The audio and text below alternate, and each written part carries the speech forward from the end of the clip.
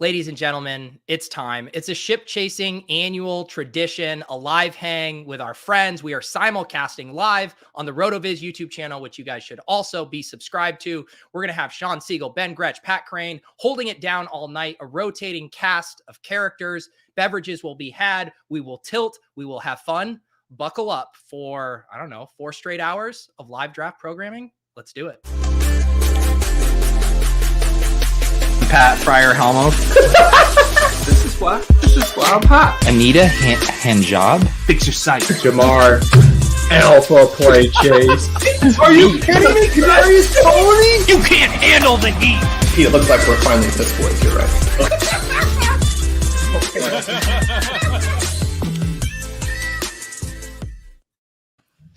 Shawn Siegele, you didn't think you were going to be able to say Piss Boys on this channel and not have it be used at the start of every episode for eternity, did you? I didn't realize, but I loved it. That was a lot of fun there. So, how are we doing tonight, guys? Ship chasing live stream. This crew's going to hold it down tonight. We might be coming. We might be going. We're going to have lots of friends joining us. Shawn, you got multiple Chiefs picks on tap tonight. How you feeling? Good. I've been saying all week, it didn't bother me when they blew the AFC Championship game. It didn't bother me when they traded Tyreek Hill. But I'm already be very frustrated with these 2 first-round picks when they do the Jonathan Taylor, Clyde Edwards-Helaire thing again tonight. So we'll see how that turns out. George Pickens, I actually am okay with. Who's your dream guy there? Who are you hoping they land? Well, I mean, if Burks would fall, that would be perfect. And some of those other guys. I just wanted to hear you say Traylon Burks. I think Burks has got to be another roll the clip guy for us at this point. Like, it's Visca more than like they're even saying he is Visca. So let's just. I know they're saying, he's Visca. We need to get behind. We need a highlight reel for him. I feel like there's been a battle going where like the NFL draft prognosticators and big draft complex have been really down on Burks. And then I'm just seeing these flowery pieces from you guys about Treylon Burks, and I'm having all this cognitive dissonance. Is he going to go in the first round and be a superstar, or is he going to fall out and be N'Keal Harry? Andre Johnson. That's what I've been saying. He was only incredibly efficient at everything he was asked to do, and was the total engine of an SEC offense. I mean, probably pretty bad. Yeah, it's probably not a thing to invest in. My goodness. Let's talk ourselves off of that. Also, to be clear, we are simulcasted on the RotoViz YouTube channel. You guys should be subscribed to that, whether you're watching here on Ship Chasing or over there. I know Ben and Shawn are going to be firing up some live streams tomorrow night. We will see if Pat and I are sober enough or, have, dehydrated a bit or hydrated enough to come over there tomorrow. But do you guys have anything on tap for that, or just running it back? We're going live. And we're just gonna do it live. If people like you want to come on, then you're gonna come join us for a little bit. If not, Shawn and I can talk for like 3 hours. Not easy. It's gonna be longer than 3 hours, but we can talk football for as long as it takes. That's right. Ben claims he's going to be a little bit more sober analytical for the world. Yeah, well, he said that, but we don't really care about that portion of it. But I would love if analytical became a euphemism for sober. Sober. I can imagine my wife being like, "Can you just stay a little analytical tonight?"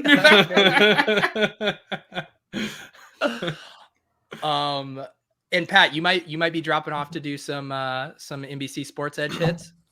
I'm doing reaction videos. Tomorrow, I'm doing all the skill player reaction videos, not quarterbacks, but everything else. So that's the only thing. I'll be sober, and I'm down to come hang with you guys. But You'll be analytical. But I have to do, I have to be monitoring. Anytime anything fun happens, I have to go do a 60-second reaction video. So I also have to do some of those tonight, but unclear which ones because Warren Sharp is doing most of them. So I got to kind of play it by ear to see which ones Warren's passing on, and then I'll jump in, get my thoughts in. Is that a red flag if Warren passes on one? He's. It's not going to be. Yeah, I'm not getting Willis to the Lions at 2 if that happens. That's going to be. That's Warren. Warren gets first dibs tonight. There you go. Yep. Pat living the 3-letter network life. Big Peacock. Also, I think this is our first show since you went to the studios last week to shoot your thing with Chris Sims, correct? Oh wow, is it? I guess so. Yeah. That was fun. And what did he say? He would kiss your feet if Desmond Ridder goes in the first round? He did say that. He said Desmond Ridder's not a first round pick, and I will kiss your feet if he goes in the first round. I am holding him to that. I will be up in his mentions. You will kiss well, guess what, Chris? I'll be in the same Wednesday. I'm doing an F1 video. So F1, baby. It's like if Daddy doing Oscar videos. And that's right, I'm talking to Start watching.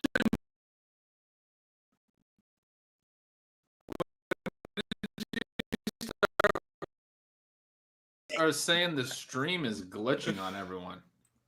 Really?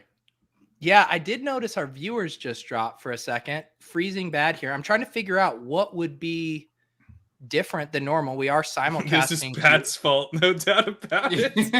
All right, I'm gonna reload. I'm gonna come back. I don't. It doesn't seem like this is your fault. This seems like a macro issue. We will. Are we good now? We're fine. Okay, we're fine. Okay.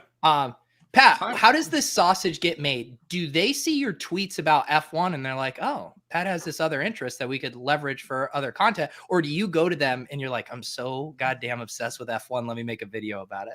So here's what happened. So I'm up there. And, I'm meeting all these people, having some conversations. Tennis comes up. And, one of the producers talking about how she plays tennis and everything. And I bring up paddle, which is this game. I was like, I'm kind of intrigued by paddle, which is the game all the F1 drivers play. I was like, it's a Spanish game. So we talk a little about that. This just so happens that leads to F1. It's my obsession. So then I'm like talking about F1. I just won money playing DFS. Sam Hoppin's model is incredible. Use that. And was mentioning that. And they were like, oh my God, we should get you hooked up with this racing guy. You could do some more videos if this, let's see how this one goes. It went pretty well. I'm back up on Wednesday. Wow. You are becoming an F1 thought leader / tout before our eyes. Well, I've got some thoughts, Pete. We might want to talk. I was going to say, our channel, we only do one video a week, our live stream on Wednesday nights. I'm thinking a little P1 chasing Monday stream. A little ship racing. Okay. Ooh. Ship racing. There you go. Like Shawn, have you got something with that? Have you gotten caught up in the F1? I know Gretch did by way of Omni Fantasy, but what about you? No, Ben was trying to get me to play some Omni Fantasy, but then he explained some of the sports he had in there, and I said, no, thank you. He wanted cycling really bad. I learned that Shawn is a big cycling fan during this conversation, which was a new one for me. I believe your exact words, Shawn, were that it sounds really fun, but I know I'll spend way too much time researching it, basically. You're like, I don't want to put anything else on my plate at this time of year. No, I'd be running leagues against Pat and Pete, and we'd all have our own Super Bowl, and that's too much. Nothing would surprise me with Shawn. Like if Shawn was a closeted, like huge fencing fan and followed it just very closely, I'd be like, yeah, I guess that checks out. I got to give that's how I felt when I heard the cycling thing. At the Dynasty, very nice of you to send 20 buckaroos our way, sending some love out of spite after my wife hit me with, ugh, you are watching your boyfriends again. Love you guys. Keep up the great work. Just tell her that you're going to stay analytical tonight at the Dynasty. You'll be fine. Thank you for hanging out with us. Leone wants to know, Shawn, have you seen Breaking Away? No. Fill me in, Mike. I don't. It seems like it's got to be a cycling movie where they're breaking away from the pack or a documentary. I've already decided this is Drive to Survive for 5 hours. And they ride up these mountains that you couldn't walk up. And like, I don't believe in cycling. I don't think you should ride your bike down the street, right? That's dangerous. That's unfair to the drivers. You don't believe but these guys who are doing the Tour de France, I mean, it's otherworldly. You don't think people should bike in the real world? Well, he lives in Arizona. They don't do that down there. It's too hot. I mean, Shawn has hot takes, but he never has, I guess, truly cancelable, controversial takes. Saying that biking shouldn't exist. Shouldn't exist outside of the Tour de France. You're talking to a bunch of Northeasterners. Pat's from New York. Everyone's biking everywhere. I don't have a car. I have a city bike membership. I literally bike all the time. Shawn's trying to cancel my mode of transportation. So Jags are on the clock. I assume people were catching online and on the Underdog stream. They did announce BBM3 $10 million prize pool Holy shit. this summer. Yeah. So I don't believe they have released the top prize yet. Hopefully soon, but it's going to be a very fun summer. Shawn, I've enjoyed you getting in the Underdog streets a little bit, writing up some of your rookies and sophomores, you and Ben doing some drafts. I've been waiting for you to get over there because I want to hear your thoughts on that format specifically more. We've been taking all rookie quarterbacks, and I hear that they're going to all fall. The fun part here, we've got this potential that the Panthers and the Seahawks could push these quarterbacks up depending on what they do. But it looks to me like everybody actually wants Sam Howell, and they all think they can get him in the 40s, and that's why we're going to have all these quarterbacks fall to the back here. But yeah, just, we got the rookie quarterbacks. As soon as they come out, they're all the next Deshaun Watson, and we're set. If I was a This real year's like- life GM, I would want Sam Howell too. He seems fun. Cheap Sam Howell. Sam Howell that doesn't get me fired if he's bad. Let's go. Yeah, it's short Josh Allen. So, this guy in a couple of years is going to be the easy number one QB from this class. I mean, it is the He's opposite, just firing right? off hot takes. Plus, he doesn't fucking bite. Yeah. The consensus QB5 this time in a couple of years for anyone who wasn't paying attention is going to be the clear top quarterback from this class. Put that one on the Shawn hot take board. By the end of this stream, Shawn's gonna be saying things like "pizza's not actually good." Basically, Denny Carter tweets. Yeah, Denny's gonna get on here and talking about how bad cheese is. But I love that take on Howell. I went and drafted him in a super flex because you said that on bananas. I decided to put an ice cube in my mouth right when I started talking, which was a terrible idea. With the cocktails, you're supposed to leave the ice in the drink, Ben. Yeah, especially when you're live on stream. What are you thinking? Ben, are you I gonna like have the your commitment beer though. You strippers? could have spit out that ice cube, but you didn't. Just made you guys listen to me talk with a mouthful. I mean, My if wife we're this loves that. loopy, It's my best- 12 my best minutes habit. in, it's gonna be a long night. I started at about 4 hours ago. I went pretty slow these last 4 hours, but I was excited and I was like, you know what? Start drinking. What did you say? So- You were playing Mario Kart and drinking? No, it's just Mario 64, like Super Mario Okay. 64. The one at the castle and the paintings, and you jump in, and Yeah. I was playing that. What's That's how you our got me, right? policy on spoilers here? Because the first pick, Say they know it. who it is. Say it. I'm pro the- spoilers. It's Trayvon Walker is in the spreadsheet here. What's this spreadsheet? This is the spreadsheet I'm looking at to see if I have to do videos. So Seems like a Warren, pretty has good already spoiler. recorded a reaction video on Trayvon Walker, so it's official. Okay. There it is. Do we have any takes on Trayvon Walker, fellas? I Are we do playing actually have. IDP today as well. I'm not. Okay, I don't know that much about the defensive guys. I didn't go. I'm down the rabbit hole enough on the offensive side, but he didn't pick Hutchinson bulky, right? Because of Jim Harbaugh. Is that what happened? It seems like that's what happened, right? Like Hutchinson's not even close to Walker in terms of his production, and the athleticism is he's a little worse, but very close. Does anyone? Maybe I'll wait till Amico gets here. He doesn't play on offense. Anyone? Yes. Agreed, Pat. Nailed it. My broad strokes understanding, I thought was going to be the worst understanding of it. What if the Really stream bad. was just silent protest for any non-offensive skill position players? We just sit here and dead ass quiet until a wide receiver or quarterback is taken. That's basically what happened. That's what we're doing. You're gonna have to tell us about F1 here. I was gonna put that in the back of my pocket. All right. Well, the Miami It is- race, I haven't done too much research, but it's supposed to be a pretty good course. First time ever. There you go. Fair point. I've seen some mocks that have 10 picks that have no offensive players in them. I mean, we're hoping at least by pick 8 we're gonna get some receivers. Pick 6 maybe a QB.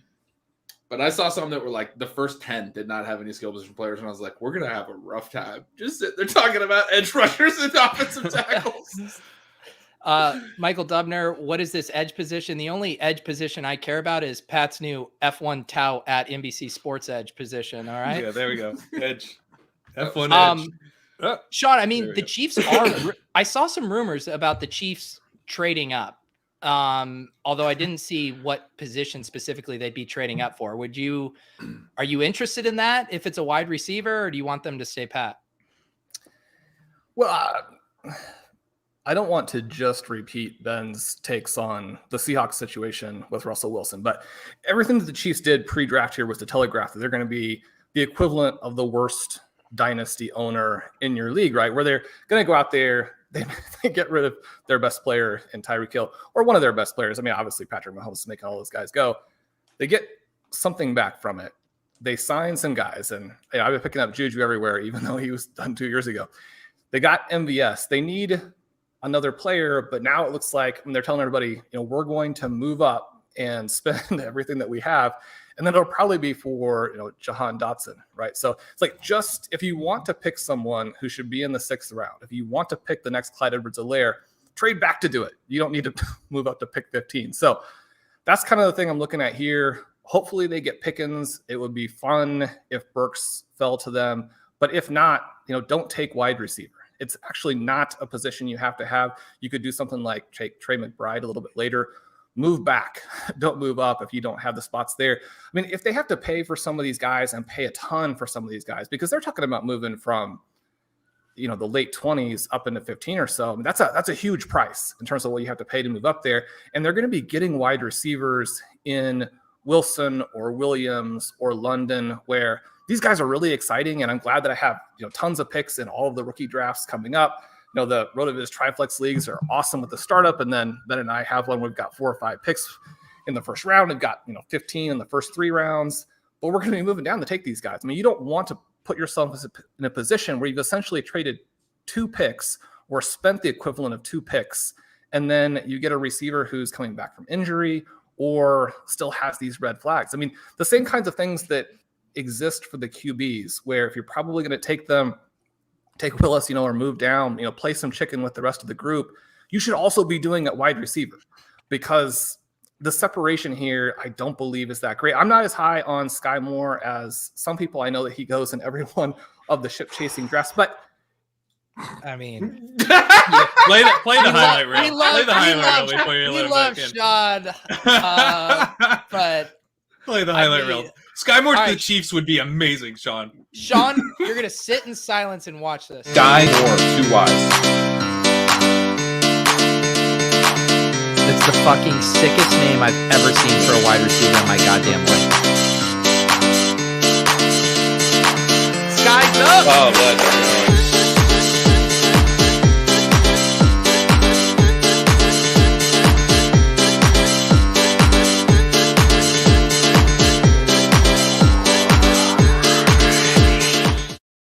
Sean, your slander. You were on a roll there, though. Yeah, well, were those the highlight? Was that the highlight package? We've already had this discussion. Oh, what a dagger. What a dagger. So your biggest fear is the Chiefs will trade up. They can't just burn the resources they got from the Tyreek Hill trade. They need to spread those out over multiple people. Even the terrible Sky Moore, as you put it, who has no highlights, would be a good pick if they stayed still and took him. Well, wait, so you're worried if they trade up? Did I hear you say Dotson? Are you worried they're going to trade up for Dotson? Potentially. I mean, I'm worried they're going to stay put and take him. But I can see them actually moving up and taking him. Oh. No, I mean, if they could move back 10 picks and take more, that would probably be a win, right? I mean, you're getting a very tiny drop in terms of what you see as both the floor and the ceiling for more versus the guys who are going to go in the first 15 picks. Move down and do it. I mean, you have to spread your risk around in a situation like this, just like you have to do in Dynasty. I mean, I didn't these reality realize how GMs, terrified you were. I didn't realize how terrified you were of this. You've brought up the Taylor CEH to me a couple times.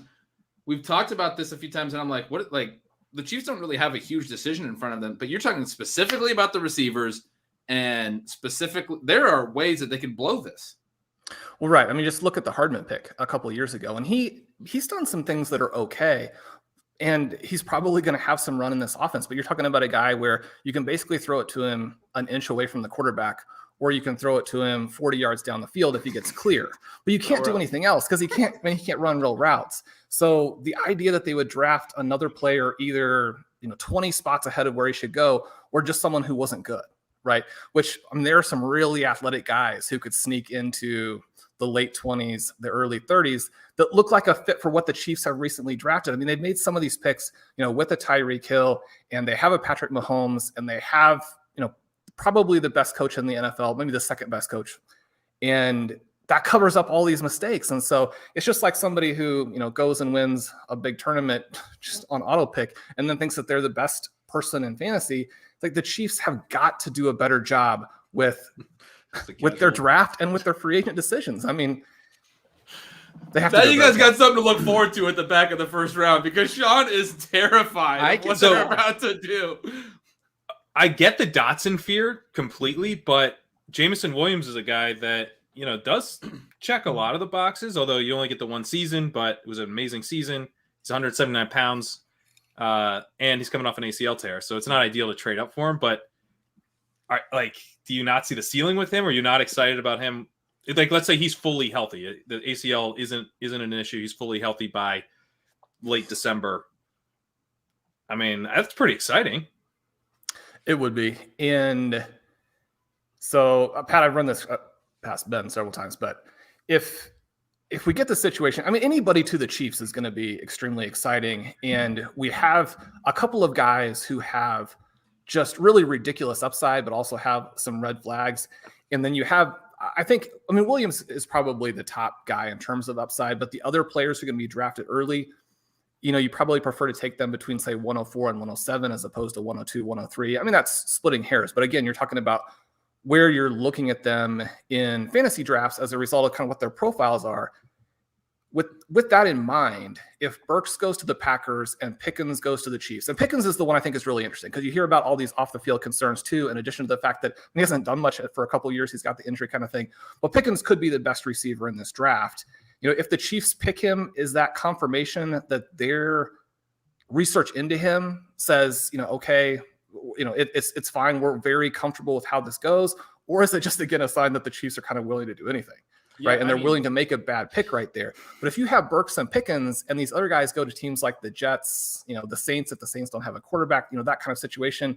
I mean, and then say Breece Hall goes to the Dolphins in a situation where there are other decent backs there. I mean, are we talking about Burks and Pickens rising from, well, Burks is all over the place, but Pickens from the 112 to the 101? No. And I wouldn't be super like, we got to get Pickens in the 101 conversation. Pickens to me has a ton of red flags. He really, it's just, he's like expensive Justin Ross. You know what I mean? Like you're paying for the freshman year. The raw stats his freshman year weren't very good. His dominator rating is driven by touchdowns, which he didn't even have a ton of. He just, they didn't score many touchdowns. So like I get a little bit squeamish. It's like the Stephen Hill type of situation when you're dealing with the really low raw stats and it's just the one season. And he's like, he just strikes me as a boom bust type of guy. He feels kind of like T. Higgins in terms of the profile coming in. Like Higgins hit, but like Higgins was someone that I really liked. If you're getting him at like 203, that's awesome. But if you had to pay the 103 for Higgins that year, I probably wouldn't have had any. So for me, even with the Chiefs destination, I feel like I want to be paying like the 106, the 107, something like that. And Burks to the Packers, I mean, he'd be the 101, 102 for me. I mean, even hearing you suggest Pickens at 101 or even in that range, just from landing at the end, Pickens doesn't have the profile that you can land at the end of the first round just in a good landing spot and be the 101. Like Shawn, like you don't actually think that he should go that high if that happened? Probably not quite that high, but I think there's a better argument. And again, you have all of the hindsight with this, but I was kind of blown away when the Chiefs picked Clyde Edwards-Helaire and he vaulted Jonathan Taylor. I think there would be a better argument for Pickens at the 101 than there was for CEH when he went there.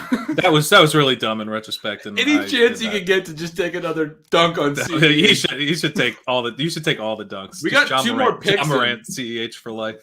Yeah, what does the spreadsheet have right now, Pat? We have Aiden Hutchinson went 2. Thibodeau stuff was not actually accurate. And then Derek Stingley, the Thibodeau wearing the glasses and everything that were Detroit glasses. I saw someone say that on his Instagram. He's been wearing those for over a year. So that might have been. So I think Stingley just went 3. And then Stingley went 3. That's on ESPN. And ETR apparently had Walker, Hutch, and Stingley at plus 4,000. So congratulations. That's right. ETR just crushing. Plus 4,000. Wow. Rupesh asking a question that I was too terrified to ask the panel myself after I asked everyone their Walker thoughts. Eric Bimefor, welcome to the stream.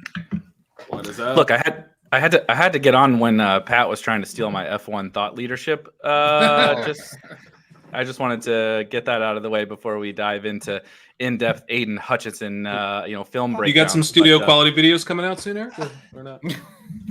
Do you have Aiden Hutchinson takes about to the level of Trayvon Walker? Or Yeah, I think Hutchinson should have gone number 1 because Balky's too petty to pull the trigger on Harbaugh's guy. While we're questioning Pat and if he's ready to the big stage, do you have a shirt comparable to Warren Sharp's that you can wear on these recap videos? I have a black T-shirt. That's what I'm wearing.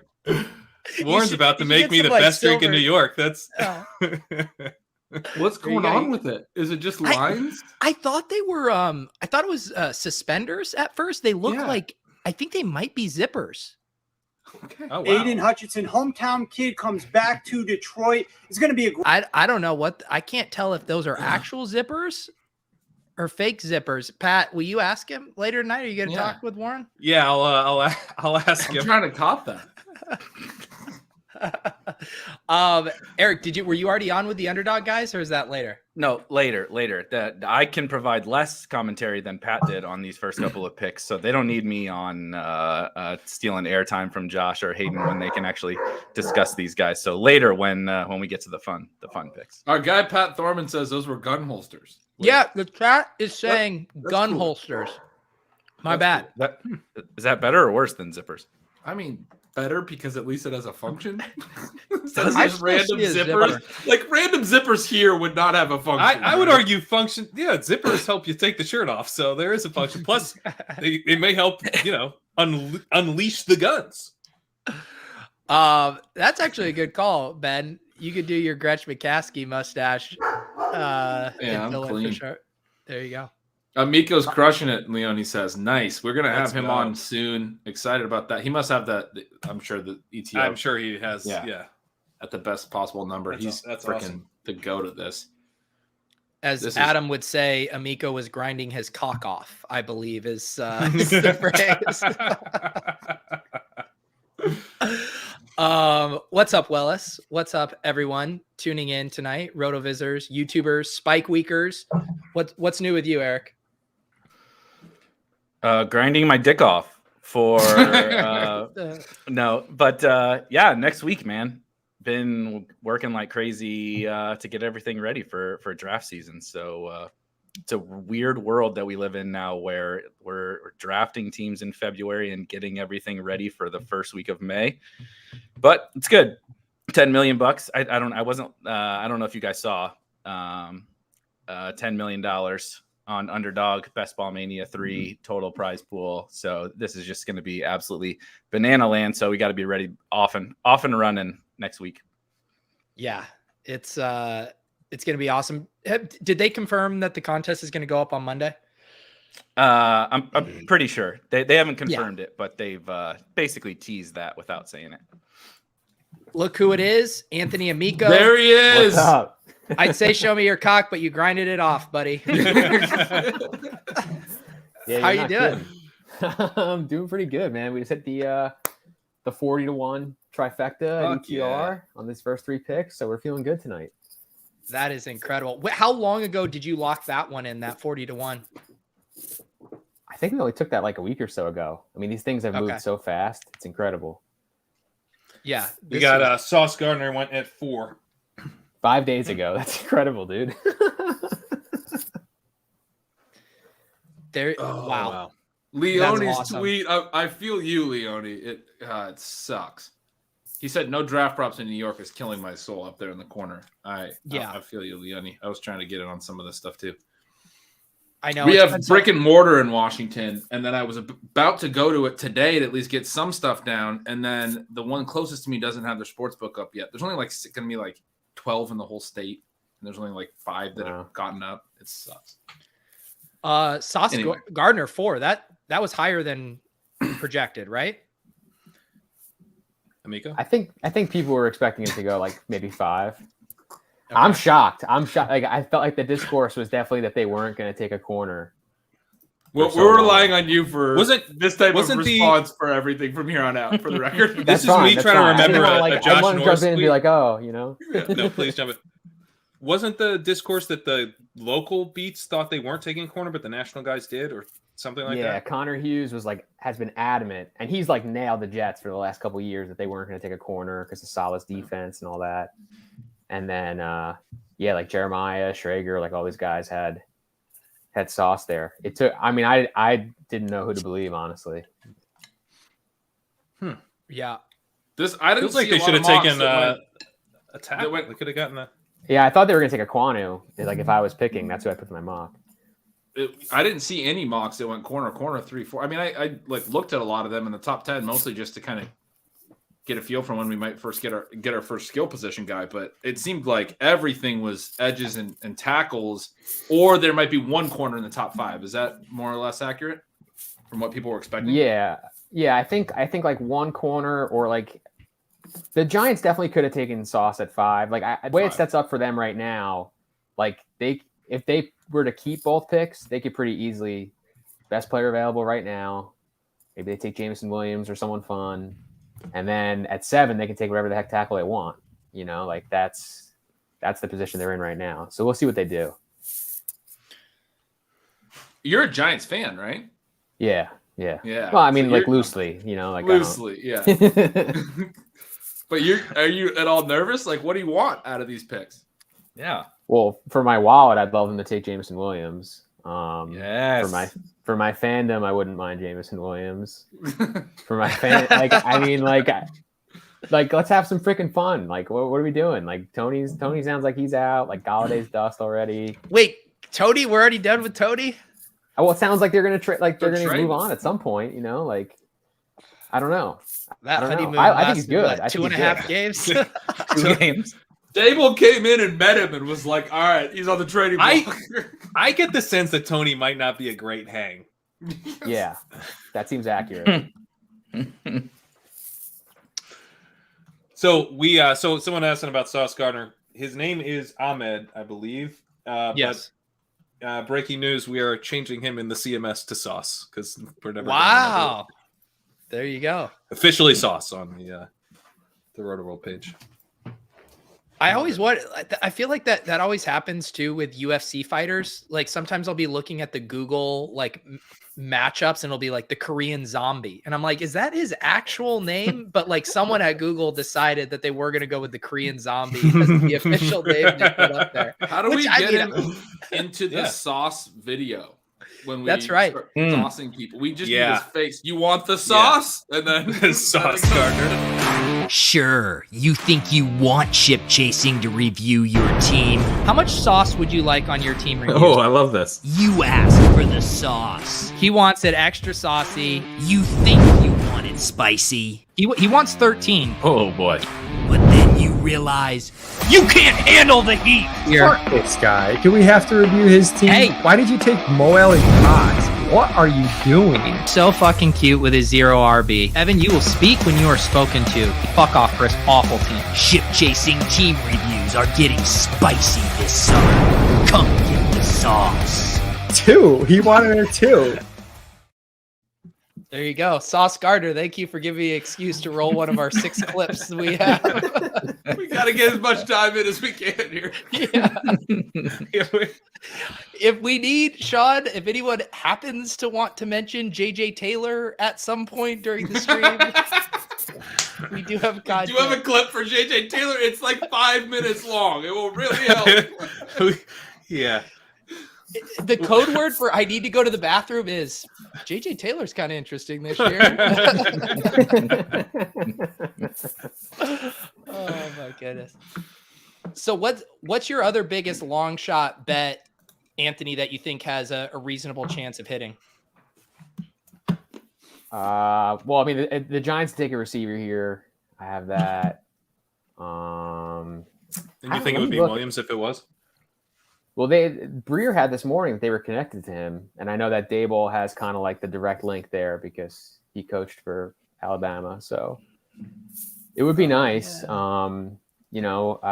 I got to see what else I have the rest of the night because honestly, I've just been thinking about like these first 4 picks. I feel like for the last eternity of my life, even though apparently it's only been like 5 days.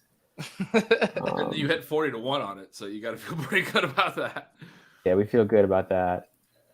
Let's see. Yeah, I mean, stuff that's realistic, I guess. I have like a kneel to the Chargers. I guess that's not like super dead. Pickett to the Titans. This is What you're saying is second safety. You don't care. You only care about your closing line value. That's all. Bring that up this matters. Leone comment. Leone calling out Amico right now. I know. I'm getting all the. He also said you had Sauce Gardner 16-1 in the chat, and I saw no enthusiasm for you on that. Well, I've leveled that out quite a bit over the last. How many total bets have you placed on the draft? Man, you're gonna expose me really hard here. 214. I probably would have guessed more. I think I might have too, honestly. That's great though. I mean, that's a freaking. I mean, it's like you start, you get in good positions, then you're like, well, I want to, level this out a little bit just in case this and this happens. And like this draft in particular is crazy. So, I have like I had like 8 different guys to go 1. Like, it's like, how could you feel comfortable at any point? All right. Giants pick is in. You have 50 to 1 on Jamison on this pick right here. Is that what he's saying? For him to go in the top 5. Top 5. I know everyone was taking him top 10, right? Yeah, top 10 is still good. Top 10 is still good, but top 5. Seems like the fantasy community really wants to see Jamison. From these prop bets, wants to see Jamison in the top 10. We love JMO, dude. I mean, if there's one thing we love, it's a guy with an injury discount. Was that the only thing holding him back from the start to just being like the lock number 1 wide receiver consensus was just the injury? If he didn't have that, would he have been there all along? Yeah, definitely. I mean, that's what everyone said, at least. I don't know, like if you guys. I think real life, yes, but even if he hadn't torn his ACL, he's going to be what, 185 pounds? Maybe. Yeah, not for fantasy. Not for fantasy. Yeah. Okay. But just I think the archetype, no like question. you said. Yeah, the archetype isn't like a mega fantasy archetype, but. Shawn, how you doing? Are you still like stressing out about the Chiefs trading up at any moment? Yeah, Shawn. Like, let's talk JMO for. Well, that'll be like five picks to move up, right? So I don't think I have to worry about it yet. Yeah, but I know Anthony's got picks to get it up? covered here. So what's that? So are we dumping both picks to get into the top 10 or what? Like, no. Before you got on, Anthony, what pick would it be all right if they did that? You have a guy where if the Chiefs move up, they spend both picks, and you're like, they still win. Well, to be honest, they have 12 picks. Like they don't have the roster they don't have a roster where they need 12 picks.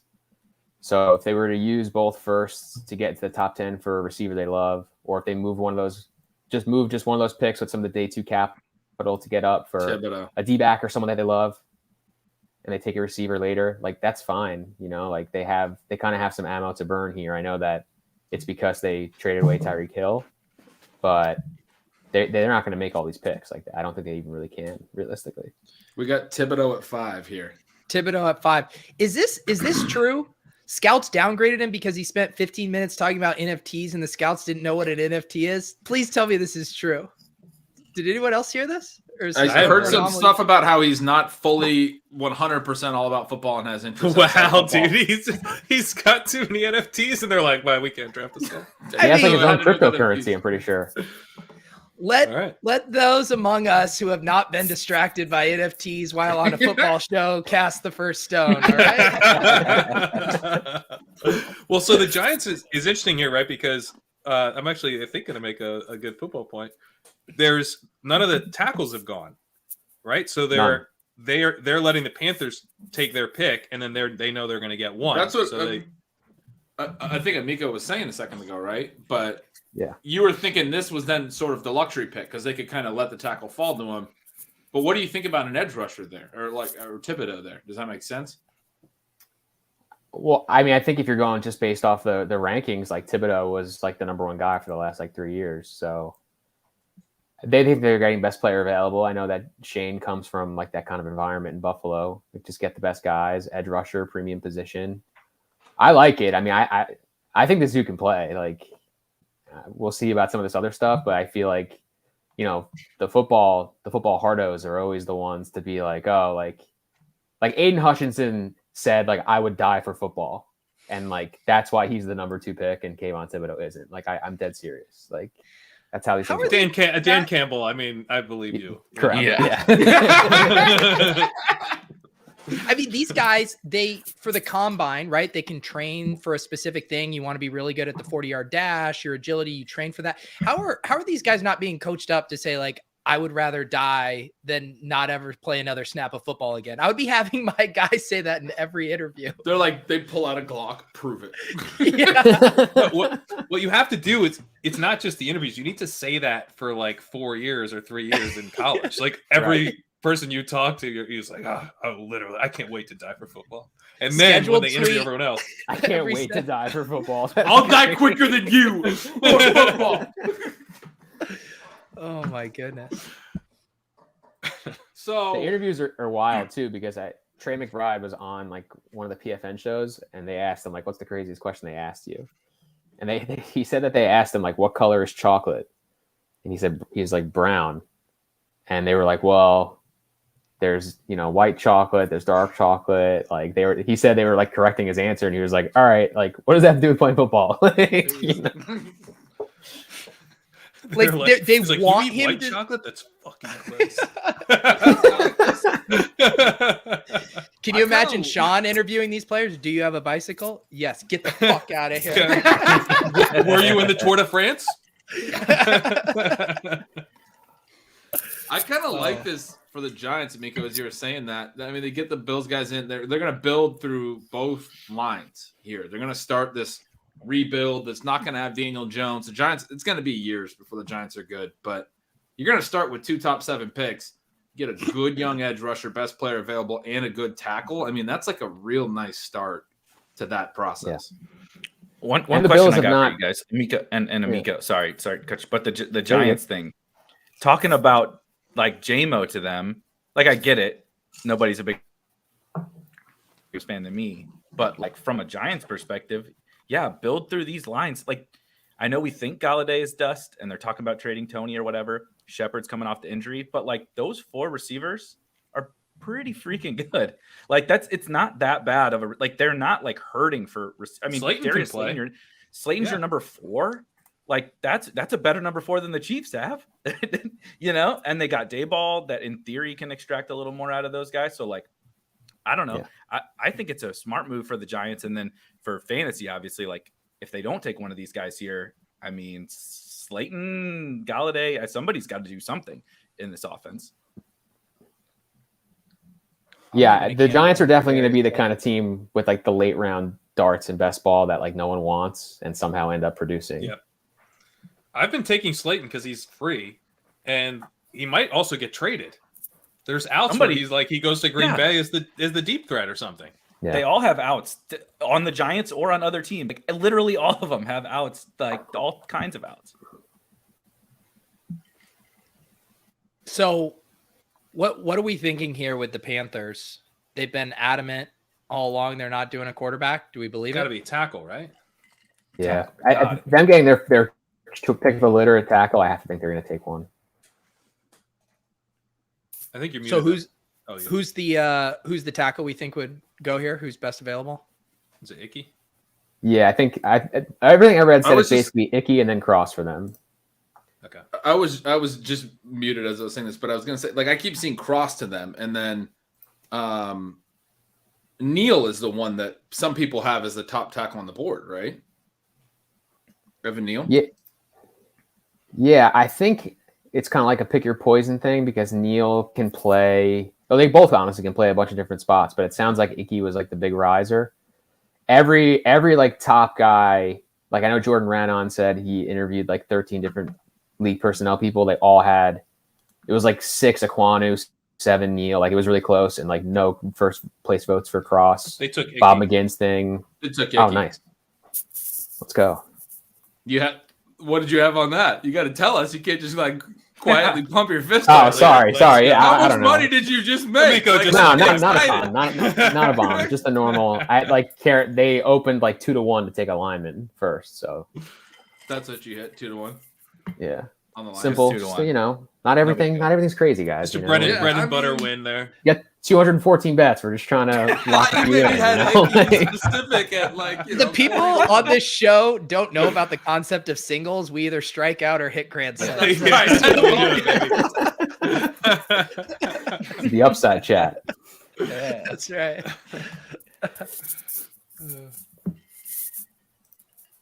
I'm curious to see the Giants make this pick now because like you were saying, they can get that second lineman. Like They can I do feel like in the receiver last if 12 they really hours, want. there's been all. If they really want the receiver, they can do receiver now because it fell to them like how they wanted, right? They didn't have to do anything crazy. They didn't have to take them at 5 to avoid the lineman. They're flexible. They're really, really flexible. Yeah.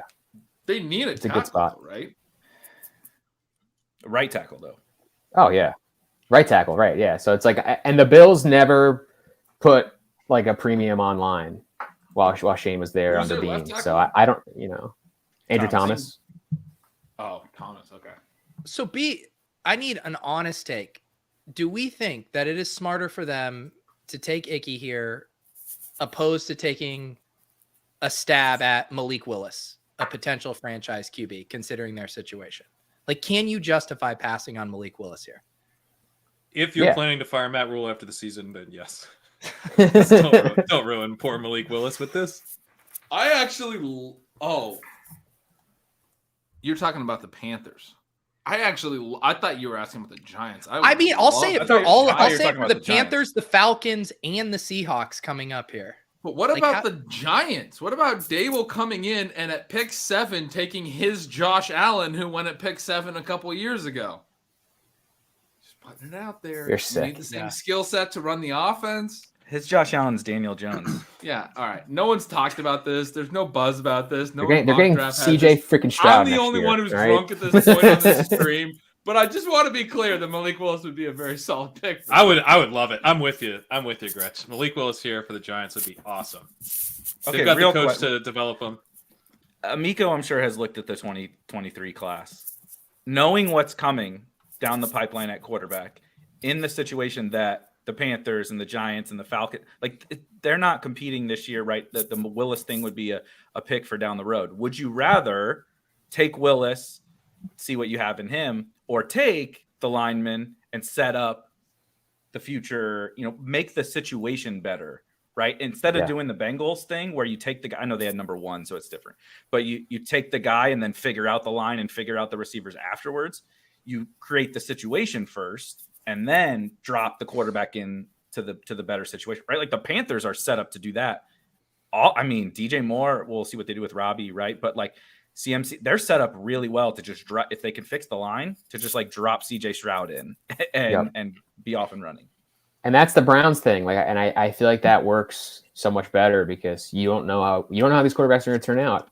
But if you build through the rest of your roster, you can do what Cleveland did, which is, okay, we drafted a guy, he sucked, so we're just going to trade for a guy that we want or acquire him through some other means. You don't know what's going to come available either. I mean, to your point, that's true. That's true. That's like true. the Peyton Manning to Denver, and then they win a Super Bowl. They had everything, and then Russ, Yeah, Rodgers, and Watson all came available in the same offseason.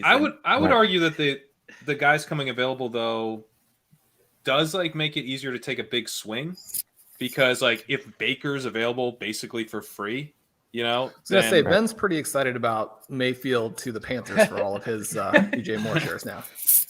or like a Jimmy Garoppolo. Like I'm very enticed by Willis's ceiling. Plus, this is a league that has the Texans in it. So, like, are you really getting the number one pick? Well, yeah. So that was the thing. That's the only thing that I was thinking about. And I was making this case for the Lions at 2. Like, those quarterbacks next year are going to be so highly contested. And there's teams already that have multiple picks. Like the Eagles already have, shots in the chamber. The Lions have multiple picks. Like there's the Texans are going to have multiple picks. This is a great point. So many teams have the ability. So, like, if you think it's close, you take Willis now. Take your shot now. Get information I just don't now. think If you think it's close, people vary sucks, wildly on Willis. So I'm not sure that it's close. That's the problem. Like Willis is the upside shot in this class. Willis is a very, very flawed prospect. We're just excited about him because of his ceiling, which is totally fine. Like all these dudes next year are like infinitely more ready to play in the NFL and also have the ceiling that Willis has. But how good are we at evaluating quarterbacks? We're so bad at evaluating quarterbacks. We're so bad at it. Take the shot now. Get information now. It's like in DFS, you want information to late swap, right? Like you can still do what the Cardinals did with Josh Rosen. If you suck, then you get the top 5 pick. That's great. Go start one of these rookies. If he's terrible, you're going to be in position to draft the quarterback next year. Plus, if you're the Giants, you're not getting fired. You're probably getting 2 quarterback picks if you do it within 3 years of each other, or within this year, wait a year, and then another quarterback. Shane will get 2 quarterback picks, so I'm taking my shot if I like Willis. Yeah. I know they might just think he stinks. I like what you described, Pat. Is exactly our late round QB philosophy in like FFPC drafts, right? Where it's like you take a big high upside swing on the Trey Lance because you're going to be able to get Derek Carr on the waiver wire. Exactly. I mean, literally, you can do that now. Like, you can almost not exactly Derek Carr, but Jimmy Garoppolo is available on the waiver wire. It's crazy. Like, the floor at quarterback is like the highest it's ever been in the NFL, because I think these teams rightly are kind of like, I don't want a slightly below average quarterback that doesn't do anything for me. Sean, Dubner's asking you to pump the QB bags. We're all kind of doing that. How good is this 2022 class going to be? How elite is this class going to turn out to be? After the 2021 class was supposed to be best since 2021. Yeah. Well, these guys are all better than not all of them. We got a good group of people here who I think immediately end up being more exciting, more fun out there. The big arms running around. They can play the contemporary NFL offense. One of the things that I like about these guys is you can go out there. You don't have to play like they played 10 years ago. Let them just do whatever and build your team around that. Have it be fun. Throw the ball deep. Have the quarterback run for the first downs. I mean, that element right there. When you're on 3rd down, you're out on the edge, you run for the first down, and you just play the snap again. I like what they bring to the table, and I like the idea of taking shots. One of the things that Anthony was saying, and I think is true about the Chiefs, is that if you have this powerful roster, you can move up and try and get some better players. At the same time, if you move back and see more people, even if you end up cutting some of these guys, I'd like to see as many people in practice as possible. And once you have them there and you're working with them, then, I mean, right away, right, we get news out of these camps of this guy's going to be a star and this other person. It's like, we know where you already missed. It's good to be able to have that information too, as you're trying to build out your roster and the depth of your roster. That's a great point. We got that from Trey Sermon. It seemed like a little bit early.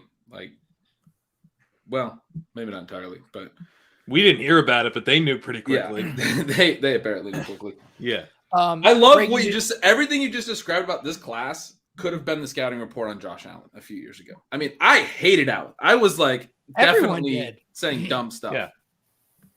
I mean, it's a huge win for the football guys.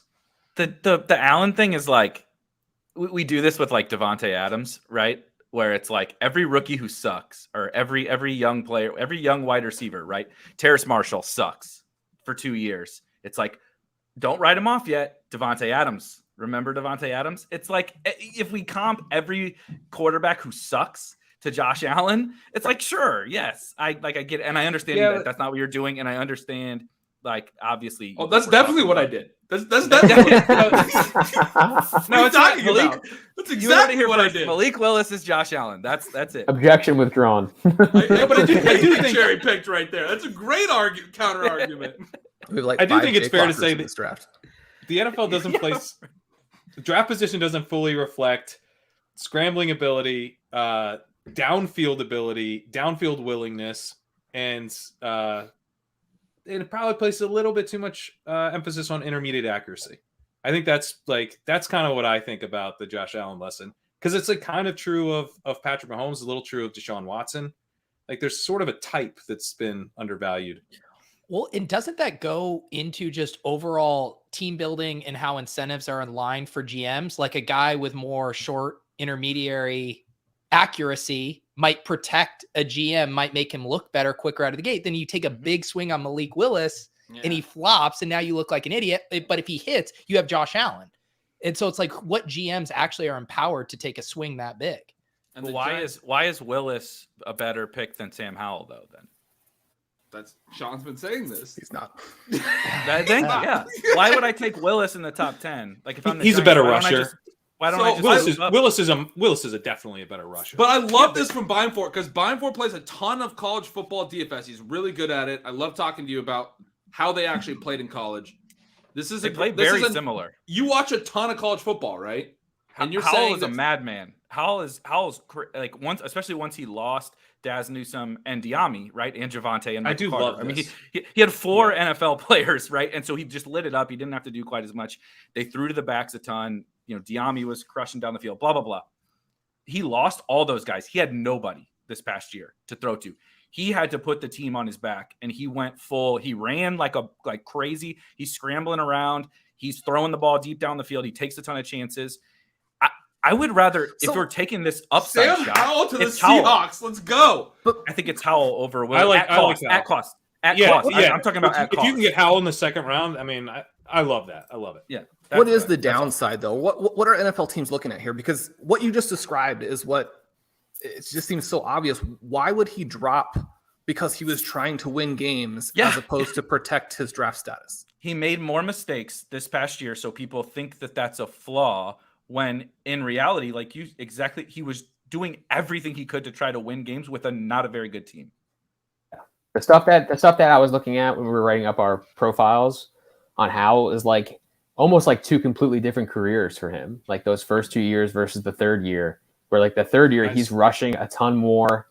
He's doing, maybe the pass efficiency, takes a hit, but he's shouldering so much more of the offense, and you see it in the numbers, and you're like, okay, like that's a really difficult thing to do. Like not a lot of quarterbacks in college, especially, are capable of like completely revamping how they play or how the system plays around them and being successful. He didn't run before when he first came in. He didn't run. Pat, check your spreadsheet. Atlanta. Guys, yeah, we got Drake London to the Falcons here. Oh, Drake. Freaking go. 8. Let's go. I got to do a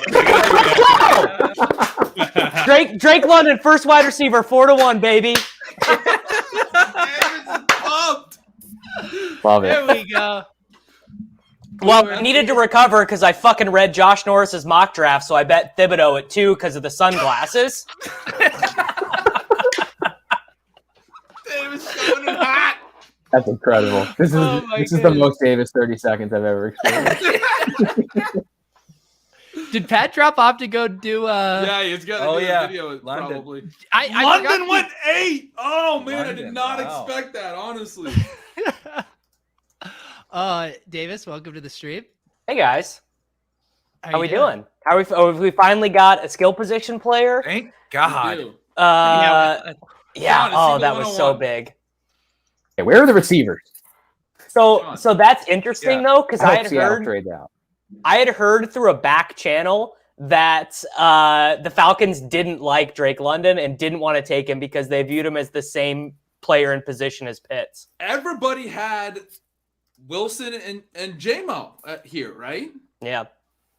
Dude, London and Pitts. I'm super awesome. surprised by this. That's awesome. It's, So, Sean, Mike Evans and Gronk. He is the same position as Pitts. Is London the 101? Is London the 101 now? Yeah. Yeah. No. Wait. Always was, baby. Astronaut meme. No, I think after tonight, when it's all said and done, I think Garrett. Yeah, this guy's true. I never get the good back channel sources. Talking to his dog. He's like, no, the person who told me this probably just got lied to. Is I'm assuming what happened.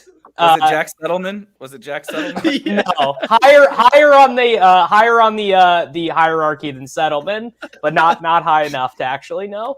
Can we get the 540 dunk clip though? Yeah, Because that is the I still don't understand how he did that. Has anyone else seen? Yes, he's a monster, do a dude. 540 dunk? Because I had not seen a 540. Who is this? dunk. Drake London? Yeah, London. we did it. All right, on let me Chip find Chase it. a month played ago. If you College go to the played player ball. profile on ETR, we have it linked in there.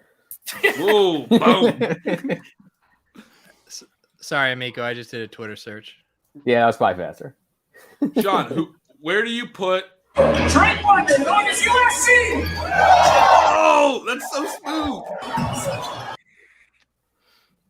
Yeah, I don't know What if were you you guys saying? know, but I mean, Drake London played basketball. He used to like that, you know. Did Kyle Pitts play basketball? Is that why he didn't score enough touchdowns? Because he didn't ever play basketball? I mean, Drake London's ADOT was like 9.2, so he played basketball because he's just a freaking tight end. It's perfect. It fits great.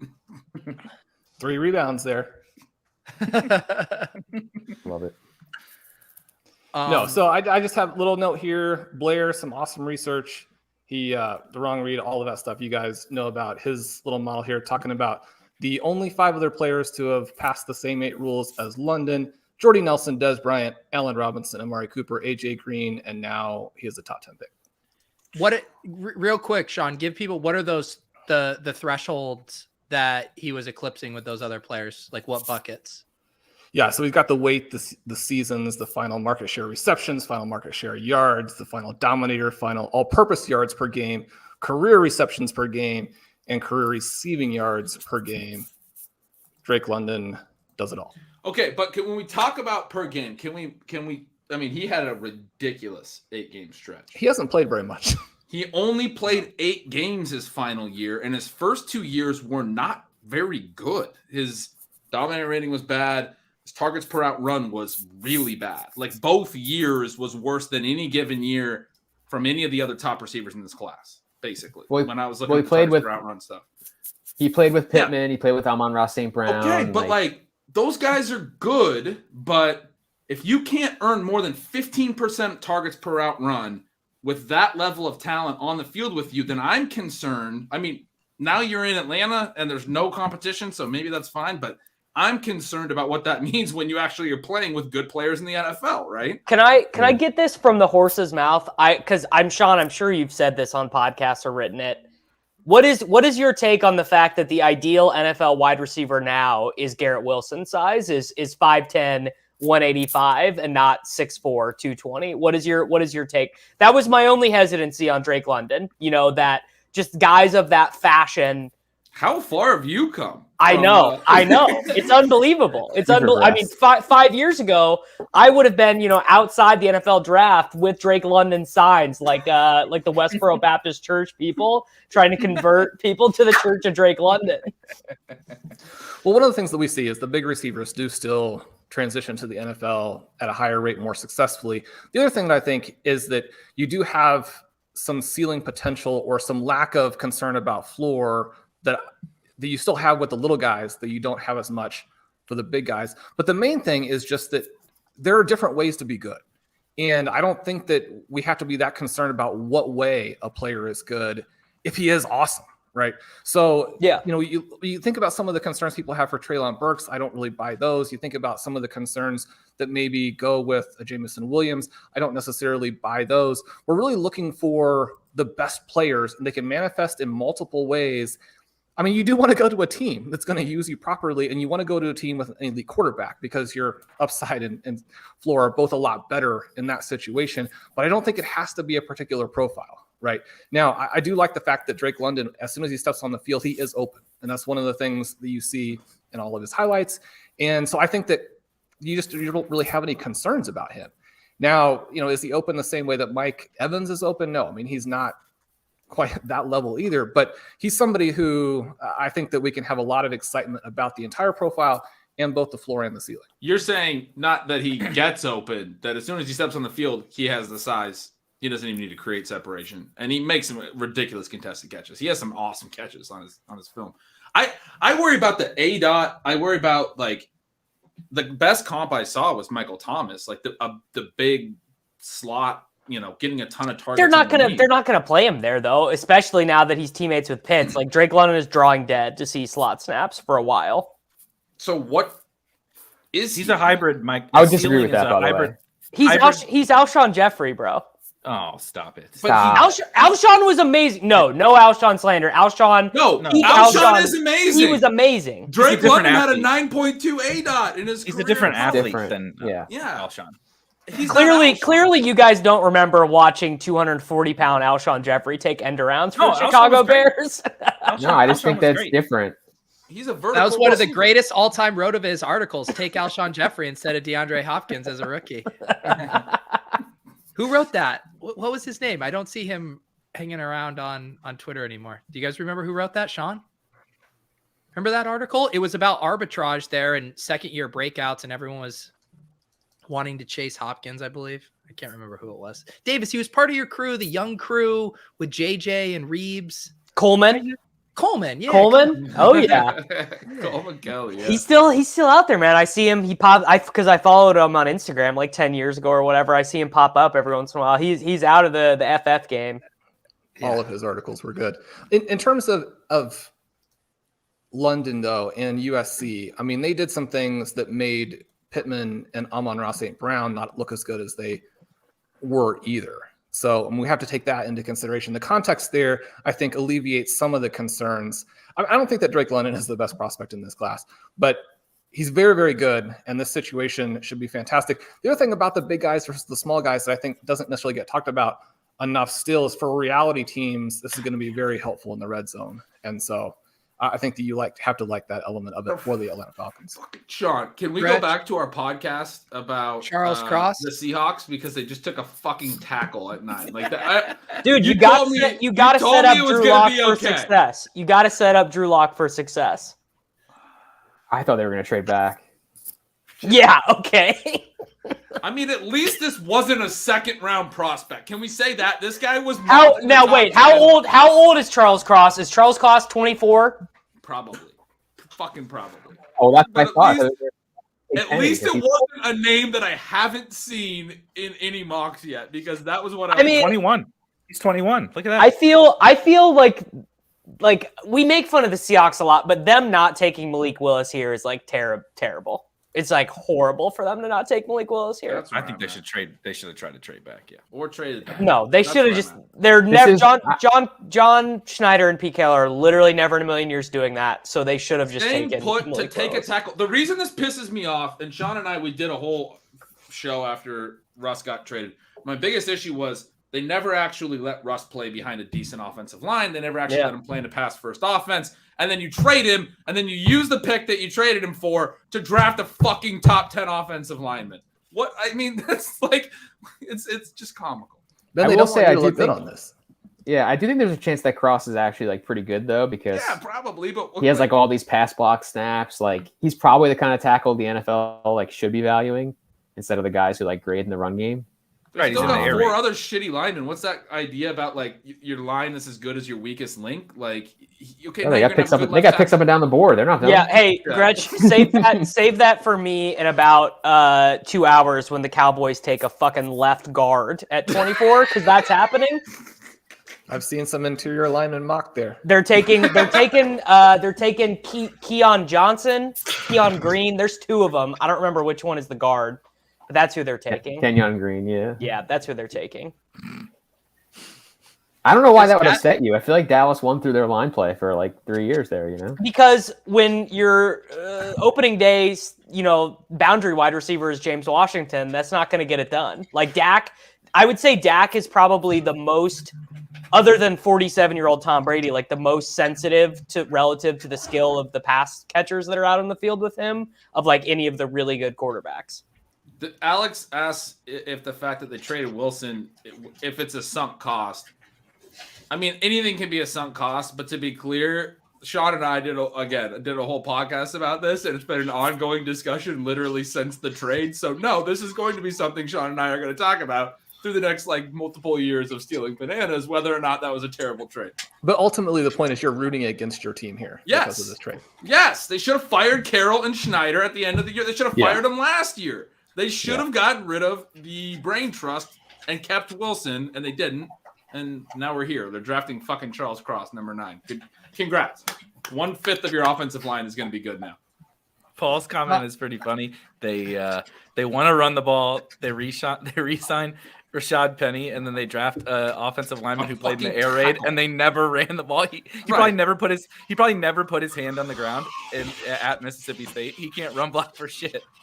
They never brought in a good tackle for Wilson, and now they're fucking bringing in an air raid tackle. That's so stupid. God, they drive me insane.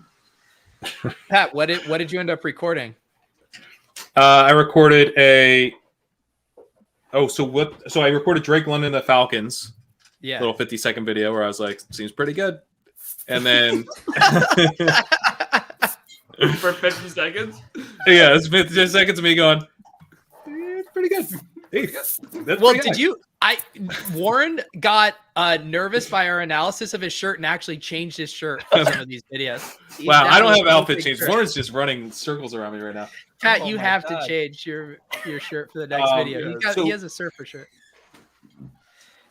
Wait, so the Jets? I'm responsible for this Jets pick, but I don't know who it is. Oh, that means the Jets take. But it has to be a skill position. I think it's not tipped yet. I mean, wait, no, I see the chat. It's Garrett Wilson.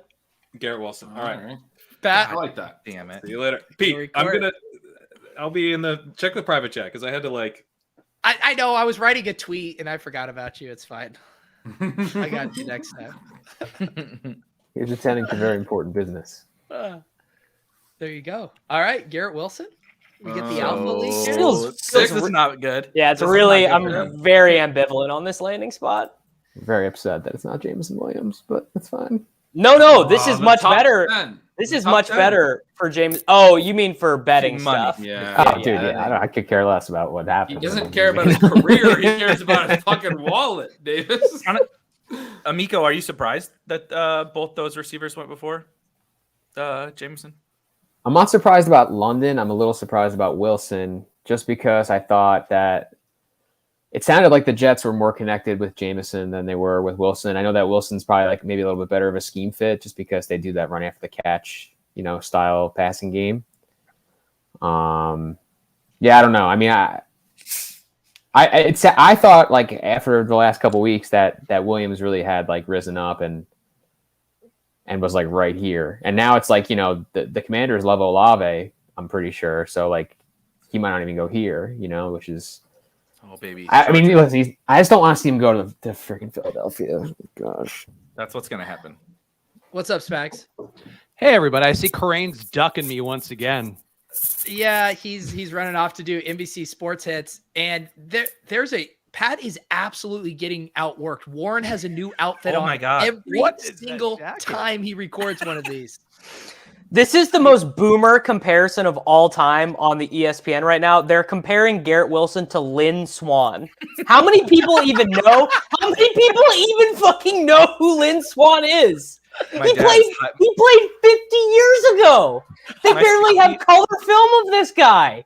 My 60-year-old father is hyped as fuck right now watching these. I'm so shook by this. There's no reason to be.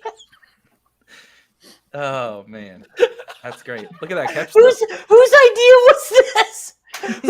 Who even working for ESPN was alive to go to a game that Lynn Swann played in? I was actually reading the RotoViz box score scout comps on him, and it was Lynn Swann just was all the top comps. Roll the Lynn Swann clip. I gotta look this up. What? Okay, Lauden thinks. What year do we think Lynn Swann retired from the NFL? Oh shit. 79. No, 83. 1982. We're legitimately talking about a guy who retired 40 years 70. ago. He's fucking 70 he years never old. had a 1,000-yard receiving season, and I'm pretty sure he's in the Hall of Fame. He is literally 70 years old. Oh, I can't, okay. That's the most outrageous TV broadcast of the night. Garrett Wilson's dad was barely alive when. My word. Lynn Swann and John Stallworth became Steelers because of the diligence of scouts to get decent 40 times in 1974. Here we go. Neither was considered fast for a wide receiver, but today their 4.6 times might put them in the middle of the draft, or maybe not at all. Coach Chuck Noll liked everything about Swann except the 4.7 times. Coach Noll was right, said Art Rooney. He said the guy can't run. He really liked him, and he said, get a good time. I'm starting to understand how the Rooneys wanted Najee Harris to be the pick at 24 last year.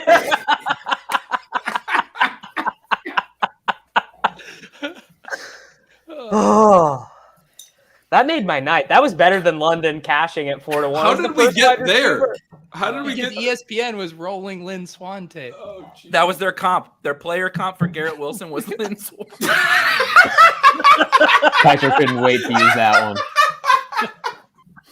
Kuiper's been holding out. He's like, he was watching NFL films in February, and he's like, this is perfect. I can't wait. For the fucking 70s.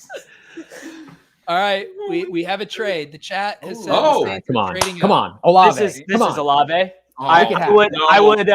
It's Malik. No, Olave. They're not taking a quarterback. You think they're moving up for Olave? It's Olave, or they want Penning. They're trying to win. I think they're reacting to the receiver run. If I had to guess, they need a receiver. I think that receiver and tackle is like the most likely outcome for these two picks that they have. So for them to come up, I feel like how brutal is it going to be when Garrett Wilson is playing behind Braxton Berrios in Week 4, and we're having to use Berrios for 3,700 on DraftKings? Also, how brutal is it going to be when the Saints stop being the Saints? Because what they are right now is so fun. At least we get like they already made a trade, and now they're trading up again. Like, just keep being the fucking Saints. Like, just keep doing this shit so we can see fun stuff. Do you want a wide receiver if you have them? You had them in Dynasty already. You drafted them on Underdog or something. Do you want Olave to land on the Saints or Jamison to land on the Saints? Yes. Jameis is the moneymaker, baby. He was number 1 quarterback in the NFL in EPA per play before he tore his knee last year. Yeah, but they threw the ball 20 times a game. Yeah, all the sex was gone. Touchdown. They were not throwing down the field and doing all the fun Jameis stuff. They weren't letting him throw the pick 6 to start the game and then play catch up for 3/4. Who is their offensive coordinator now? Same guy, I'm pretty sure. I don't think they made a change. They brought up the DC to head coach, right? Dennis Right. Allen. Yeah. Allen became the head coach, and then they kept the offensive coordinator in place. I'm sure the defensive coordinator will be really excited to unleash Jameis on offense, slinging. Although this could be one of those situations where Sean Payton had a lot of influence on the offense, and the OC is not as good without him, basically. Definitely possible. So do we think this is Olave or Jamison Williams? That's a great. Yeah, no, I think Jamison Williams comps, pretty favorably to 1950s Packers legend Don Hutchinson. He was one of the first deep threats in the NFL ever of all time because the league started in 1952. They just invented the forward pass, and then he had an 18 touchdown season. Great deep threat. They didn't know what routes were. Salfino just responded. Ran down the field and no one guarded him. Yeah. Salfino just earnestly responded to my tweet about the Wilson Lynn Swann comp by saying that it was an excellent comp. What's the problem? He doesn't see the issue. Of course he did. Salfino's the best, dude. Twitter can never take him from us. Delvino, he was fist pumping for that comp. That one really landed. Oh, the boomers loved it. That made their night. Yeah, I was about to pull up some Don Looney comps. Apparently he was the best wide receiver in 1940. This actually harkens back to my most popular tweet of all time, which was when they did the NFL 100. Remember they included all the boomer players, all these fullbacks from 1940 and stuff. Yeah. No one ever wants to let the literal leather helmets go. It'll just exist forever. Pat, did you just do Garrett Wilson? Dude, do you I just remember did how Garrett much Wilson. they got dunked on? Yeah, Zach Wilson. He can play inside and outside. Could be okay. Do we think he can beat out Braxton Berrios? Was that the whole video? That's the whole video. They want him short. The short ones they share. It's share on Olave. social. It's Olave. God, Hey, I'm going to do this Can one I too. ask a question, Pat? I want to Yeah. tell me how the sausage gets made here, because I go to NBC Sports Edge. I see Warren Sharp In another all these outfit. different outfits, and I see no Pat Kerrane. What's going on? Well, I was uploading the videos to the wrong folder, so that was. I've just been emailed the right folder to upload, so that slowed us down a little bit. So apologies to my NBC Sports Ed colleagues on that. But yeah, so I'll be uploading them to the right folder now, and I gotta go do Chris Olave because Warren just passed. They're messaging Warren. They're like, Pat's fucking this up. You need to put on more shirts and actually do a Garrett Wilson video ASAP. All right, let's get some real. I think the Lions are going to take Willis. They just traded up. Oh, Yeah. Nice. That's big. love that. That's Now the that's right fun. move. That's the right move, Brad. Yes. That's fun. That's fun. That's fun. I That's can't fun figure out if shit. this is Let's start financially trading good or now. bad for me. Sean, I want to get some earnest analysis from you on Olave. We got the fourth year, obviously, not an early declare. I was looking at his targets per out run. They peaked as a sophomore before Jackson Smith and Jigba was even at OSU, when Jamison Williams was still there. And then they dropped a little bit the next year. They dropped a lot more this past year. Like his targets per out run started to fall. Feels like maybe more of a role-playing type in that regard, where like once the competition got better and his teammates got better, and Garrett Wilson, by the way, over those 3 years was on the team every year, was increasing. His targets per out was getting better and better and better. What do we think about Olave as a true, non-early declared true 4-year guy? Well, we know that the 4-year guys massively underperform draft position, but there are some exceptions there and some context in that if you actually didn't need to stay for your 4th year, it potentially could be a little bit different, right? Now, the element here with Olave, he was one of the receivers I was nervous that the Chiefs were going to trade up for and spend a lot to get somebody who probably would be redundant with guys they already have. T's and P's, correct. Yeah. And so, when you're talking about a little guy whose main element really is the speed to not, hit home runs, but to get open in that intermediate area. Now, NFL teams need that, and especially if you have a certain scheme. And I would say that the Saints, who are not going to be that explosive with the current version of their QB, unfortunately, probably need that element to it. But Olave is one of these interesting guys because of the environment there with Ohio State. So I kind of wanted to ask Eric, every time we have somebody on OT, we ask them about Olave and kind of what they think from having watched him play. What's your take on him stylistically?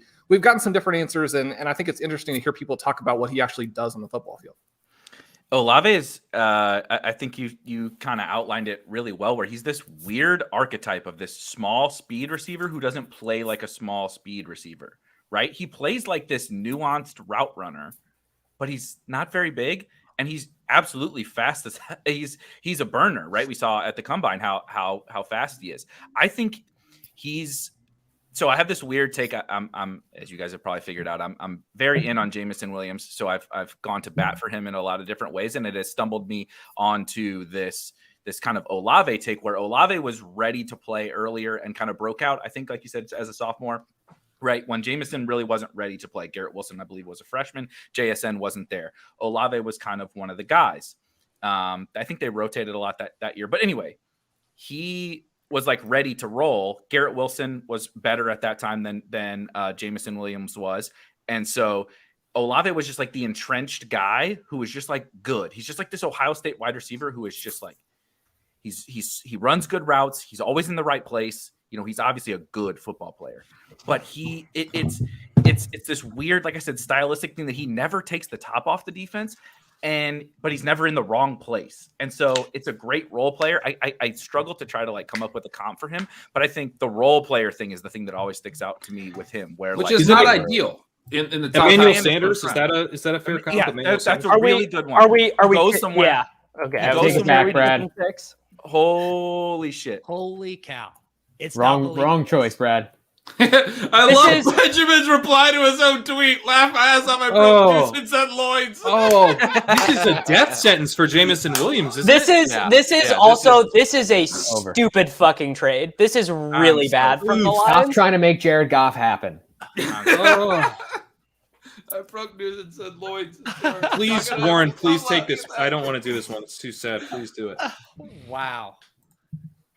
I don't My know. word. I mean, well, what he's going to run a lot of clear outs for Amon-Ra. I don't think Solek's a very serious dude. He's funny as hell too. I love him. What is the? I would expect he's right. What is the functional difference for this Lions team with Jared Goff as the quarterback between Christian Watson and Jamison Williams? It's so fucking stupid. This is really bad. They traded three. Dude, they also have Shark already. They have a field stretcher. They don't need all the over wide receiver bets, like even alt lines, like over 6.5, over 7.5. These are all gonna hit. Like I think we might see like 9 wide receivers go. Yeah. This is like the first 10 picks really sucked because it was like tackles who no one has opinions on, but it's like about to get really good right here. Dude, they traded up to not take Amon-Ra ADP free fall right now. I mean, bro, I'm sending 3rd round dynasty pick offers for Amon-Ra St. Brown right now. Here come the fucking dude. The Eagles every year the Eagles get exactly who they want. This is the most frustrating thing. Like, who do they want? Who do they sometimes want? they want Rager. They're gonna get whoever. I don't know. There's someone that they want. They're gonna get them. Straight up. No, but they wanted Jamison Williams. I thought they wanted Jamison. They definitely wanted Williams, right? Maybe I'll take McDuffie or something. I don't know. I freaking hate the Eagles. It's like they want whoever they want. I don't know who it is. Well, but they're getting who they Amico, want. if it makes you feel any better, they take the guy they want, and the guy they want always sucks. The guy they want sucks with like a 100% clip. Like I was looking at a tweet that someone posted earlier of the 2019 draft they did. They got like 11 starts out of that whole class. Can we talk about how this is not good for Treylon Burks not because he hasn't gone yet, but because now he's not going to last until the Packers and the Chiefs pick. Everyone's trading up for receivers. Yeah, it is bad. Although Dotson could save us. The Chiefs are coming up. The Chiefs are coming up. Let's get the Chiefs coming up for They're Burks. coming up. The Chiefs are. Oh my God, John! This is such a triggering comment. No one show this to Leone. No one show this to Leone. My word. That's good. Can we? I guess Detroit got 46 back, so I guess that's okay. No, the over unacceptable.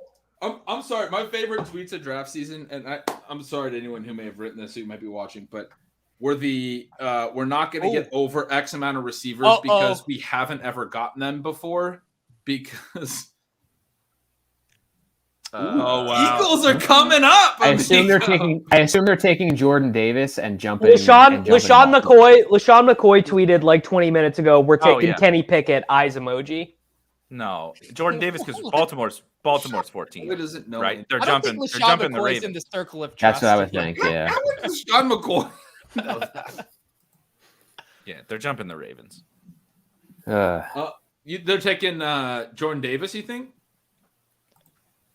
How many fumbles on Daniel Jones is Jordan Davis? Wow, are they going to steal Davis from the Ravens? Davis to the Ravens has been like a lock in every mock. How's Norris's mock doing? Is he drinking Prosecco or is he tilting? I'm really excited. He had Thibodeau too. He's tilting. Yeah, it's not going well. They're tilting. I have it up. It's not. Good. I'm going on. Eric is giddy. It's the summer of 29. The summer of 29. Yes. It's tough to repeat. We're gonna get 30 guys correct in the first round, and no player team matches. This is a funny little thing, but Garrett Wilson, Olave, and Jamison Williams all go in a row, and 18 months ago they were all teammates. There you go. Tweet that out. 400 retweets. So, someone already did. But the comment on the over number of receivers was because it hasn't ever happened, as if number one, like the NFL hasn't evolved and we're not seeing more and more receivers go every year. And number two, this isn't a year where there's no quarterbacks going high, right? And there's available spots in the first round now. And I just think it's hilarious that like a lot of people were doing this like looking back at past classes to make that argument, and now you have 4 receivers in the top 12, and if you were taking the under on the receivers in the first round, Were people doing? Who was touting the under? I on saw wide that receiver? tweet like 3 or 4 times. I think they I were like, touted it at 7.5. people were like, we've never had more than 5 in the first round. Well, I know. A lot of people took the over. The over moved. 7.5 is like what I mean. I would get. I mean, I would never take the under because I think there could be up to 9. But I would get that. But under on 5.5 is like. What? Who are the 9? That's like a third of the round, Davis. If you give Sky Moore, George Pickens, and Christian Watson to the teams that need wide receivers at the end, the Chiefs, the Packers, and the Bills, you get to 9. Yeah. Oh, You and get Dotson? 8. Oh, and Dotson. Okay. Yeah. And well, Watson isn't going in the first round. I don't. Oh. Pickens might, I guess. I don't know. He sounds like your Chiefs Pickens really like him. I actually think, and I bet Sean would back this up, Watson feels like a classic fancy Veach pick. I think we're gonna get Alec Pierce here. At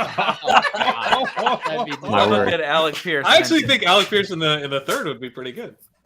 God, I Pierce love is the a new baller. NFL where just receivers go all the time. Like this is, I mean, they get paid a ton of money. People are trading up to draft receivers. Let's get all the receivers out here. Like this is 0 RB doesn't matter. What? Oh, piss yellow. Well, the Eagles just traded up for a run-stuffing defensive tackle, so not everyone's on Just a run stuffer. Do you have to go and record a video about this run stuffer, Pat? Yeah, he's going to stop all the run plays. He's going to be good. So what did the Lions get back there? Do they have? Did somebody say 46? Do we have Howell to the Lions at 46? Oh wow! I haven't seen the full package. JMO and Howell would be pretty fun. Sean, Okay, if the now- Seahawks don't take Howell at those 2 picks in the early second after taking an offensive tackle in the first round, Well, they got to take, buddy. They got to fix the run game. They got to take Breece Hall. Actually, that's giving them too much credit. They got to fix the run game. They got to take Brian Robinson. They also got to fix Pete Carroll's secondary, which is supposed to be his calling card. So they might take a couple safeties or something. Who knows? All right, Spags. 2022 redraft. The 4 wide receivers who have gone. How do you rank them? I mean, I would say from my perspective, I would probably want to go Drake London first. Of course, a proud USC receiver. We know that they always hit every single time. Then probably for me, it's going to be Garrett Wilson. I like Jamison Williams more than Chris Olave. I just, the Will Fuller comps, I feel like are the ones that I've seen the most. But I think overall, as Pete, I saw you post on the screen briefly. I'm mostly concerned for Josh Reynolds right now. Like I'm on the Josh Reynolds suicide watch list where I want to be sure he's okay. I want to be sure that contract is pretty close to fully guaranteed. Like, he signed this offseason being like, oh, me and Jared Goff, we're pals. Like I'm having my renaissance alongside this man. And now he is not going to see the field. And it's unfair, Pete, what these men do, what they sacrifice in the NFL and they get that kind of treatment. We know Josh Reynolds was over at Jared Goff's chipping, little chipping green that we saw in Hard Knocks, and now he's getting the boot. He's going to be on the waiting list for that. He's going to be holding that clipboard on the sideline. He's going to be cheering on everybody else and watching them get also passes underthrown by 15 yards from Jared Goff over and over again. Jamison Williams is such a fucking bummer. By the way, for those who partake, all of the Malik Willis props lost or won depending on your position because it was at 13. Lost or won. They lost or won. Well, 13 was just the inflection point. They've settled. They've settled. Mike, I love this legendary comment. The Thanksgiving. Thanksgiving. I was gonna show say Spags. that. Remember Reynolds So on the true. Thanksgiving. Dude, when he caught that touchdown, I cheered for you. I had That 0% was the greatest thing ever. and I was like, oh my fucking God. He wouldn't shut up about Josh Reynolds. He scored the first touchdown on Thanksgiving. And you were getting 5-on-1 on Josh Reynolds. We were just ganging up. You had to defend yourself. What conviction is when you got it, again, me and Jared Goff, just 2 men who support Josh Reynolds and nobody else in the world. That's true, man. Who's going to be the one to tweet out something like, rest in peace, early Khalif Raymond best ball shares? I traded him to Michael Leone for a future 6th round fantasy pick in one of our leagues last year. That's the saddest trade. You guys need to find something else to do. Dynasty's the best It's format. the best. It's the best. You love trading useless things for other useless things. I've been trying to send rookie 4th round picks for Ronald Jones, and no one's biting. Yeah, well, that's 'cause Davis, he's worth more remember than when a you fourth wouldn't now. give me a 4th for Van Jefferson, only a 6th, and then you tweeted at me every time he scored a touchdown, 4th round pick? Probably gonna be a lot of those tweets this year. Probably gonna be like 6 It was to like 7 of I those rejected tweets. that trade, but you wouldn't come off a 6th rounder for You it. cut him. He knew his opponent. He knew you were going to cut him, so it's like, I'm not giving you anything. You're going to buckle and cut him. But then every time I saw it on timeline, I was like, Davis, you didn't ever offer me a 4th. I was trying to get a 4th. Shawn, how do you have the rookies right now? Rank them for Dynasty instead of 2022 season long. Well, I want to go out and say that Burks is going to fall to one of these great spots and just go with someone who hasn't been picked yet. But we'll do London and then Williams. I think one of the things here that is, I mean, maybe the opposite direction from fantasy, but the Lions now have a very exciting offense, right? They've got those receivers. Almost. They have DeAndre Swift. Almost. They have Hawkinson. I mean, once they get the quarterback in, as you guys talked about earlier, they have some chances to address that later in this draft. They have chances to address it in the following draft. The Detroit Lions are going to be the most fun team in football in 2024. Oh! You said it at 46. They got 46 now. You think they're going to bring in Sam Howell, and in 2024, this team with Sam Howell and DeAndre Swift and Jamison Williams and TJ Hawkinson is going to be. And Amon-Ra St. Brown. Yeah, that guy. They're going to be elite. All right. 2024 Bengals. Wow. Ooh, I love it. Shawn, you're a Sam Howell guy? They're back up at 46. I mean, where do these ADPs for the Lions, all of those guys, like where do they settle? It's gonna be they're gonna like in between all like pick 95 and 120 feels about right for those guys now. I mean, a huge adjustment because Swift, Amon-Ra, and Hawkins. Oh, not Swift. Swift will be a 2nd round pick or whatever. Amon-Ra goes in the 5th round right Amon-Ra is shot now. I mean, he just got dusted. I disagree. I don't know if I agree with that. He's an Yeah. underneath target. Jamison Williams is going. I mean, he's not going to be like peak Jamison Williams. Maybe But I'm just saying the market is going to adjust. The market was not pricing it. Like no one was mocking wide receivers to the Lions. I didn't see one mock draft. I mean, I'm sure someone could link me one where, whatever. But this was not even close to a consensus. He just has to protect his mentions. 19 mock drafts. Please don't link me.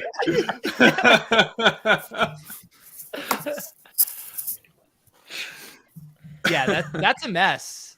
That's definitely a mess.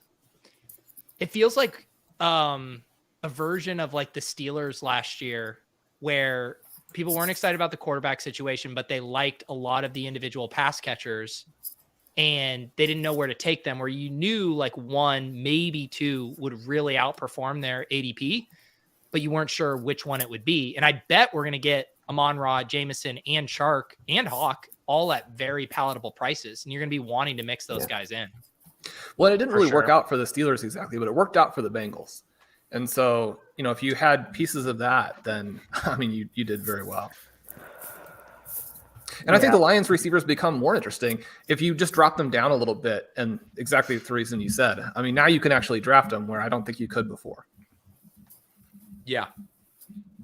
Also, like we could say we want now, but it's like in July we'll be like, here's why I'm taking DJ Chark in the 13th round of every one of my drafts. Yeah. Like, don't steal my future takes, bro. Like, let me get there organically. That's paywalled content you're putting out there already. Thank you. But so I'm gal-braining this. But like last year, I did this dance with the Lions where I'm like, this is a Jared Goff offense with who? Rashad Perriman, Tyrell Williams, whatever, and like was out. They fought, man. Like, and they put up fantasy games. Like, the Khalif Raymond thing is funny because, like, Rashad Perryman did not, as he did not make the team. He did not break camp with the Detroit Lions. Neither did Tyrell Williams. But Khalif Raymond, Josh Reynolds, like, we're just talking about Josh Reynolds. Khalif but Raymond, Josh Reynolds was on a different team. I mean, for best ball purposes, it was. Yes, but Jamison Williams and DJ Chark are not going I to like this take. Jamison Williams Williams definitely won't get cut. Jamison Williams. Shark. I feel Chark might. No. They paid Shark. They paid Shark $10 million, bro. I don't think you can cut him unless he is like truly terrible. How mad are the Ravens You don't know at Dan the Campbell. Eagles right now? Oh, they're tilting. They're really I tilting. think you got to look They've at gotta be Swift in the so first mad. round now too. I mean, I don't think that's where he's going to go up Offense to. is good, but- right? Sean, like, so Jamison is going to be cheap because everyone's going to say A, ACL, B, Jared Goff, Lions. So I'm out. But like all these Lions put up fantasy games all year. All year, the Lions produced good fantasy results, and they didn't spend a first-round draft pick on the defense. They spent it on a wide receiver, so the defense ain't getting any better. So I don't know. I kind of like them. And like you're saying, they fought like I want to crazy. take cheap. They fought like Jamison crazy. They don't quit. Dan, like he's gonna. That's true. Yeah. He's They keeping bite them in- kneecaps, baby. They bite kneecaps. Well, that was like the DFS theme last year, right? Where the Falcons would be running the ball down 14 in the fourth quarter, and the Lions would actually be throwing and going up tempo. Well, it only happened a couple times. We just had the anchor effect because it happened in week 1. Well, because they competed in the other games. Yeah, they were actually in the other games. It's just the Falcons were down by. Well, I'll never forget having Jalen Hurts in cash the week that Jordan Howard scored 2 rushing touchdowns, and like that was like one of my worst experiences in playing DFS. What did he throw 7 passes? Or What something like that? What did that have to do with the Lions playing up tempo in week 1? I'm not even because they just completely rolled over against the Eagles. They scored like 3 points. Yeah. I'm so tilted at these people who are getting more retweets than me for my Jamison Williams, Olave, Garrett Wilson tweet. Mine is like literally the same thing, and they're getting more engagements. Wow, Davis, have you That take's been out there for a while. I feel like this is you're late to the party, man. Sad. Late to the party. Have we had another these things pick? queued up for weeks? Yeah, the Eagles took some non-fantasy players. Who did the Ravens take? They took Jermaine Johnson? Hamilton. The safety, right? That's new Ed Reed. Oh my gosh, Houston. Here's your big board. I'll do my due diligence. Is Houston gonna take Malik Willis? Oh, they No. should. I don't Dude, like in Davis Mills we trust, dude. Come on. Dude, I'm really fading Texans and the Washington Commanders here because I put a larger than advisable wager on the Kenny Pickett unders even after it moved. I hit the under 12 and then come on, Davis. Or no, over. Sorry. Okay, I was gonna say, no way. You're better than that. If I'm gonna put my cards on the table, I didn't do this year, but I have accidentally done the over under thing, just like clicking through too fast, and then immediately realizing what I did, and then being like, well, these offshore sports books are like their customer service is not gonna void this for me, so I just have to go bet the same thing. I gotta bet double on the other side, and then just lose the big and lose the big. Yeah, and lose the big. But yeah, that's a fun sweat. I do this professionally, obviously. How do you not go double on the other side? You just gotta Come double listen to down. the Sports Grid Fantasy Football Podcast. Yeah. Here's how you eat the juice, baby. So you gotta eat that juice. I think people like the honesty in sports betting content. I agree. Actually. Of course. So anyways, I'm fading the Texans and the Commanders here pretty hard because I really would prefer Pickett to go 17 or later. I mean, I think Pickett might just not go in the first round entirely. It feels like no one likes these quarterbacks now. Like if the trade up happened already, if we've already got 2 big trade ups and neither of them were for Malik Willis, like what are we doing here? Traylon Burks, look at Best Ball Modern's comment. Traylon Burks fits here for the Texans. He keeps saying Traylon Burks to the Texans. It's stressing me out, dude. Sean already said Andre Johnson earlier. Like it seems manifested. It's like Art Monk 2.0. Please. All right, I gotta look this up. When did Art Monk retire? Oh, 93. right. He was in Tecmo Super Bowl, but it was late in his career. I'm guessing. I would have. Honestly, wait, holy shit! Field Yates. The Ravens have traded Marquise Brown to the Cardinals. No way! That's sick. Bateman's visit. Let's go, Bateman, baby! Oh my god! Holy shit! Wow, showing how much they love Kyler with that one. Jeez, Oh, Rondale Moore dead again. How much did Antonio Brown influence this? Shower narrative. Oh, don't say Rondale Moore. Rondale's going to be playing in the slot. Yeah, Rondale Moore have like an This is perfect. He's clearing out everything. It's this is good. Kyler season. It is Kyler season. Yes, Marquise Brown, DeAndre Hopkins, and Rondale Moore. Yeah. Yes, please. Why did they bring back AJ? Wait. Did they just trade this pick straight up, or what's the trade? No, they took Kyle Hamilton, or unless they traded Kyle. No, this is like no. The Cardinals. So don't the pick Ravens are 6 trading picks, 8 Brown. picks. Yeah. That's crazy. We're 8 picks away. Holy shit! From, Yeah, I I don't know assume- what this has to do with anything. Dude, Kingsbury loves really small receivers. He Yeah, just it's wants all the small 23. guys. It's 23 for Hollywood and pick 100. Yep. Wow. Hollywood They and a got pick. 100 back. That's Hollywood and a interesting. pick. Wow. That's a So great the deal for Ravens them. wanted to get back into 23. That's Well, it. Yeah, I Pete, like that for the Hey, Ravens. Pete, is this good fit Cardinals? Great fit. Cardinals.com.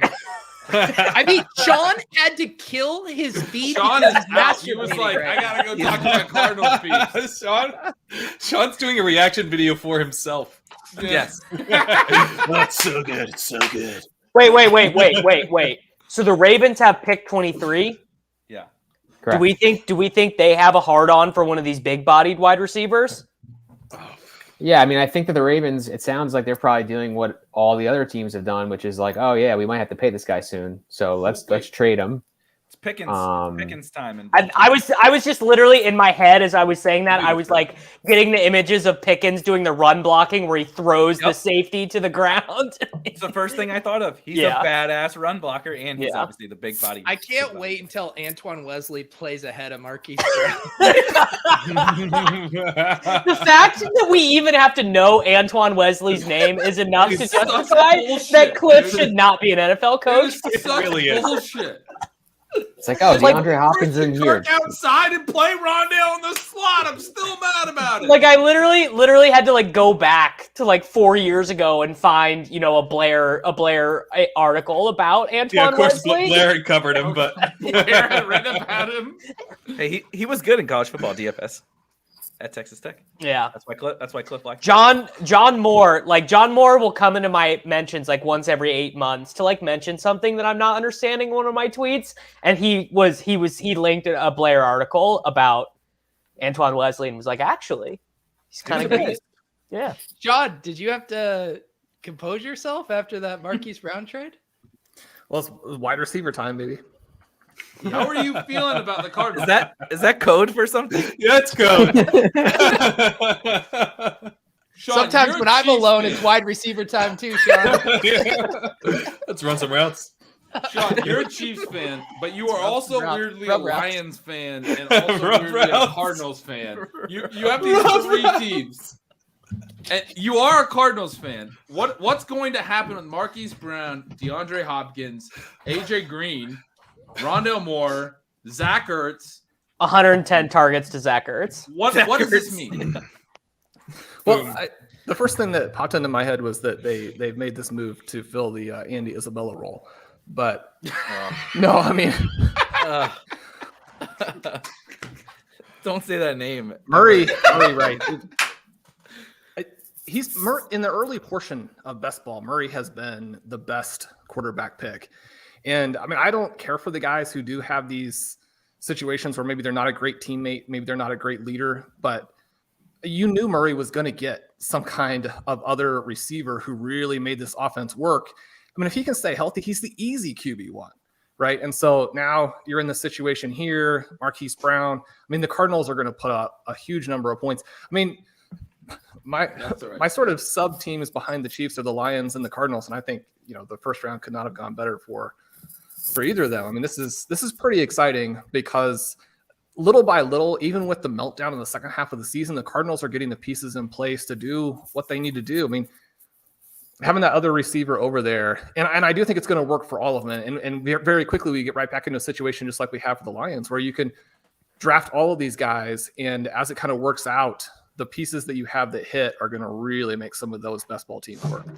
All right, we're sweating one more pick for the Pickett unders because the Texans just took the guard that offensive Dallas, guard. The Well, Dallas Commander's wanted. pick is in. They're taking Dotson. Yeah. Let's go, Kenny Pickett, What? baby. The Commanders took Commander's Dotson. taking Dotson. Very surprising. Why? Wow. I don't know. Did the Commanders? Honestly, I'm happy. Yeah, I didn't want to new have to name. draft him anyway. They need a seventh wide receiver that weighs 187 pounds. Right. I mean, I think that this is probably the worst pick of the draft so far, and I can't really say that because I don't know any of the defenders, but I'm going to say it. But Can you show your I toes? kind of get it from like Carson Wentz, like his deep threats and stuff, but it's still terrible. But They already Does have a Carson deep Wentz threat? throw a good deep they have ball, though? McLaren. He They doesn't. It's the have only thing he does. Terry. That's all he does. They have Terry, and they have Sam. They paid Curtis Samuel And they drafted Diami And Brown. And they have last year. Diami, who's also a deep and threat. Diami. They just gave What's up on the fucking Diami. difference between Diami and John Dotson? Diami. I literally forgot until this moment that they even had Diami Brown. Like I forgot that was a name that existed. That was the They first did- name they I did thought too. of when I heard they took Dotson. I was like, I was they thinking- took Diami last year. I was thinking Cam Sims, baby. You know, I Cam think Sims, Cam Steven Sims can Sims, play. all That's guys like that one of earn my more undercover targets. takes. I've never This is- said this this out fran- loud, but I think he can play. this is just not a serious NFL franchise. Like they're not they're just not behaving in a serious way. hammer. Not a serious hammer. Davis brought it on. Like what? This is stupid. Like if their logic is we need to give Carson Wentz the tools to succeed, you've already failed because Carson Wentz could be playing with Calvin Johnson, Randy Moss, and Gronk, and he would still be throwing shuffle passes to opposing defensive tackles. Oh, At least I don't have any Dotson bags, and someone will be willing to buy him higher than I Ron's will. been high on Dotson. You've liked him. Yeah, but he was a great Sean. You would obviously know better than me, but he was probably like in the Chiefs range, in the Packers range, and like he lands there, and it makes it a lot more. Not landing as the fifth option on a Carson Wentz offense. It's bad. Well, in my article on him today, I talked about how he's not good. He's way overvalued as a reality player, right? But you probably can, but he's probably not awful either. And between the fact that he's going to go in the first round and he's okay, there are going to be situations in which you could draft him and spin him and make a good profit. You cannot do that now because these guys were all dead even before he got there. I mean, Terry McLaurin is like a 10th round value. I mean, Oh my God! I think Sean. that's probably true. Flamethrower! The flamethrower came out. McLaurin's a 10th round value. Dotson is Undraftable. First round wide receiver. You're the Not- most optimistic guy I know, honestly. take Like him. Sean gives me life advice before our shows. Like this guy is so optimistic, and he just said, "You're dust if you have Dotson on your roster. You can't trade him now. You're screwed." Sorry. I'm happy because I took Sky Moore over him twice. And Yeah, I was like, fine by me. These Pickens, we're getting into Pickens going to a good spot range now. We're feeling really good. Yeah. I was like, maybe I should take Dotson over Sky Moore one time in one of these pre-draft rookie drafts. Nah, I'm going to take 2 Sky Moores. I'm going to just go for it. I think we should just go the whole way. 10 wide receivers in the first round. I think. Let's go. Yeah. So I'm hopping off here in just a minute, but I want to get the takes on the landing spot. Like, who are you now excited to take in these wide receivers that have already been taken up until Dotson?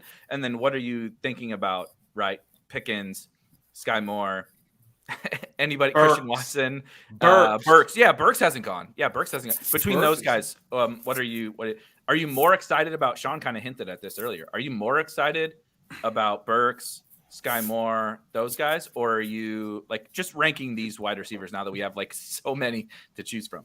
Hollywood is the thing that just happened that I'm yeah. the most excited about. That is the guy who I am most jazzed to be on now. I'm gotta on jump off your to take a Jamison video. take. I like your Jamison take. I think that's my favorite I mean, Wilson to the Jets is rough. I like London to Atlanta as well. Wilson to the Jets is the one I'm most excited about because we're going to get the discount. He's a 10th overall pick. He's going to move around the formation. Like they've got Elijah Moore, who's kind of a similar type of guy. They're going to probably move. Wait, why is AJ Brown in caps? Oh my God! No! No! No! This is what I'm talking about, dude. No! This is what I'm talking about. Anything but this. Anything but this. I hate No! No! They are the worst. They are the worst. Anything. This is the worst. He's going to run 18 routes a game now playing for Jalen Hurts. No. I just traded the 101 for AJ Brown in a league, and now he's like. You get run blocking points. You did this. Okay, we're all let's trying be to fair. find the out. Titans was not a good spot for him, and I mean this. And this is the worst of the 32 spots in the NFL. This is the worst. It's not good, but it's not that much worse. Yes, it is. It is that much bad. worse. It was already bad. Holy shit. Gretch, you're our resident AJ right. Brown super fan. My initial reaction to Stephon Diggs being traded to the Bills was somehow the Vikings misused him for all these years. Somehow that got worse. And then he went on to be a stud with Josh Allen. It has not been adequate usage for AJ Brown with the Titans, in my opinion. He's good. I don't know that they've gotten the best out of him. And it's not going to be adequate usage now. I'm hesitant to freak out about this because of the Diggs thing. It's probably not great, though. Devontae Smith is there. He's going to bury Devontae Smith. Yes, he is. He's going to fucking bury Devontae Smith. If you have any Devontae Smith stock, you might as well drop him. This is horrible. You're not getting a 4th round pick from Davis. We're about to have 17 straight episodes of fucking Robert Woods on the Swolecast. Like, this is unbearable. He's going to have the biggest blizzard of his life for the next episode. All right, Leone, the vendor. Leone said the Titans didn't misuse AJ Brown. LOL. Okay, fine. Okay. Ban Leone. Why is Leone trying? Why the fuck would Leone come in this chat and try to be reasonable right now? This is the most absurd shit. Leone, this is taking the bit too far. Like, being the reasonable person when AJ Brown gets traded is taking the reasonable person as your brand bit. It's not even reasonable. It's wrong. It's wrong. But I'm not. Well, the thing is that I will say this: it did not cost them much to acquire him, and I still continue to feel like they're going to move on from Jalen Hurts next year. So again, this could be, CJ Stroud or one of the many stud quarterbacks being in there, and then things are better. Yeah, I mean, 18 months from now, it'll be fine. So they could open it up next year. The Titans did a great job of play action and stuff. One of the things they've never done well with AJ Brown is actually throwing him like quick hitters, throwing him the ball around the line of scrimmage. Okay, yeah, he had a big target share. That's because he fucking earns them, because players earn targets. He was actually good, and he's good down the field. He's good around the line of scrimmage. They did not design enough touches into his hands. Meanwhile, we should have, and they never did. He's good down the field. The play action stuff was good for him. Travis, it's a great comment. The other thing I'm realizing is if that was the price for AJ Brown, the Chargers could have just traded that for AJ Brown and had AJ Brown and Justin Herbert, and instead they just took a guard instead of doing that. What pick are we even on anymore? What was the price? 18 or 17, okay. 17. Just 17? How? All right, Shawn. AJ Brown's a top 3 receiver in the NFL. Oh, the cost of the trade, I think it was like 18 and 100 or something like that. 18 and 101 or something. Yeah, so we talked about the Chiefs moving up. This price is really befuddling, but you do have potential contract things in the future. The thing that it reminds me of a little bit is how the Ravens had to flip so completely in what they did. And the Eagles have said, we're going to do the same thing, but why would you tell people what you're going to do? And now they go out and they have AJ Brown, they have Devontae Smith, and you have a situation here where maybe he gets a ton of deep targets. It's like, we don't need to limit him to just stuff underneath. Maybe he can be like Mark Andrews down the stretch of last season for the Eagles this year. So if we want to be enthusiastic, I think that you can look at that and say, I mean, AJ Brown is going to create massive fantasy points wherever he is. Now, if he'd been traded to the Chiefs, that would have been a lot better. Yes, that would have been better. I want to get him in a good spot, but he's not been in a good spot. It was not good, Sean, for you to say with all of my Dallas Goedert bags I've already acquired before May hits that AJ Brown was going to be the Mark Andrews down the stretch when I drafted Dallas Goedert to be the Mark Andrews down the stretch for the Eagles. That's not very promising. But are you thinking for gut take that like AJ Brown kind of does squash these other dudes, Devonta Smith and Dallas Goedert, or I think to an extent, I think they're both so good that I think this offense could now be extremely efficient and create a lot of touchdowns.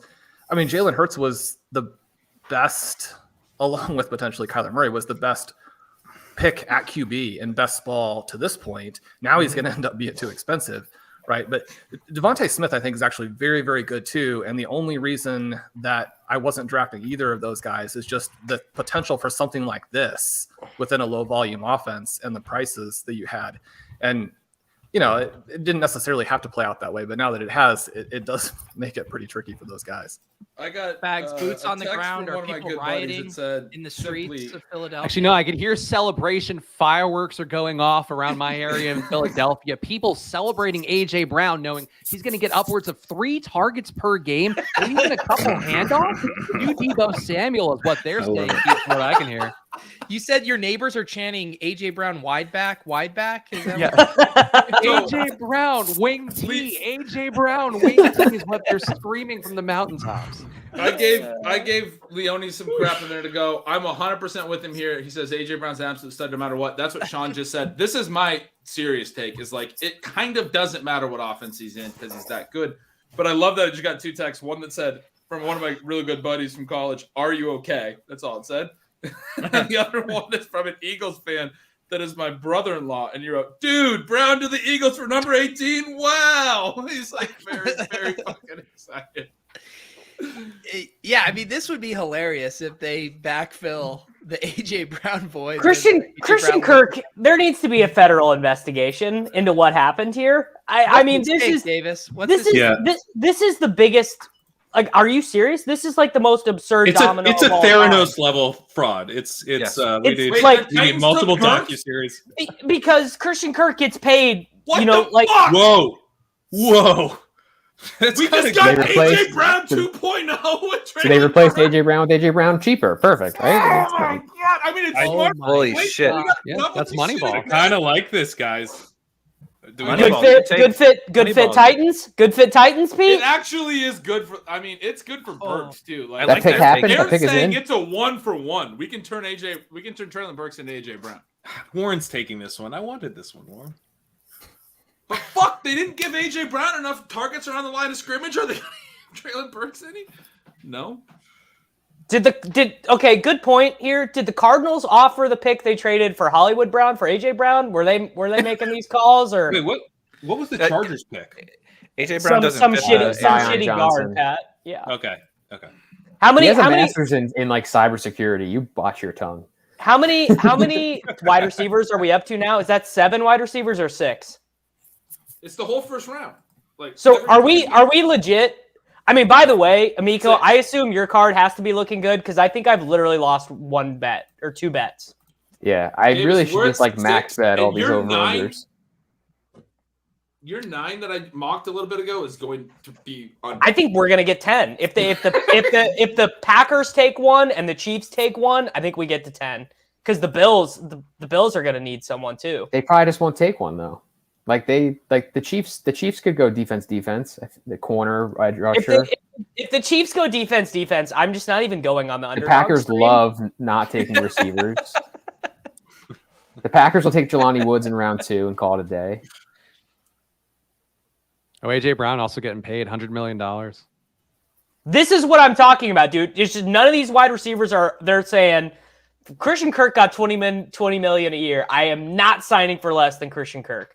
And none of these teams want to pay up. Some of them. Trent Baalke literally broke the NFL. Yep. Wow. Unbelievable. What a sliding doors moment. This fucking offseason is nuts. It's amazing. Absolute insane. This is unbelievable. This is going to be the single greatest fantasy football offseason of all time. You tell me how any of this shit's going to play out. Man. Well, because everybody's not going to work, right? Some of it's everybody's on failure. Right. So we all never love do AJ this Brown. again. Yeah, this is a shit show. Yes. It's beautiful. Redoing these dynasty ranks is gonna be crazy. The there's that meme where it's like the dominoes, but it's like the guy at the bottom then knocking over the big one. It's like Urban Meyer being too exhausted to coach at Ohio State is like the biggest domino ever, leading to AJ Brown getting traded for the 18th overall pick. I love that. Wow. This is remarkable. Okay, so where are we? Are we at pick 19 is gone? No, 19. 18 was the Burks pick, right?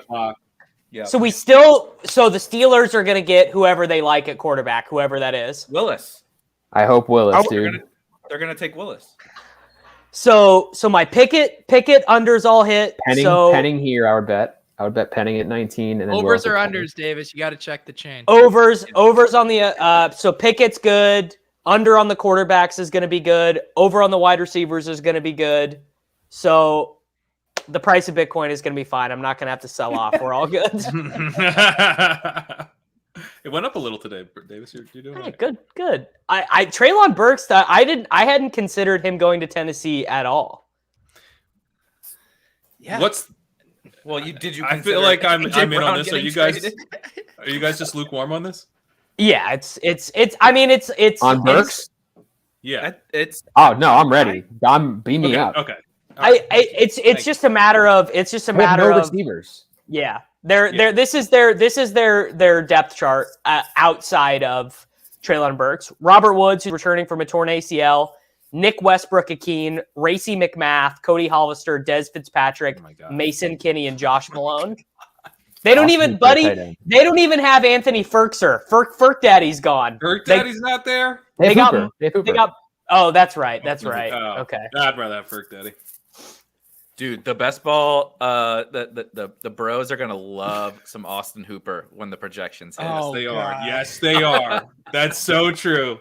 Leone's probably because Leone's working on his projections right now. Leone's firing up a best ball draft to take. Who else are they gonna throw to? Austin Hooper. Leone can't punch in the projections because the keyboard's risen up too high from. Yards per target should be like 4. Yeah, Des Fitzpatrick in the 15th round, going to be the best available pick. Oh God! 2 years in 2 years in a row of Leone recommending a guy who gets cut in training camp. That's what we're gonna get. It's a tough scene.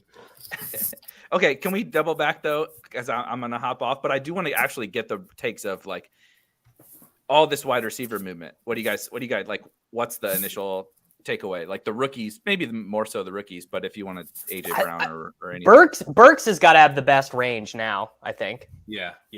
Burks is the wide receiver one for me. I'm Team Garrett Burks Wilson. Burks over London.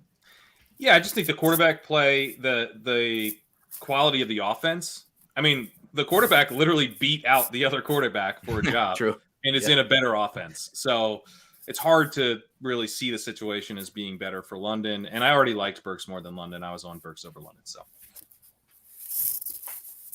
I would say so. I'm like in the opposite camp because I was already on London over Burks. So I'm just going to keep it there. I think that that's like a tier, probably like Wilson's in that mix.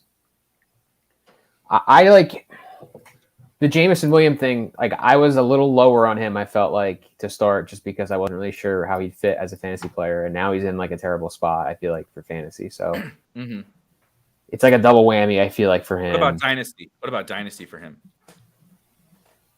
Even for dynasty, I mean, I don't know. Like I'm really high on Amon-Ra.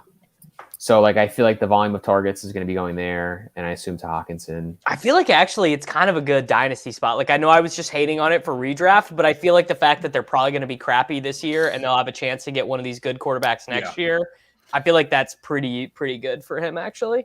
I agree. Or two shots, or two, like Pat's point earlier, you could like take Howell in the second and still, if that flames out, take a quarterback. Shit, maybe they take Malik Willis at 46 if this is really what we're doing right now.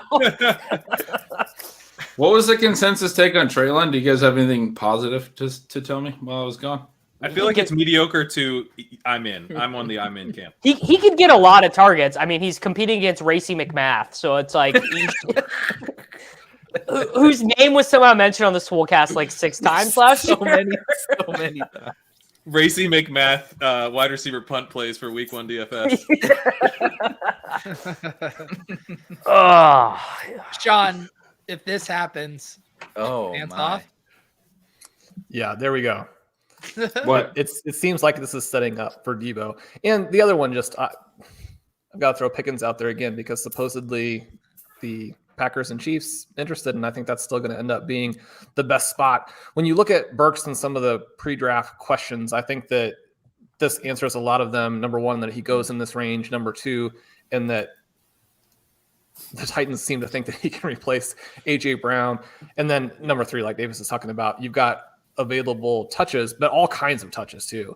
And so, I mean, you're going to see manufactured touches. You're going to see deep passes. I mean, you've got a chance for just a massive volume. And I think the Titans have to pass more. And so you're going to have a little bit of that element too, as they move a little bit away from Derrick Henry. So you have huge upside there. You know, in terms of Blair's research, he checks even more boxes than Drake London. I mean, those two guys are set up to score a ton of fantasy points. One of the negative takes on Burks was basically like, he's not AJ Brown, LOL. Well, the Titans think he literally is. So yeah. I mean, I think it's a pretty big stamp of approval here for Burks from the NFL. You know what the take on Burks was, right? Like the football guy take was he is dumb. Right. They had to like tell him what to do. They had to tell him where to line up and what route. It was the Adrian. Have you heard the Adrian Peterson stories? That was the same thing. Like, buddy, that's what Travis Kelce literally went on national TV and was like, "I'm stupid and I don't do what Pat tells me to do, and I just run where I want to, and then he throws me the ball." So I'm not sweating that. Big Gronk news did here. The same thing. Big news here from Tanner Pfeiffer.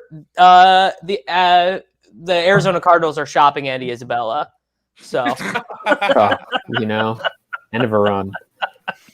It's gonna be sad when I finally have to cut him on all these dynasties. These guys want to get paid. You can't hold on to Isabella right now in this market. Kyle Dvorak apparently somewhere said Isabella died, so Ron Duff could die. That's a good one. That's so funny. The culture you've cultivated here really is sick. It's incredible. Kyle had Andy an is a incredible comment in our chat too about how the Ravens traded Marquis because they loaded up on Bateman in Dynasty. So do we got Ritter or Willis here?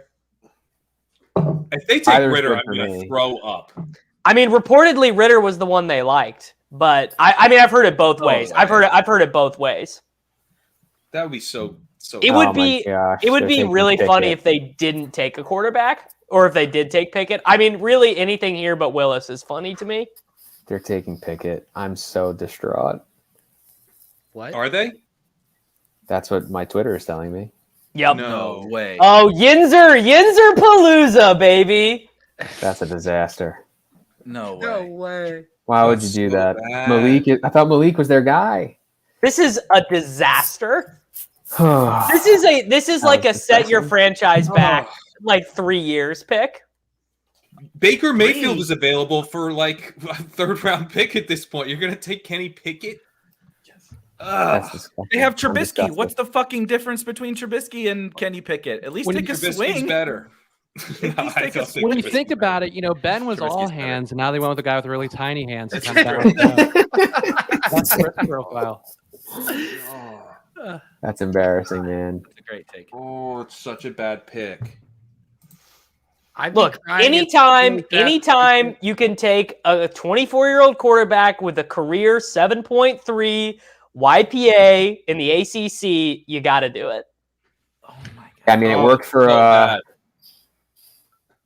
Burrow, right? Just take the late career, the old quarterbacks. Those usually work out. Was there any difference between Burrow and Pickett's final seasons, or were they? No. Oh, humongous difference. Pretty similar. Incredible. Similar. When you adjust for like context and who I know that Pat is trolling, but I listen. Only one guy got the rules changed in college football. Okay, that's a great point. Joe Burrow doesn't have. They'll never. For 50 years from now, they're not going to be talking about the Burrow rule. Yep, That's right. it's true. All right, guys, So I'm we're getting not out of gonna talk here. About Kenny Pickett. This was a pleasure. We'll see you, Eric. Pat, Good to see you, Eric. Pat, leave the F1 streets alone. That's all. I'll say. I'm not going to leave it alone. Or else. All right, I got to go do a video on Kenny Pickett to the Steelers. So, Guys, my happy drunk. I like all day today. I've been feeling really great, and I've been happy. It turned into like a anxious drunk. I wouldn't say a sad drunk. You know what? Fuck it, a sad drunk very fast. Because and I'm the only one drunk here. Who the fuck? I'm Jesus, I'm what is this? Thank you. Like, oh my God, Amico's doing his Jim Carrey gif again. I know. I forgot I about can't. that. The camera's in the keyboard. I can't help it. I mean, we gotta tally these bets. Thanks. You got a drink Forget last year. Yeah, I got a beer. I got an 8% IPA. All right. Thanks. Hang on. Let me get it. There it is. There it is. Okay, but like seriously, are the Patriots going to take Malik Willis? Hang on. Stop, Amico, Davis. You're drunk. Who's taking Malik Willis? I mean, it is basically the same thing. You're not wrong. See, the chat's drunk with us, Gretch. Good. Thank you. Fucking thank you, guys. All right, and all of you guys following Kenny Pickett's girlfriend on Instagram. I mean, come on, you lowlifes. I just want to wake up and be sober. He's a Jersey and try guy, to at figure least. out what this means for AJ Brown and Look Traylon Burks. Who the Oh my the God. only thing. Again. There he is. This is a man fresh from adjusting an Austin Hooper projection for sure. This is my life. Projection. I have this fucking spreadsheet. And here's Micah sleeping next You're to me. still doing projections, quarantine and everything. What, Gretch? I said you're still doing projections, like in bed with Micah right now. Dude, yeah. My wife has COVID, so she's isolating Right. in the basement, and I'm just like attempting to work and parent at the same time. That's what I said. I said quarantine and everything. I didn't know if you wanted to like broadcast it, but like you're quarantined and parenting and doing projections. I'm very impressed.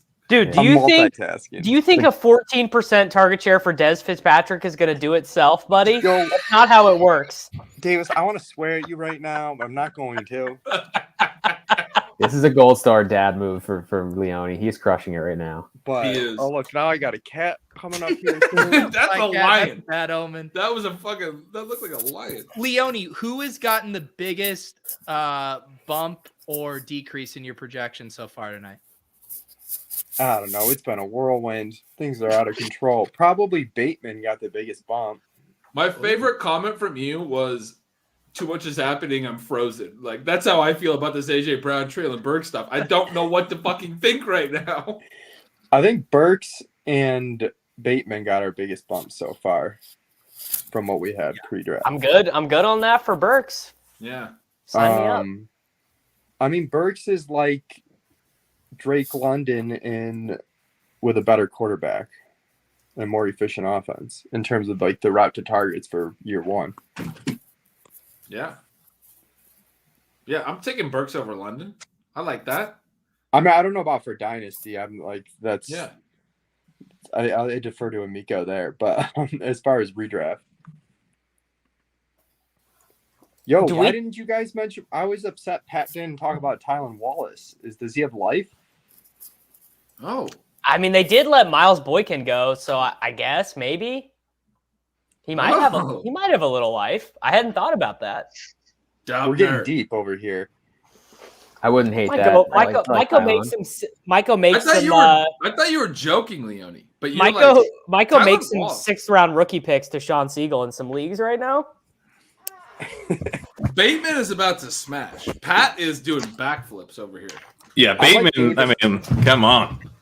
I It's a just beautiful made a thing. huge trade for AJ Brown in a league. I sent Claypool and Justin Fields for AJ Brown. Superflex? Yeah. Down bad. Superflex, man. But I have Jalen Hurts now. I got the stack now unintentionally. Oh, wow. Oh. The Back prophecy. Came All right, true. I want to stop by and say hi. You guys are crushing it. I've been listening to you all night. You're gonna come We back love you. if the Bills take Brees Love Hall. you, Lonnie. I'll come back if the Bills take Brees Hall for sure. Yes. All right. I mean, did you guys ask who are you rooting for the Bills? You want some Sky Moore? You want some Sky Moore in your life?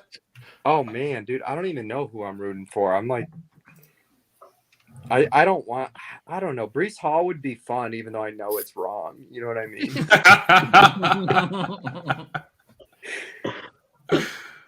It seems like all the receivers are gone. Yes, they are. I feel like if there's a year to take a running back in the first round, though, like everyone has basically said that there's like 15 first round grades in this class. So like if you're gal-braining it and being like, well, Brees Hall at 25, it's really like a second round pick. Like, love rationalizations, love it. Go for it. Second round. But I do wonder, like, is Amico, you'd know better. You've looked at all the mocks. These receivers all going so early. That's got to be pushing some non-receivers down. I mean, it's not like they don't have holes. Yeah. No, I mean, I think safety is the position they want.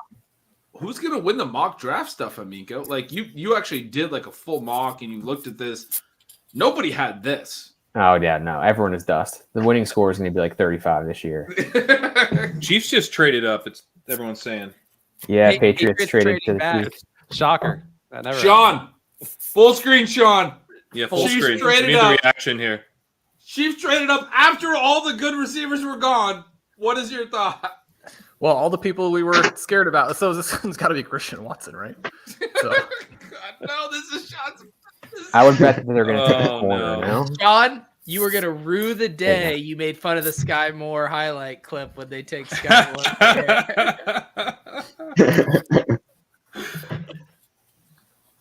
Who's he going to be, Sean? No, this has got to be for a defensive player, right?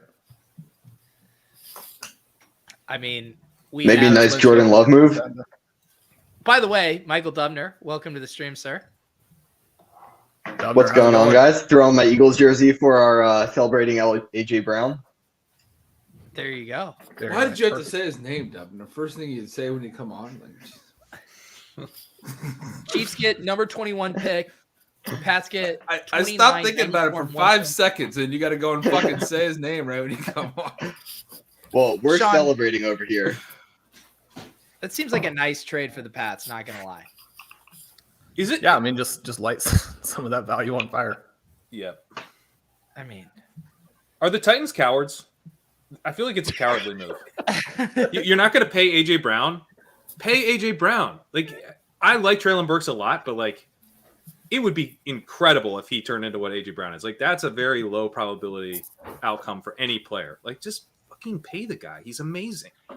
They had to draw that line in that sand, though, because like some team has to do it. Like some team has to not pay the receiver because that's just how that goes. And like, you know, you're getting draft capital back for it too. Like it makes sense. Cowards. Oh, I gotta go. I'll be right back. I gotta go do the underdog stream. I'm hopping off. It has been excellent as always. Love talking to you guys. Anthony, Love you, Miko. Yeah. great having you, buddy. See you, Anthony. We'll see you. How do you guys feel having all these competing streams, by the way? Like, is there any sort of like, you know, like a WWE, head to head with anyone? It's kind of the Anchorman situation, you know, where they eventually there's gonna be a bloodbath. Gretch would definitely have the trident, I think, out of any of you guys. Yeah, I would 100% throw a trident. Yeah. Brick killed the guy. Well, that's what John, when I told Colm, I was like, yeah, I love the idea of simulcasting this to the RotoViz YouTube channel, but I made it very clear to Colm that I'm not responsible for anything on the RotoViz airwaves after 11 p.m. Eastern time. Like, it's probably in his best interest to set his alarm off in Ireland and kill the stream on the RotoViz side, because I don't want to be responsible for tarnishing the brand that you have poured blood, sweat, and tears into developing over these past 10 years or whatever. Well, we are a little more sedate, but that isn't what you want for the first round of the NFL draft. So here we and no, Sean, you've been in like, you're always a workhorse, but I had like 8 tabs open for you did full profiles on like every round 1 wide receiver prospect. I mean, you've just gone full sicko beast mode, dude. Well, you got to get all the metrics out there and get it calibrated for yourself. I mean, have a sense of where you have these players. So again, we do see the Chiefs not take a receiver, which that's something. But again, to move Tyreek Hill, right, and then to burn. It doesn't matter if it's like the exact picks or anything like that. You cannot give away to move up. You got to move back and have the. Compose your thoughts, Shawn. Can I just shout out Nolan? Move back. You're the man. My nephew Nolan, and my brother are watching, and Nolan knows. You tell him a team and a number, he knows everyone in the NFL. He's like Jets 11. He's like, I think he's 7 or 8. Nolan, I don't know how old you are. I'm sorry, buddy. But he's incredible. You tell him 11 Tennessee Titans, he's going to tell you. Get him on. I want to test this. Yeah, I want to test this because I'm going to Google some guys. Give it, Ben, send him the StreamYard link. Get him on. Because this I'm like Googling some guys right now. Let's do it. I'm gonna get it. Dubner, how are you doing? Do you live in Philadelphia? Or are you just a No, I'm from Philly, but I live in Brooklyn. What? You and Pat? Have You're you in guys Brooklyn? gotten together to get I'm down in Brooklyn IPA? Heights. Oh, that's actually decently close to me. I'm in Fort Greene. Oh, not far. I've ordered delivery from Brooklyn Heights.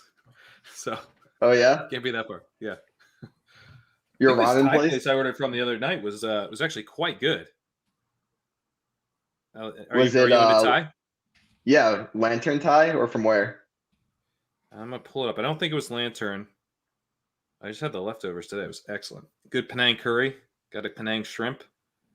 Boran. I haven't been there. I'll have to check it out. I would recommend it. I'm pretty sure that's Brooklyn Heights.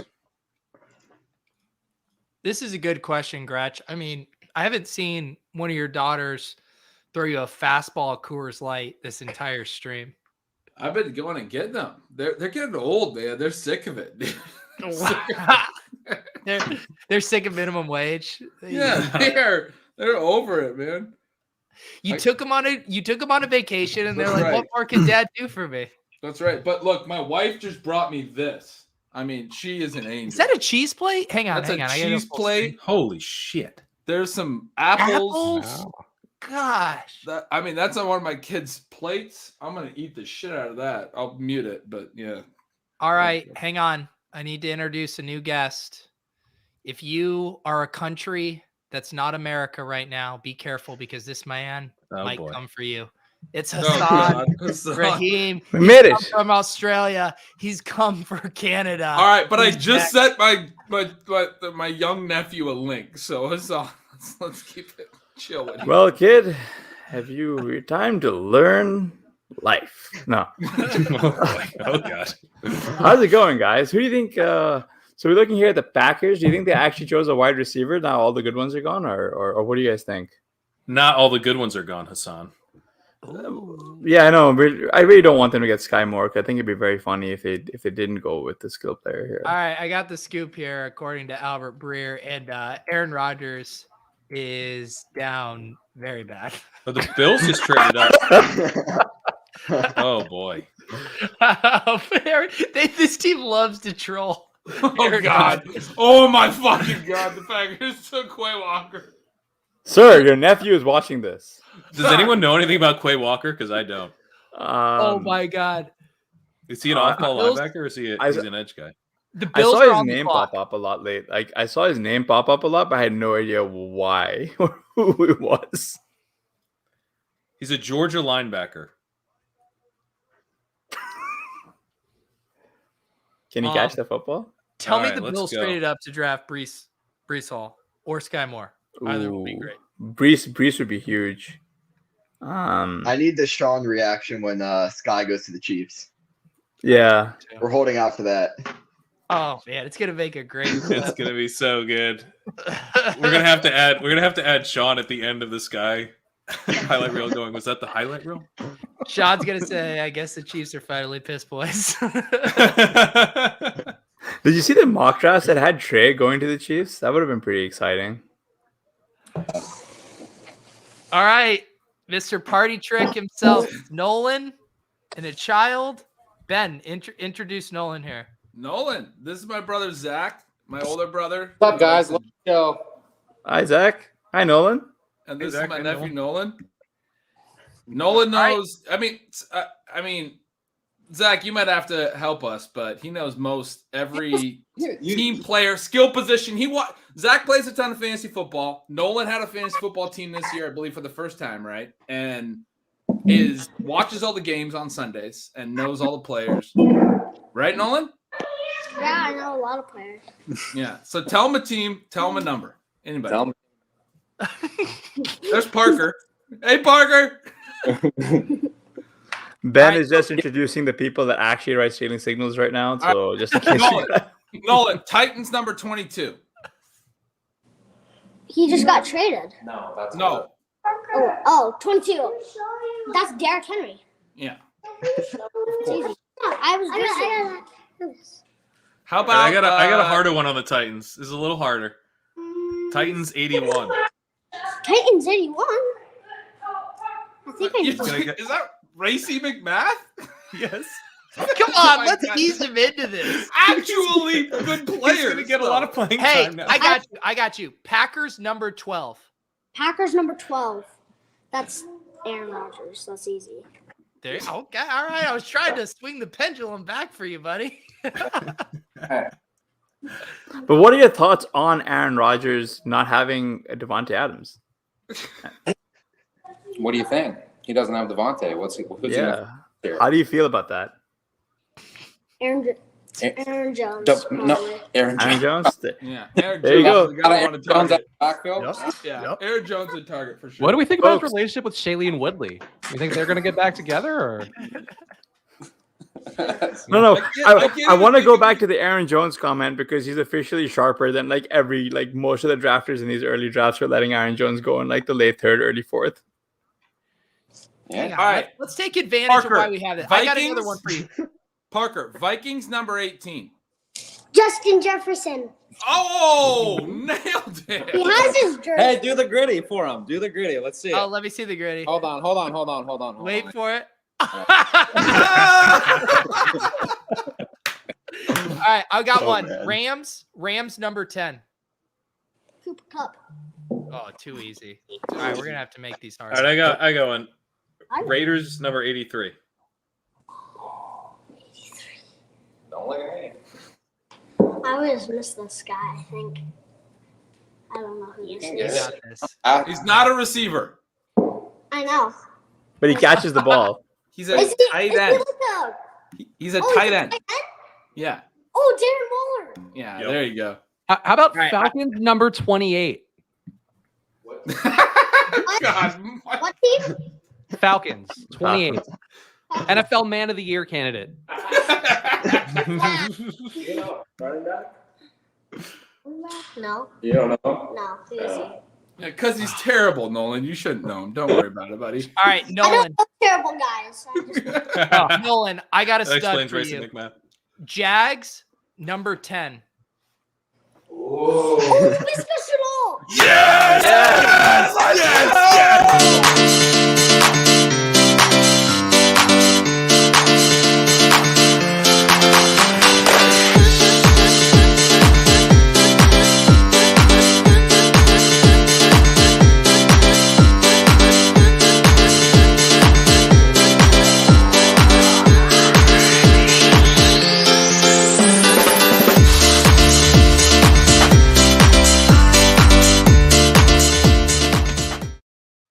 Nailed it. Let's go. Nolan was very clear that he did not know terrible guys. Yes, he only knows good players. Did Nolan drop the mic and just pieced out on that? I love Drop the mic. it. Oh no, he's back. He's back. What happened? Nolan- Was that you guys who put on the LaVisca? Yes. Is that us? No, I mean we have a clip for everyone in the league. That's tight.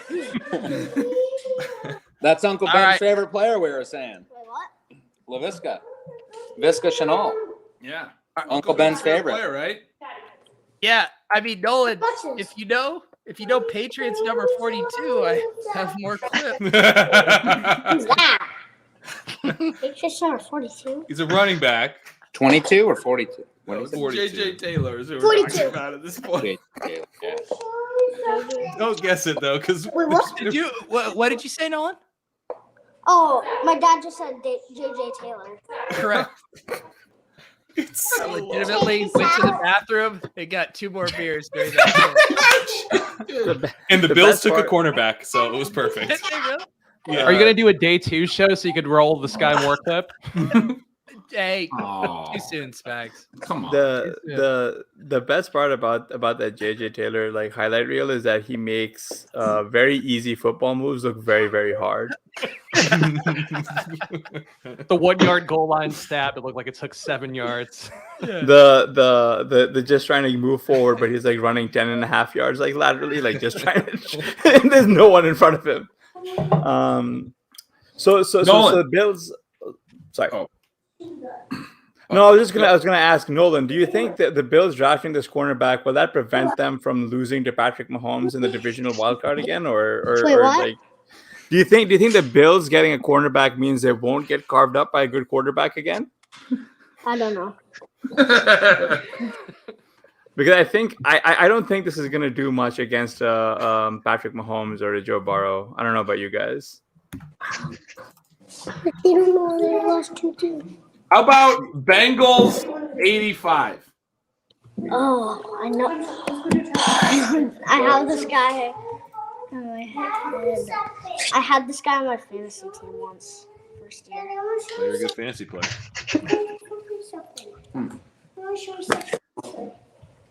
Is that tight end? Oh no, he's that receiver I meant.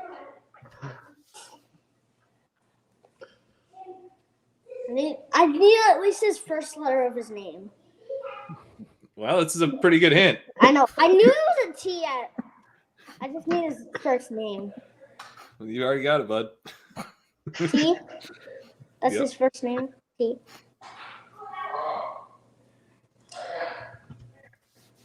Erkins. All right, what about Bengals 1? Do you know Bengals 1? That's Jamar Chase. Exactly. No one has his jersey. I have his jersey too. Who's the other receiver on the Bengals? The other receiver on the Bengals. I forgot. Oh! I forgot. But his last name's Higgins. Yes, T. Higgins. Oh, yeah, T. Higgins. Yeah. I There thought we go. it had a different letter at the end for a second. Oh, I slipped. All right, what about Bills 14? Oh, Nolan. What? Bills 14. Bills 14. Give me one. Stephon Diggs.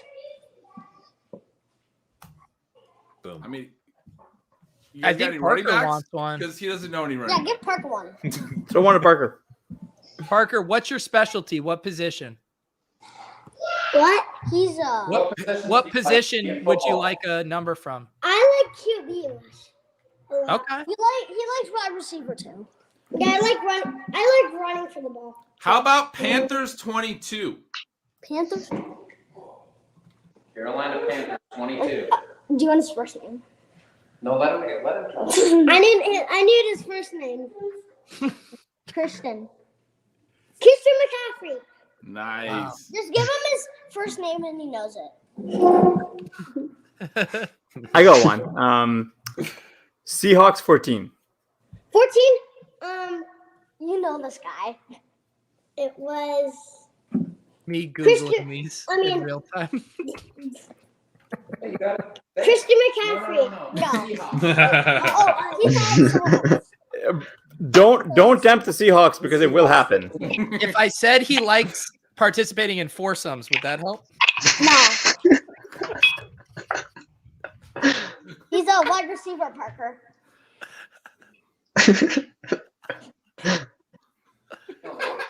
I keep forgetting his name. He said his diet is entirely Skittles and candy. Oh, yeah. I have him on my Madden team. Oh, Nolan, who is it? DK Metcalf. Yeah, that's right. Oh, DK Metcalf 14? I thought that was like, oh, you meant, I thought that was Christian McCaffrey. You were thinking Kyle Walker. Yeah, Tyler Lockett. Number 16. That's your favorite receiver on the Seahawks, right? Yeah. All right, guys. So this I think we're gonna this one's a talk- little. Let's do one more. Let's do one more. This one's a little Last one outdated. about bedtime. So. That's gonna do it. last one before bedtime. Like You guys know the One more. You Buccaneers get one more. 27? One more for me, one for me. They were arguing about bedtime. Pat, you got to repeat it. The Buccaneers 27. 27. Well, wait a minute. Oh, On a technicality. no. He changed his number, but it was Leonard Fournette still. Oh. No, hold on. We don't play for the Bucks anymore. Oh, he doesn't? It was Leonard Fournette. Like 2 years This ago. is hitting too close to home, Nolan. This is hurting. I forgot. I thought. The other running back. Do you know the other running back? No. Oh. It's unfortunate. Just Hey, Davis. I think we could all agree. You guys should probably get to bed. Yeah. You hurt bad feelings. Probably. You guys. I think it's your bedtime. wow. All right. Well, I think you guys should probably have a glass of milk and brush your teeth. Thanks for coming Why on. Say don't you goodbye, show them who it guys. was, Pete? Yeah. No, I need one more. I need one more. Say thank you. One more. All right, Parker wants a walk off. Yeah. All right, I'm gonna give you one, Parker. Rams number 9 played on the biggest stage imaginable. I had no idea. He knows. He knows it. He just. Yeah, I'll give him. He knows it because you're going to whisper it in his ear. All right. No, I'll give Thank him. you, guys. I'll give him a zero. Matthew. How about Steelers 88? Oh, Steelers idiot. Much That's better. Lynn Swan, a legendary. Good night, guys.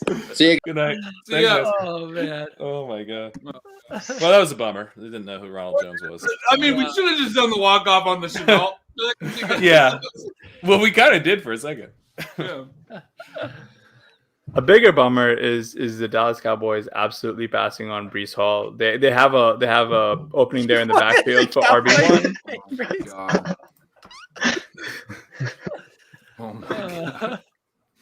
That would Cowboys just took a tackle. We never got Sean's take on the Chiefs trading up for a corner.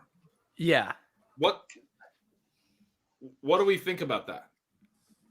Well, I'm not a fan of that, but we do see the Bills and the Chiefs both sort of attacking each other, trying to get some stops toward the end of this next AFC Championship game coming up. I don't know about the corners to say whether they had to be moving into those areas to make those plays, but it is interesting. And the Chiefs definitely had a need there, and so they're at least attacking a need. It was frustrating that we're into a situation here where they don't have the receivers to go after. It's better to move up for the corner than to move up for Christian Watson. We'll see if both of these teams now are sort of playing a little bit of chicken like we've seen with the quarterbacks. Are we going to see Pickens make it to, where they're currently going? He's still the one I'm dreaming about here, so I'm excited for that. I did want to ask, Dubner, you've done all this just amazing best ball research for us. You've got some really cool stuff coming out with our underdog tools that are going to release this next week. As people have been talking, Pete mentioned at the beginning of the show, $10 million prize pool there. What's your biggest move on best ball boards based on what's happened in the first round? Player that you're drafting or you were drafting and now you're off of, or vice versa? I think, someone who I was on that this draft just solidified my interest is Treylon Burks. I was a little bit worried that we could see him fall out of round 1, but now that we see him kind of replacing A.J. Brown, I think that he should still be drafted as the wide receiver 1 this year in best ball. Do you have anybody you're out on now? I don't think that we've seen anything too surprising just yet. I'm a little bit, I had interest in Malik Willis. I guess I'm a little bit concerned at this point about how many games he'll play if he's going to be falling into round 2 potentially.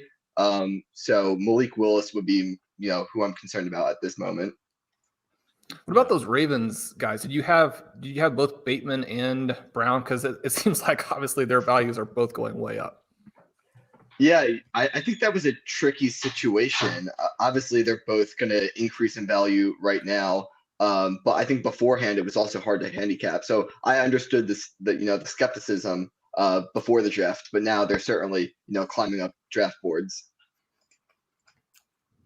Yeah, Hassan, who do you got with those Ravens guys? I'm still really in on Mark Andrews, especially at current ADP. He's been an absolute smash. Rashad Bateman's interesting. The pick for the Ravens still isn't in, and they could potentially take Pickens, so that becomes a bit of a threat there. So I am definitely, of course, I'm pretty in on Bateman. His ADP was fairly low on Underdog. I think it was like wide receiver 44 or 45.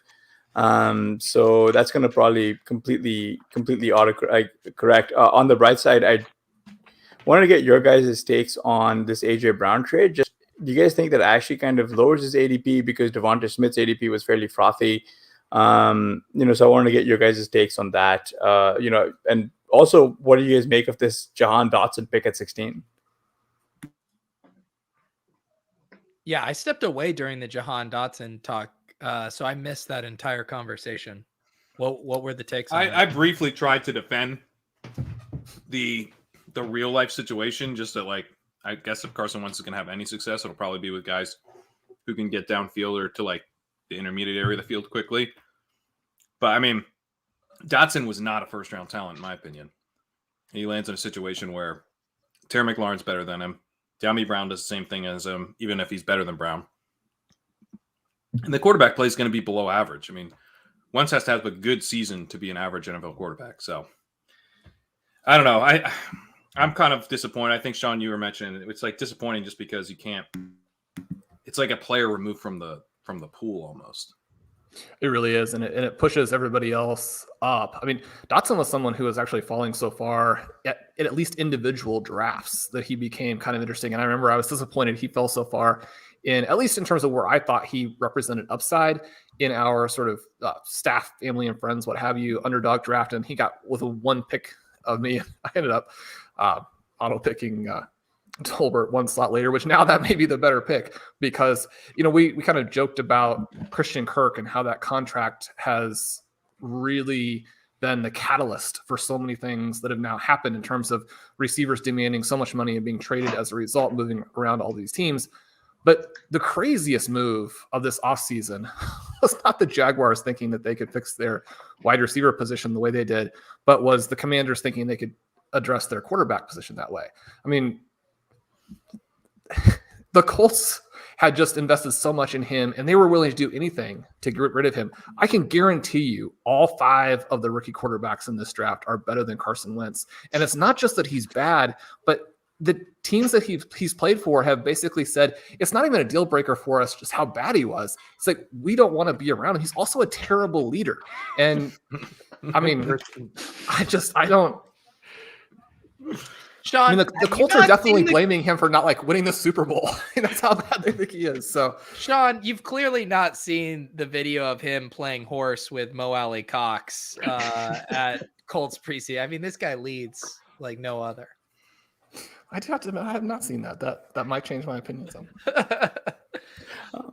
On the flip side, I was curious. Do any of you guys harbor as much hate in your hearts for anything as the Packers front office does for Aaron Rodgers? It's honestly incredible. It's just amazing. It is pretty amazing. There was reporting. I think it was Fowler who said they're looking at Tyquan Thornton and Jelani Woods. That's the skill players that they really have their eyes on in this draft. Those are day 3 guys. Thornton's just like a pure speed guy. Woods is like a fine tight end dart throw, but not. I mean, I would be surprised if he went even 3rd round. Every year they like to up the ante on each other. We're going to pick these guys in the draft, and then Aaron Rodgers is like, I'm going to play well in every game except the NFC Championship game, and we'll just keep going back and forth until we see where this ends up. Yeah. Jesse Palmer.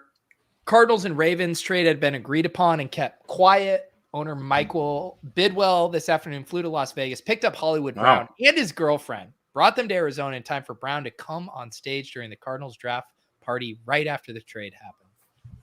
Wow. And then they felt silly because AJ Brown went for 1 pick less. But was he at the Eagles draft party? Probably not. Got to weigh the pros and cons. Yeah. I mean, do the Packers, do they take a wide receiver coming up here? The Ravens took an O-line guy, and the Jets just traded back into the 1st round. Jets Dobbins, load up. Man, I mean, I've genuinely been impressed with the Packers. Is like they haven't selected a receiver in the first 2 rounds since 2014. The last guy they did was Devontae Adams, and every defender they picked since then has just been an abject failure for the most part. Is kind of really kind. I think they've hit on like 1 or 2 of like almost a decade worth of picks. So it's. But is that Devontae Adams guy good? Let's be fair. Like, yeah, he was a good player. I think he did a good job replacing Jordy Nelson, who was the last second rounder. That was the fish in the barrel class, though. You couldn't miss in that. Yeah, one. Randall Cobb. It's not surprising that Thornton would be one of the guys they'd be looking at because both Lazard and MVS are big freak score guys, and they got them for very little. And they haven't quite been the answer, but maybe if they'd stayed a little bit healthier, things had broken a little bit differently. And there is some value to getting those guys late as opposed to getting them early. If you're going to take a risk, at least take a risk on someone who's interesting at the end. So, yeah, I think the issue is that they may only take those guys where it's like if you took, Rodgers' production without like the year that like everyone was like Aaron Rodgers is washed was because Devontae Adams wasn't playing. He had to make do with like Robert Tonyan and people who they just guys who had to cut playing time because of injury to Adams, and like people chased those USFL level talents into like the 5th round or whatever, right? So clearly Rodgers is still very good. It's just Adams was like really like the entire aerial offense. So Godspeed to the Packers this year. You got to draft an off the ball linebacker instead of George Pickens. You just got to do it. How's Josh doing over there on the Underdog stream? I'm about to pop over there in a second. Oh, he's doing great, man, because he's lining his wallets with prop bets. Yeah. But it's one of those things. I mean, this as a tout. It's like you might be absolutely smashing. Jesus. But if your picks are not hitting, it doesn't matter how much money you make sometimes. So he's tilting a little bit in that regard. Well, it's funny you call me a tout, Davis, because there is breaking news tonight. Massachusetts just legalized sports betting as of a few hours ago. So it's now my turn.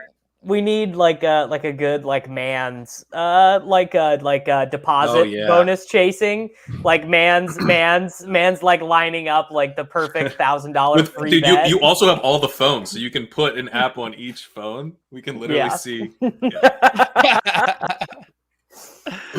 Oh my goodness! Wait, what? Hassan, what's this tweet you just sent me?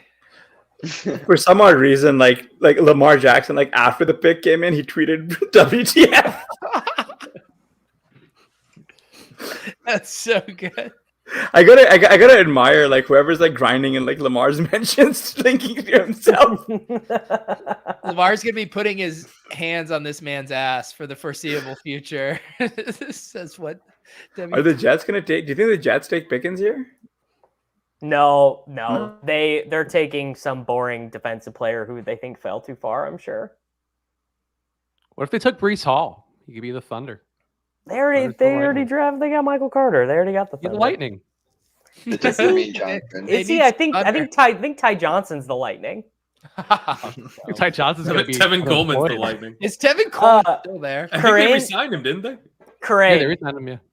In these leagues that we are in that do the rookie drafts before the NFL draft, how down bad are the Malik Willis 101ers right now? Quite bad.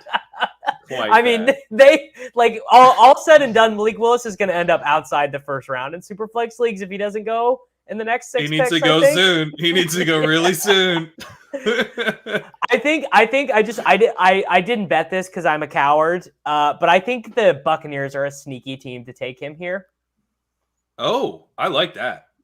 I like that a lot. Very similar offenses for him and Tom Brady. Well, it's just like who better for him to sit for 2 years behind than Mr. Brady. Well, plus he's gonna do his Dolphins move next year anyway. This is all time. This is all time. Rupesh, according to my 2021 best ball shares, Tevin Coleman is both the Thunder and the Lightning. Oh, I was loaded up on Tevin Coleman. Oh, that is so good. Guys, We have not seen a draft with one quarterback this deep since when? Someone tweeted it earlier. It was like since like 1996, there was one quarterback who went at 26. It was Lynn Swan's. Yeah. Yeah. But we got to get some other teams got to be coming back up here, right? The Jaguars just traded up, so they're not taking Willis. Oh, I wonder if it's for Jermaine Johnson. Jets just took Jermaine Johnson. Yeah, he just went. Okay. Wow. Yeah. Great. They apparently really like Sky Moore, so this could be an absolute. Oh disaster my for God! us. Yeah, Pat, tell us about you getting involved in Jags So Twitter. it was actually pretty hilarious because I think again this was Fowler. He was saying the Jags really like Sky Moore at 33. There's teams who want to take him in like the mid-second, but he's probably not going to get that far. And I just tweeted it out with the Michael Scott no gif because I don't want to see Sky Moore in the Jaguars. But then all the Jaguars fans started quote retweeting, being like, "Yeah, this would be a disaster for us." And then some guys are like, "I don't get this guy's deal. I like Sky. I think he'd be a great pick at 33." I'm like, "I like him too. I don't want to have anything to do with your shit team." It's funny that you guys were both on the opposite ends of the spectrum. They didn't want Sky, and you didn't want the Jags to have Sky. Yes. Jags Twitter is vicious, man. They get after you. Well, it's like, what else do they have? I mean, yeah, the quarterback is Trevor Lawrence. Come on. Jags get number 27. Bucks get was 33, it the 106, and 180.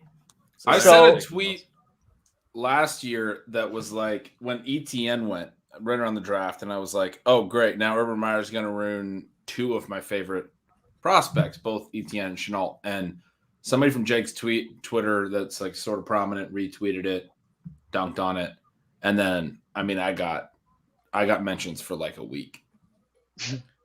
I think you should just. How much of an idiot I you should retweet some of those mentions.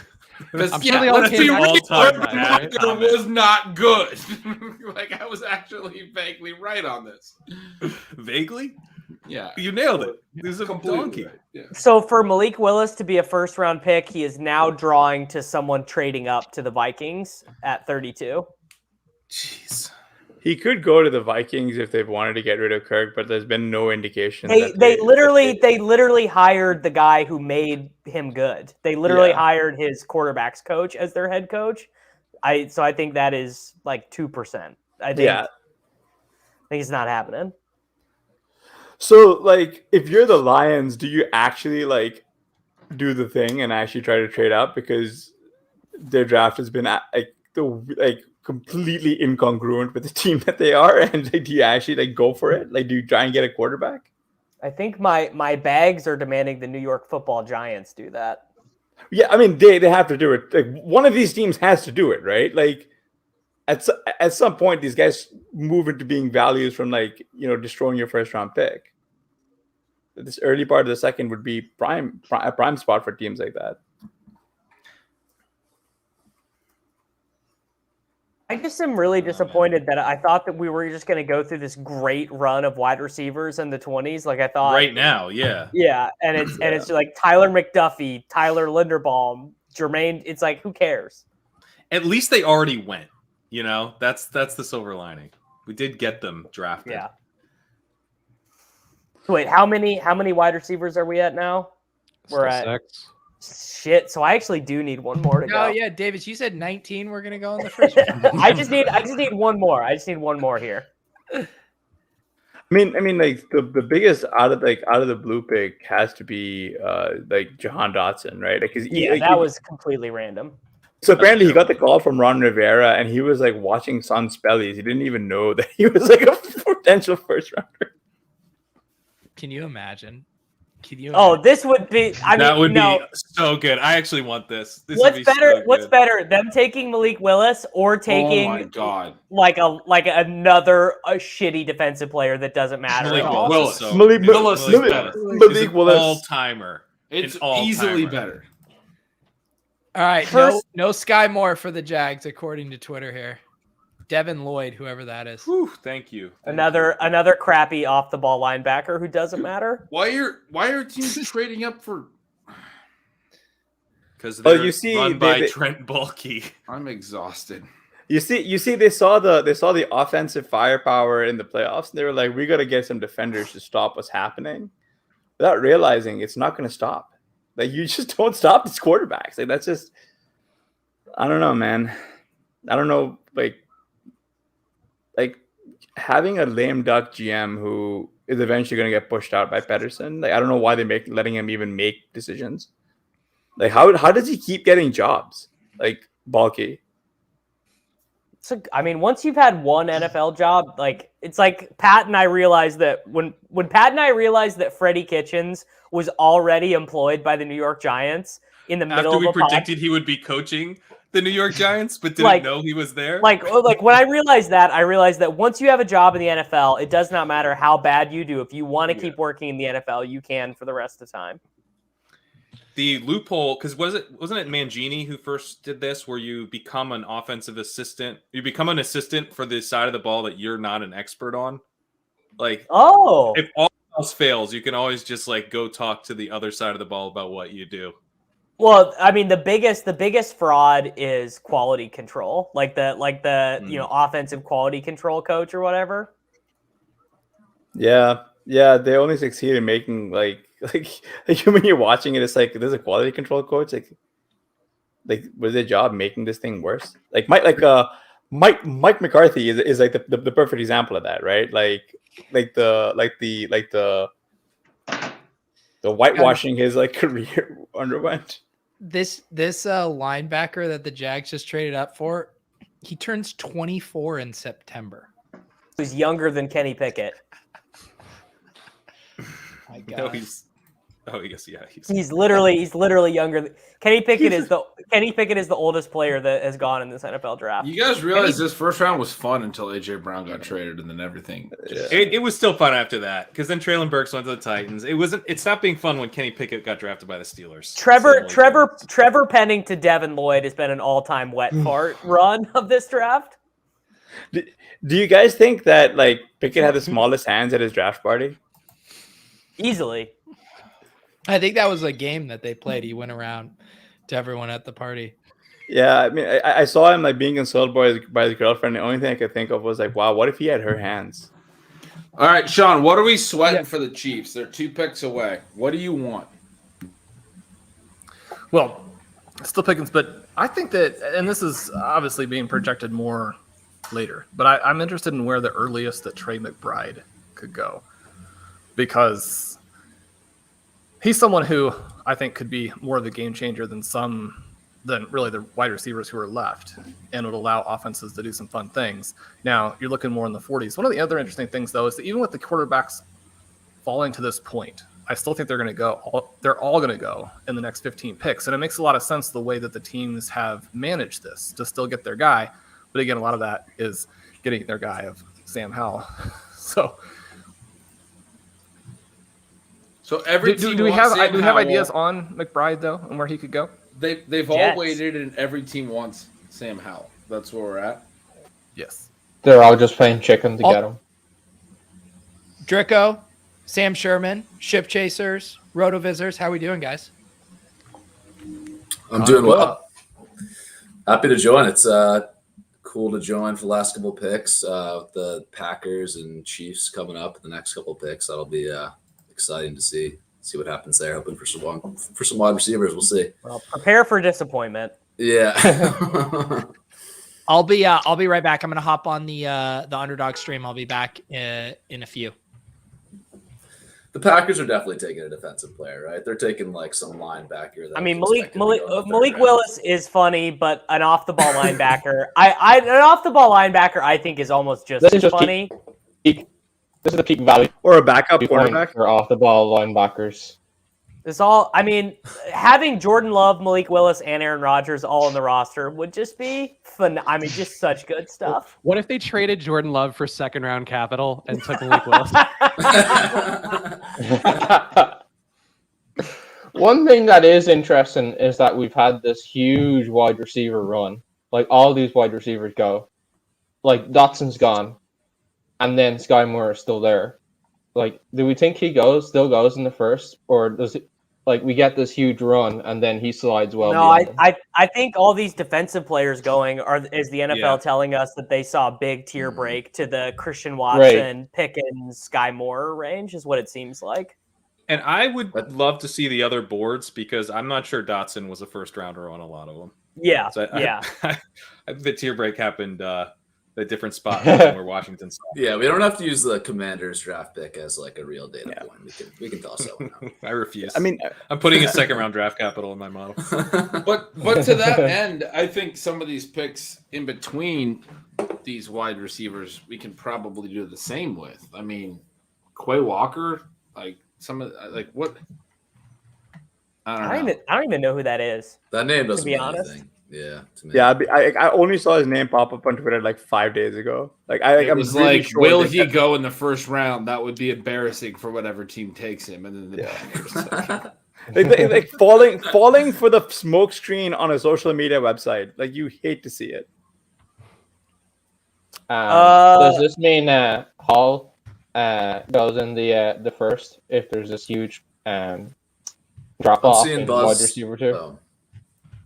Sorry to cut you off, Trick. I was just saying I'm seeing buzz in my timeline. The Packers are not taking a wide receiver here. Defensive tackle. D-line. Devontae Wyatt. Sammy Watkins, baby. The only way you can't get even on a bet is when you stop betting it, and I'm not going to stop now. There would be no you'd have to move heaven and earth. No, you just gotta go all in, man. Like that's just it. I mean, what can he possibly cost on Underdog right now? And what can possibly go wrong? What are the Packers doing? This is one of the craziest like 4-year runs I've ever seen from a team. Like Aaron Rodgers is what? He's going to be 39 this year. I mean, he's winning back-to-back MVPs. They won't put any talent around him. I cannot believe they just traded Devontae Adams, had 2 first-round picks, and took a fucking linebacker and a D tackle. And you have a very, very limited good Super Bowl window. Like you're gonna have this nice Super Bowl window and then a huge drop off after that, probably. And they're doing if you can bet Packers to get the first round exit again in the playoffs, like just try and book it now. That's just like guaranteed money. You think they get there? I mean, is Alan Lazard the best draft pick in fantasy football in 2022? No, Watkins is. Yeah, it's Watkins. Sammy Watkins. They're going to go to the. Let me repeat: is Alan Lazard the best draft pick in 2022? You remember when Watkins went viral a couple of years ago for like the insane like conspiracy theories he believed in? He's going to be vibing so hard with Aaron Rodgers. They're going to be eating clay together. They're going to be holding meditation crystals, talking about aliens. It's going to be a great time, and that's going to be 1,000-yard season easy. Sam, you think they can have Julio? I was going to say, I think they're going to the Julio, Jarvis, Fuller. Well, they have to be picking up one of these veteran wide receivers. Like, I'd hammer those guys in best ball right after the draft because I feel like they're going. One of them has to go to the Packers, right? I don't know. Do you think Fuller plays again? What is his finger back from being shattered? You think he's going to retire? I don't think he's going to retire, but like. I've heard Julio's going to the Buccaneers. I'm still drafting Julio. Everyone's like saying he doesn't love football or whatever, but he's playing somewhere. No, there with Fuller, wasn't there like a personal absence as well in there baked in back when he was on the on the Fins, right? Like, and there were rumors that he was contemplating retirement, right? So that's why I bring up the question here is like, do we think Fuller actually plays again? Yes. His finger was like he got another surgery after the season. His finger was like broken in like a shitload of spots. They called it shattered. I think, I'm willing to chalk it up to a bit of a fluke injury. I think it's just easy to put the injury prone label on him, but it does seem like it was a truly fluke, weird injury. Yeah, no, I don't really use the injury prone designation because I don't think it's a real thing. I do think that like the question of if he plays again was real because he was contemplating retirement. I think was a rumor. Michael, how are you playing those free agent guys in terms of Fuller, Landry, Julio? I mean, Landry continues to be connected to some pretty interesting places. Yeah, I mean, right now their prices are just very affordable, and they're going to end up on a roster. And then when you know their landing spot, they're all going to go a lot earlier in drafts. So I'm just trying to get my exposure now before they creep up. Do you have any favorite places for them? No, I think Green Bay is obvious. You could see someone going to Kansas City. Just really any of the high power offenses I'm excited about. And, I think once when they land on any roster, even if it's, one of the poorer offenses, you can still talk yourself into the target volume they could receive, even if they land in, say, Houston or something. So I would still be targeting them now, no matter what. Yeah, I think Landry still has a chance for the Chiefs. They look like they may be trying to put together the 2 of the 5 slowest and 2 of the 5 fastest wide receivers in the NFL and kind of see how that works together.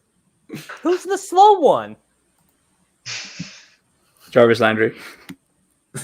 Is Sean Juju is not he's not slow. No. I won't let this stand. I mean, they had to move him to the slot, and he was like, I can play on the outside. I'm coming back to Pittsburgh to prove it. And then he played in the slot again. He got hurt. It's not his fault. He got hurt while running a route from the slot. Juju's fault. Juju is going to learn a lot from Travis Kelce. It's going to be a good situation. They're just going to both run whatever they want. Is he converting to tight end? Is that what's happening? Yeah. I mean, basically. JJ Arcega. Yeah. Trade for JJ. You don't only run routes as long as a TikTok. Arthega. Yeah, put some respect. All right, so say that if he caught an NFL pass. What are we thinking with the Patriots here? Like, who's the oldest safety that they can take? Kyle Miller route, D3 safety. I can see that. The pick is in apparently for the Patriots, so we should see it here in a sec. All right, literally a guy I have never heard of, Cole Strange. Couldn't tell you a position. Don't even have a guess. He's from UT Chattanooga, an offensive lineman. For the Patriots? Yeah. Yeah, that makes sense. That fits. He went to Chattanooga? Yeah. Belichick saw something on film. This guy gets leverage like you wouldn't believe. Bill Belichick, the guy sucks. He's going to move him to D-tackle. Flesh this take out. I want to hear this. He's the next Vince Wilfork. You can make a case that Belichick as a GM, not over his whole career, but over the last 5 years, has lost his mind completely. Well, there's that element, but then there's also the things that the Patriots used to do that were so plus EV. They were the only team in the NFL doing them. And now that other teams are not actively bleeding expected points with every decision they make, it's harder for the Patriots to gamify those small edges. And maybe just not having Tom Brady is a problem. Yeah, and I mean, I go back to Hayden Winks' lineup all the time, but if the Patriots were to run, if the NFL ran a 53-man relay race with everyone on the roster, the Patriots would come in last, and that is a problem. How do you not take a swing at Pickens there? Sorry, Dubner, you're saying? Dubner. No, it's just saying, Sean, you're finally sweating on the clock. No, we're back. The Patriots are pretty funny because we give them all this credit for trading down. But it turns out that there's at least a small possibility that the reason they trade down is because they're going to take someone that everybody else has valued 3 rounds later. And they're it's less embarrassing after we've traded down to do it than if we had just taken that guy. But that's better than what the Seahawks and drafting the fucking guy at 15 overall. At least they trade down to do that. Yeah, but I mean, some of it is you're everyone in this draft has been pretty public about their desire to trade down to where you're not going to get what you think that you should get for that pick. So why not just go with? But nobody wants a QB. Nobody's trading up. Yeah. And that's the entire that's what's set this entire thing in motion is people just now wave these QBs. Pretty impressive, really, when you consider the fact that Marcus Mariota is actually going to be starting. Really, it's really wild. It's wild. Yeah, Drew Lock is going to be starting. Yeah, Drew Lock is starting. No, I would be 2 picks picking up early round 2. They started Russell Wilson as a 3rd rounder. I still think at 40 or 41 they take a QB. Yeah, Connor, you and I talked a lot about this, that these guys could go here in the 40s, and the teams have set this up. And you wrote a great article about it. What are you looking at for these guys with these potential landing spots here? Wait, what was the fart noise? That was the Chiefs pick. What was the Chiefs pick? George Carflitis. Oh God. All right. Value. Sorry, Sean. Finish your question. I think that Sean, obviously how you having the. Or had you finished it? Yeah, no, go ahead.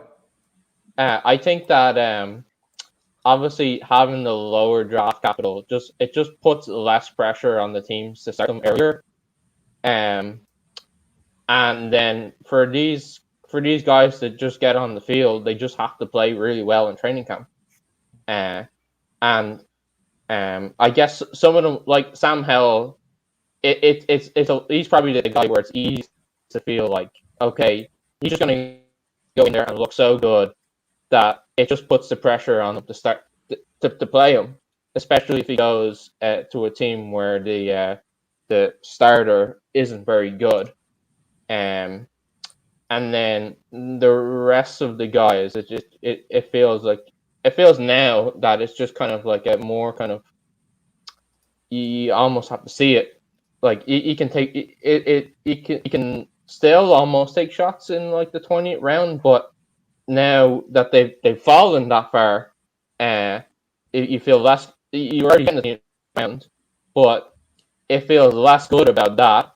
And you almost have to see, hey, this guy is balling out, and now he is putting pressure on the team to start them, rather than where exactly they go. Or that's my reaction anyway. Yeah. I would say that these guys are still not going to be blocked, and so if you look good, you're still going to play. The other thing that I would say is that I guess maybe it's just the contrary nature, but I don't really buy the idea that teams don't have guys that they want here. And that, I mean, we saw like the Chiefs move up for, in my opinion, for no reason, but yet they obviously felt like there was somebody that wasn't going to make it to them. And we talk all the time about running backs are not that important in reality. Obviously, some of us suggest they're overrated in fantasy, but Breece Hall is out there, right? I mean, there's a guy who is a spectacular running back prospect. There are players that are going to be very, very good NFL players who are still out there. So I think that the idea that there's no opportunity cost, or that the fact that the QBs have dropped means that the NFL completely agrees that they're not any good, I guess I would still question that. I think these teams are taking players that they like, and in the next 15 picks, and we talk all the time about day 2 is where so much of the fantasy value is really made, how the teams that are good make their teams up. And I think that round 2 is going to be really interesting, have a lot of good players. So I think that we can still look at this first round and these last 10 picks and say, if a team made a bad pick, then they should get criticized for that, because there are really good players out there. I'm probably the last person in the world to recommend taking a running back in anything, but if you're questioning whether or not there's a good player available, just take Breece Hall. I mean, that's pretty clear cut. I like this take a lot, because I was going to make a take that was going to run counter to it. That was because essentially the QBs are still on the board, because the rest of the receivers are still on the board, and all these guys that don't seem that exciting have gone. Probably we have an indication that, I mean, we already saw a couple trade ups that teams aren't willing to trade up for these guys. But I like that you just went and said you think these teams want these guys, basically, that there is opportunity cost at other positions too. Yeah. Makes me feel a little better. Yeah. The ththing with the quarterbacks is, like, I wonder if I'll end up having more of them in best ball than I might have, but less in dynasty. Because the long-term team commitment does worry me with these guys, particularly the guy like Willis, I think one thing that I've heard brought up, I think Rich Rebar has brought this up on several podcasts, that the 5th-year option for first-round picks doesn't matter anymore, really. Yeah, it doesn't matter anymore. Starting with 2018 first-round picks, they actually changed how that option works. And now the 5th-year option is fully guaranteed, and you have to decide on that before the 4th year. Before that, it used to not be fully guaranteed. Also, I might be messing up some of the details, but now I also think if you make like one Pro Bowl, it goes to being the average of the top 10 highest paid players to position. So for teams, it used to be like, oh, this 5th-year option was great for rookie QBs, it's kind of like low risk, high reward. It doesn't cost us that much. Now it's like you got to pay Daniel Jones $22 million in his 5th year. And they decided not to. Yeah, and it's like it's less of an advantage. So I think, like you were saying, Pat, like that first round signal, I think used to mean more when that 5th year option was such a big factor. But now that it's not as big of a thing, I think some teams might be like, hey, we're happy to sit back into the early second because we don't care about that 5th year option anymore. So maybe it's slightly less of a signal than it used to be. And there's still a few teams where you can see an early second round quarterback start immediately. I could still see that in Atlanta, Pittsburgh, Seattle. So if you see a team come up in early day 2 for a quarterback, they could still start pretty quickly. If Pickett's not starting day 1, I mean, talk about the worst pick of the draft. Like the only reason to take Pickett is because he can immediately start for you. I think the thing about the second is they really have to earn it now. Like they really have to go in there and look good. Whereas before, or sorry, if they were in the first, even if they didn't look the best as you wanted, like there was more pressure. Whereas now they really do have to show out. Am I gonna lose over 6.5 wide receivers? Yeah, that'd be a bad beat. Yeah, wow. This is gonna be a really You're bad dust. I'm dusted. The only way you can get it is if someone trades up to 32. Do you think the Vikings? The Vikings could take a wide receiver. They take Pickens. They were tied to Garrett Wilson. Yeah, I mean, Thielen is 31. He's like more of a tight end at this point. It's better to just tell Davis he's dust, and then if he gets lucky, then we can all celebrate. I mean, it's like my biggest. I could solve 2 of them because I have George Pickens at under 32.5 too, so that would be amazing. Okay. All right, Pickens. But Let's go. My biggest spot was the over on Kenny Pickett's, and that already hit, and Trayvon Walker first overall. So I didn't clean up as I'm sure I'll look at Amico's spreadsheet later, and he'll have 900 wagers clearing or whatever. But I'm happy with how it went. But getting the Pickens over a 6.5 combo would be extremely fire. So, what was the going rate on Packers and Chiefs pick 4 defensive players and receivers? You could have worked it out in such a way you could have gotten like 4-1 on that. No, way more than that. No. The books were. I saw the Packers to only take defensive players at like plus 115. Really? Yeah, Mm-hmm. I mean, it's just been what they knew. do. Yeah, they knew. Like this has like been true to Packers type. They just pick dog shit. Like they just waste everyone's time, and then they expect Aaron Rodgers to like bail them out. They literally do just waste everyone's time. Like, all right, let's win 13 games in the regular season, and we'll be the most popular upset pick in round 1 every Instantly year. get bounced. Yeah, it's like humiliating loss after humiliating loss. Like Raheem Mostert ran losing to Jimmy Garoppolo at home in a bad weather game is like that is like unbelievably But they sad. played it like they played it like we can't let Jimmy get the ball. Like, we gotta grind it out. Like, that's why, dude. buddy. That's why we took AJ Dillon in the 2nd round and decided to Guerra to block in the 3rd round. We knew what we were doing, and they just knew they're gonna need Jordan Love out there. What do you guys think would be the cap on Aaron Jones's target share now? Like, I felt like 19. I felt like hesitant. I felt hesitant because like just trying to a running back over and over. They're just gonna do that. But do they have any 47%? Yeah. I mean, but like, what's stopping them? I mean, like realistically, like what is stopping Rodgers doesn't really like to play that way. Yeah, I mean, he's gonna. Well, it's not a good way to play. The Packers do not care how Rodgers likes. Well, I mean, but at the end of the day, Rodgers is the one who like literally has the decision of where to deliver the ball, and he likes to make. I mean, you know that stupid throw that Rodgers makes off his back foot towards it's. He's like my least favorite player of all time. I absolutely detest him. But I know you guys know that stupid throw he makes where he just kind of whips it out to the sideline off his back foot. Yeah. He just guy's in love with making that throw. He would rather try and force it to Amari Rodgers 13 yards down the field than take the 8-yard check down to Aaron Jones.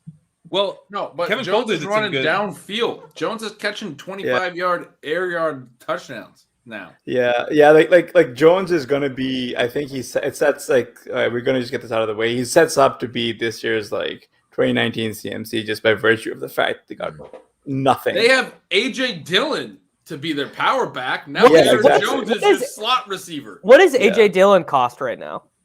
Like he's like a fifth AJ Dillon rounder. and will be on the field together a lot. It's going to be like the what was the season with Mark Ingram and Alvin Kamara? And where Alvin they were Kamara. both top 10 backs. Like It's funny. It's funny that your brain went there because my brain went to Jeremy Hill and Giovanni Bernard. That was the. I mean, that still works though. That was a decent combo.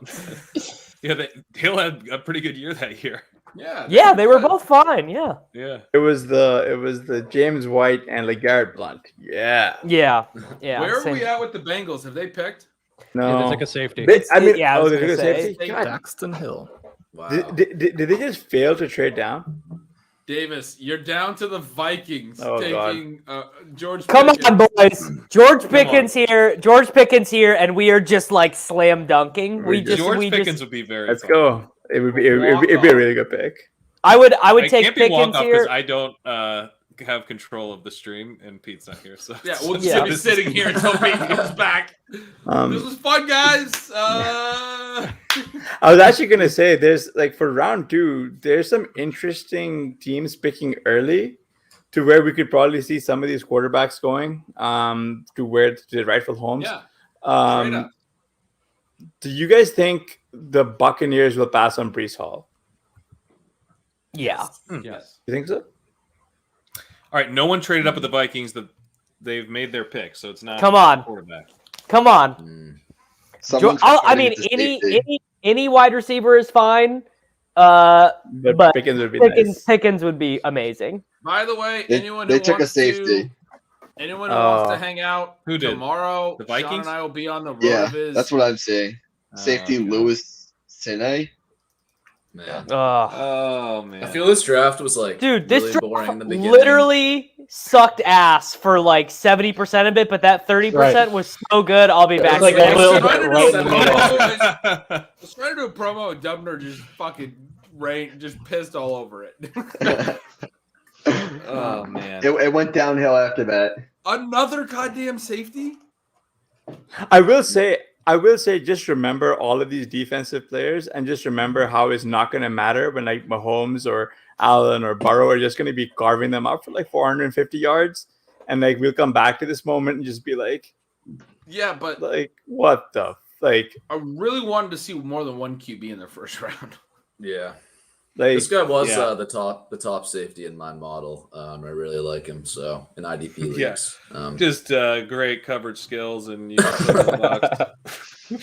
Did not know we had models for IDP leagues on the show, but thank you. That's fantastic. no, I'm kidding. I have no Okay. idea. There were IDP safety is such a joke because you can't pick any good safeties. You only pick safeties who like play like old school like in Cam the Chancellor box. safety. In the box. Yeah, because they have to get tackles. Yeah, like you should have to pick the worst. So you have to pick the league's worst safeties to get those tackles. That's hilarious. six Actually love six that. wide receivers were gone by pick 18, and only dude. 6 wide receivers went. 1 quarterback went, 0 running back, 0 tight ends. So seven fantasy relevant players plus Hollywood Brown and AJ Brown being traded. So nine players, roughly. That's a really bad beat. Sorry, man. Like, I mean, and That's brutal. There's an impact on a lot more guys than that when you talk about I Hollywood getting traded. Rashad Bateman, I get it. Rashad No. Bateman, winner. but like you would assume, and we were talking about them, but the Packers could really use a fucking wide receiver, right? Like, Yeah. you got the Packers. Not to complain, but McCole Hardman is slotted to play 95% of the snaps for a team that is expecting to win the Super Bowl, and that doesn't feel very good right Feels now. pretty good. I mean, I think I got like 90% McCall right now. I was hoping that would come. I'm not out at even. some point. I haven't even started drafting yet, but like I was kind of hoping that situation would be remedied before I started clicking because whatever Hardman costs right now, it's way too cheap. It's I was getting him in the 14th round. 14th round. Again. So many teams can still trade up to early second. That could Still still could. happen. That could still happen. I mean, it's not as useful for my bags, but yeah. Yeah. Now, No, now make it back. You just make it back in like in best ball or something. yeah. Well, when Hardman has like 180, half PPR points, it's all good. Before I leave, I just want takes on what happened to Malik Willis. Like, is it just done? Like, is Malik Willis in Geno Smith territory, and we'll just never hear from him again, pretty much? No. Giants pick 4th tomorrow, so at the top of the second round. So like possibility that they are backstop. Landing spots don't. I mean, it's gonna matter there for sure. Yeah. I feel like whoever the Lions take, that guy will have a chance to. Yeah, but Lions will pick up on the Seahawks. 14th. So you got the Giants, the Texans, and the Seahawks would pick twice tomorrow, and so do the Falcons before the Lions. So like we could see a quarterback run tomorrow early. One of the things I'm thinking here too, it's interesting, Pat, if I understood you correctly, saying get less of these quarterbacks in Dynasty.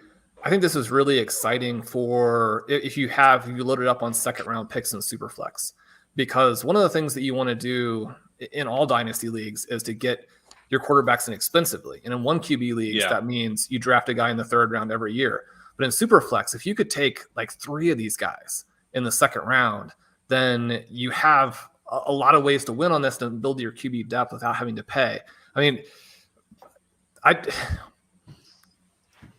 you can win Superflex with basically no QBs at all, right? But if you can build up the depth, and I think these guys, even if they don't play right away, are going to be tradable for more than that down the line. So it's one of these situations where I think you can add players where the player doesn't even actually have to be good, and you're going to profit. Because again, these guys have very fantasy relevant profiles. They don't have to win the job right away. They don't have to go out there and play well. All they have to do is be on a team where the guy in front of them is not very good. And we still have a lot of those teams in the next 15 picks who fit that criteria. Yeah, my thing with the Dynasty stock is that, like, I guess I'm not sure they'll be there in the 2nd round. Like, we did a draft, pre-draft, where I think it was like Pickett, Corral, and Howell went like back to back to back. Ben, you're in that league. I don't know. I think it was like right in that like 7, 8, 9 range or something like that. And so, I mean, at that point, it was clear like Howell was not going to be a first round NFL Howell pick. and Ritter. I'm the one who took Howell. Okay. And I took Ritter behind him. They all went 4 in a row. Yeah. So like, I don't know that they get much past that. Maybe they do. If they do, I'm gonna.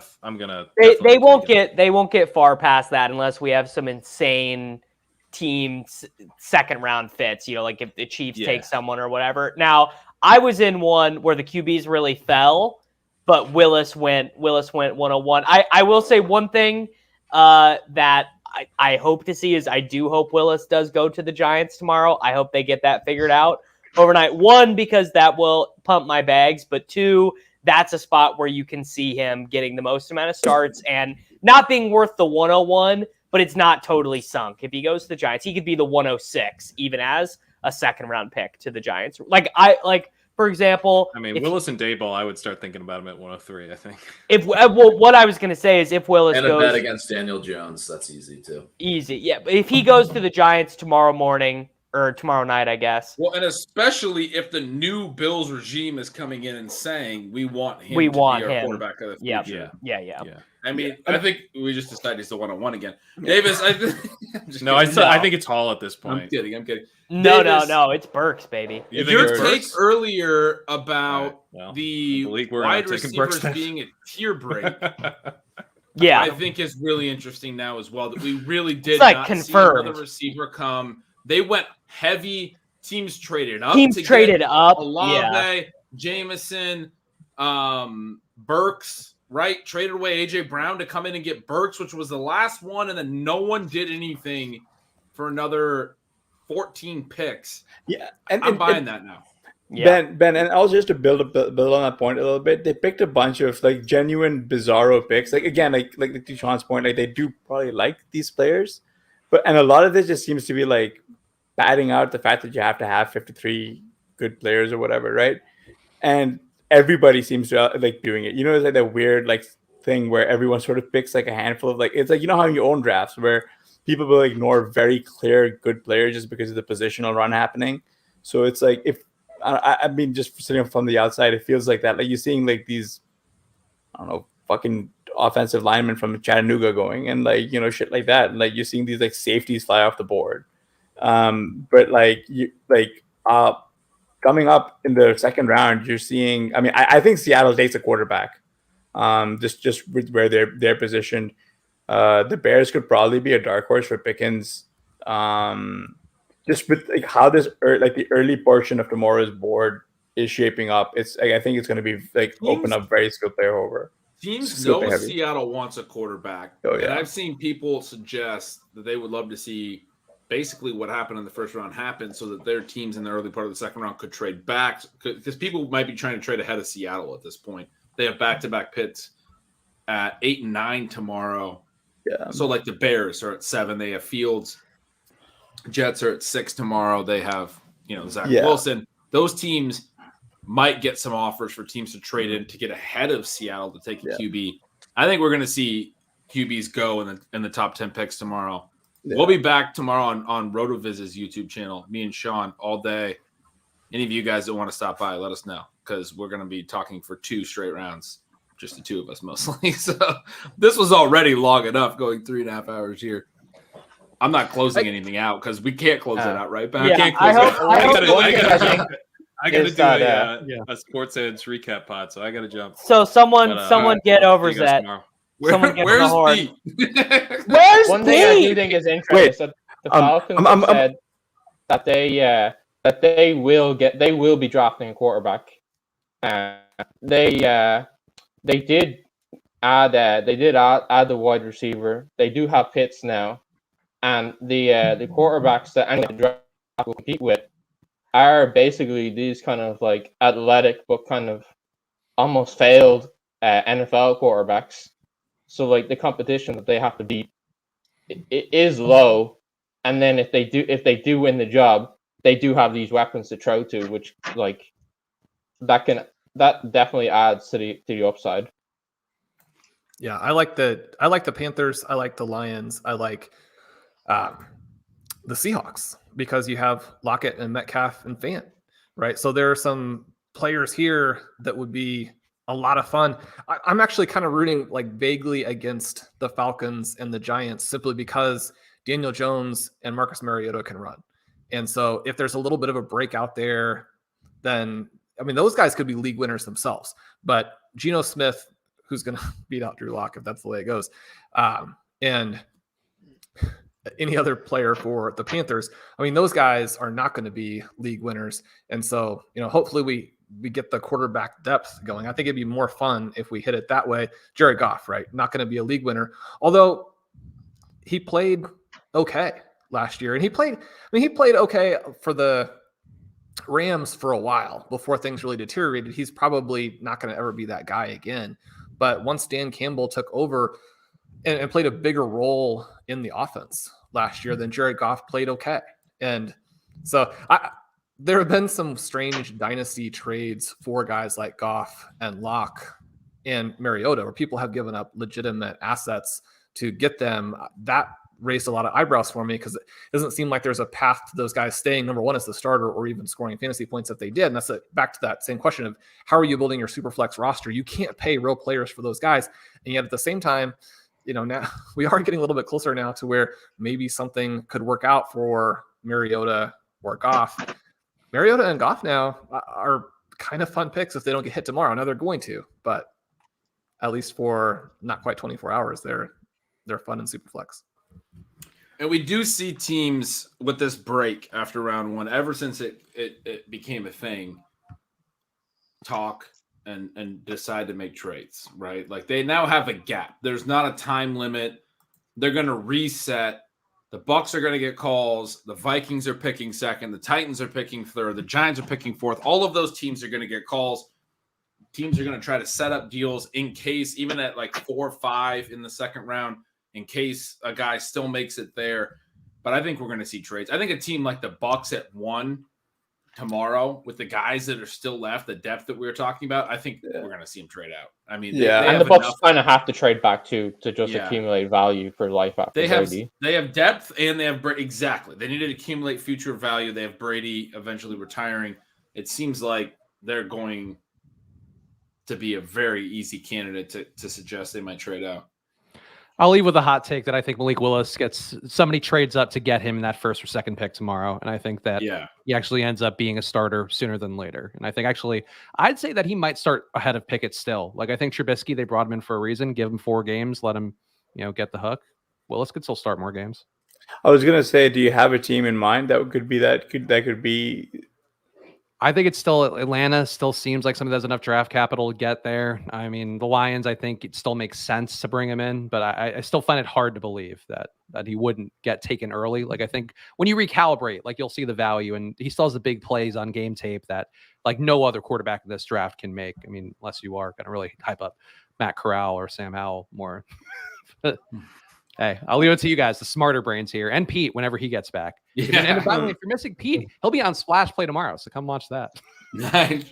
Nice. What I will say is, thanks, guys. Cheers, Bags.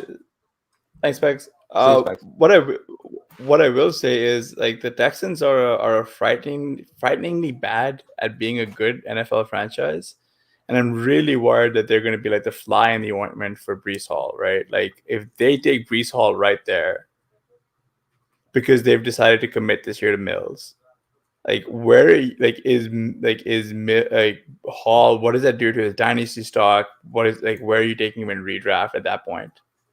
Is it not a thing where he would be Najee Harris with a billion touches and poor efficiency? But it's going to be, and the situation wasn't great last year for Harris and Pittsburgh. It would be worse with the Texans, but Hall is also more talented. So he might be able to neutralize some of that negative efficiency simply through his own ability. Yeah. Obviously, the best pick of the draft for me was when the Bills passed on Breece Hall, because Devin Singletary is the guy.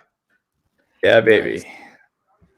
Because I'm just like looking, because we don't have information on trades, and there's a lot of really bad pairs here, right? For skilled players to meet these teams. I mean, I'm still gonna stick with at least my gut take, which is just like these guys, like the NFL kind of might have outsmarted itself because no one wanted to trade down, or they weren't able to find the value. It's like how in Dynasty, you know how like people get like into these bad trade discussions and it's like it never goes anywhere. So I guess it's just like you just take whoever, and like people like commend you for like taking your guy. Oh, hey, what's up? Were these guys in the hopper the whole time? What happened? No. You're on the stream. I got kicked off like 10 minutes ago. My internet booted me off. Not too long though. 5-4 is just hanging around in the background. I got done with the Underdog show. Got a refill, and I haven't got to officially meet like Drico and Sam and Hassan and stuff. So I was like, I'll hop back. Let's set the record straight. It's Drico. I've made this mistake. It's sorry, Drico. Connor. Drico the sicko. Drico the sicko is how you remember it. Well, I'm not gonna. I totally understand that, because you probably Connor do it see is. Rico. Okay, yeah, that's fine. Yeah. That's what people call me in real life. Yeah, I'm a simple American idiot, and I read that as Drico, and I will never be able to not. Read Drico. Yeah. So Connor. So I just have to stick to Connor, Right. otherwise I'm gonna fuck it up. So what? I mean, we didn't get anything fun to end this. I feel like once you left Pete, it was just safeties and guards drafted basically. So I don't know what happened. Took a turn for the worse. Either. We had this Seriously. super sweet slice in the middle, and then just like a shit sandwich around it. Yeah. How does Malik Willis not go round one? Just boomer GMs. I brought up the Underdog. I brought it up to the Underdog guys, and they all just straight shit on Willis. Literally, like, he's terrible. He's not an NFL quarterback. You know, obviously they're a little more scout minded. Right. But, if you watch him, I can definitely see why someone would say, "Oh yeah, this guy is bad," because he does hold the ball a long time. But his best receiver was like a walk-on freshman. So like, But like, just to push back a little bit, like, even if it's Malik Willis, right? Like, even if it's not Malik Willis, how are they not taking Ritter or Howell or literally a stab at anyone else, right? Yeah, that's what I Right. mean. It's just a stab. Yeah. I'm just using Malik Willis as a proxy for another quarterback. I think the teams are just scared to draft a QB because if you're a GM and you draft a bad QB, that gets so much attention. If fucking Cole Strange sucks. Right. Nobody remembers it because it's a guard. So I don't know. I like think there's all had this warped. And then somebody drafts a good QB in the second round. You get like X-rated for it. Yeah. I mean, like, but like, what's genuinely weird is just watching teams that aren't particularly deep, like they don't have a particularly deep like offensive skill room, passing on good wide receivers. Right. Yeah. I mean, at the end of the first round, at the end, like Pickens, Sky Moore, those guys. Yeah. Like I mean, like first of all, like congrats to the Packers staying true to form, but but there are other teams there that like genuinely could use the firepower. Like what they've got is not enough. All right, Shawn, give us a little preview to tomorrow, day 2. You and Gretch firing up a stream. Who are the guys you're most excited to see come off the board here before we go? I'm still in on some of these quarterbacks. I think that Willis, some of the things you're seeing with him are like we talked about at the very beginning with Howell, where he's trying to win as opposed to and trying to move the ball, trying to battle as opposed to looking at his NFL draft stock. And so you see some really bad plays, but I think you have to take a shot at the upside. So because of the way the quarterback situation will then affect so many different players, and we have some fun teams out there looking at that. Breece Hall, I think. I mean, you're talking about the 101, right? Still hasn't gone. And again, just a huge, huge talent. It'll be interesting to see where Walker goes. It'll be interesting to see if there is even a third running back that goes at day 2. I mean, we could see the rest of these running backs really, really fall. The guys who are projected in that next tier after the 2 stars are bad, right? It's the players who are actually after that who offer a little bit of intrigue. And so there's the day 2, day 3 element with that. But then you have the players like Moore and Pickens, and I think some of these sort of freak score guys too. Do any of them come in at the end of day 2, sort of that round 3 area? That's one of the reasons why I have a problem with the Chiefs giving up that pick at the end of round 3, because once that pick comes along, I mean, we've all played in dynasty leagues where you're like, okay, well, I don't want my round 4. I know that the hit rate on round 4 is really low. And then it gets to that pick and you're just like, well, what can I trade for this now? Because somebody that I didn't expect to be there fell. I want him on my team. And so you just can't give those picks away. So are any of these receivers who absolutely... I literally did that last week. I did that I traded away a 4th round pick. Was like, I don't need this. And then like 4th round came around and I was like, fuck, I want to trade back in so bad. Yeah, so Ben and I will be looking at all of those guys. We'll have all the stats for you and looking at a variety of different formats too, not just Dynasty, but where they're going to be fitting in for best ball. And it's going to be fun. Shawn will be teaching Ben another lesson on Monday. It's fun, man. You gotta learn. Always learning. What time are you guys firing up your stream tomorrow? 4 Pacific, 7 Eastern. When the draft starts. Okay. 7 Eastern. That is going to be on the RotoViz YouTube channel. Make sure you subscribe to that. 7 p.m. Eastern. Put the notifications on so you get alerted to when they come on.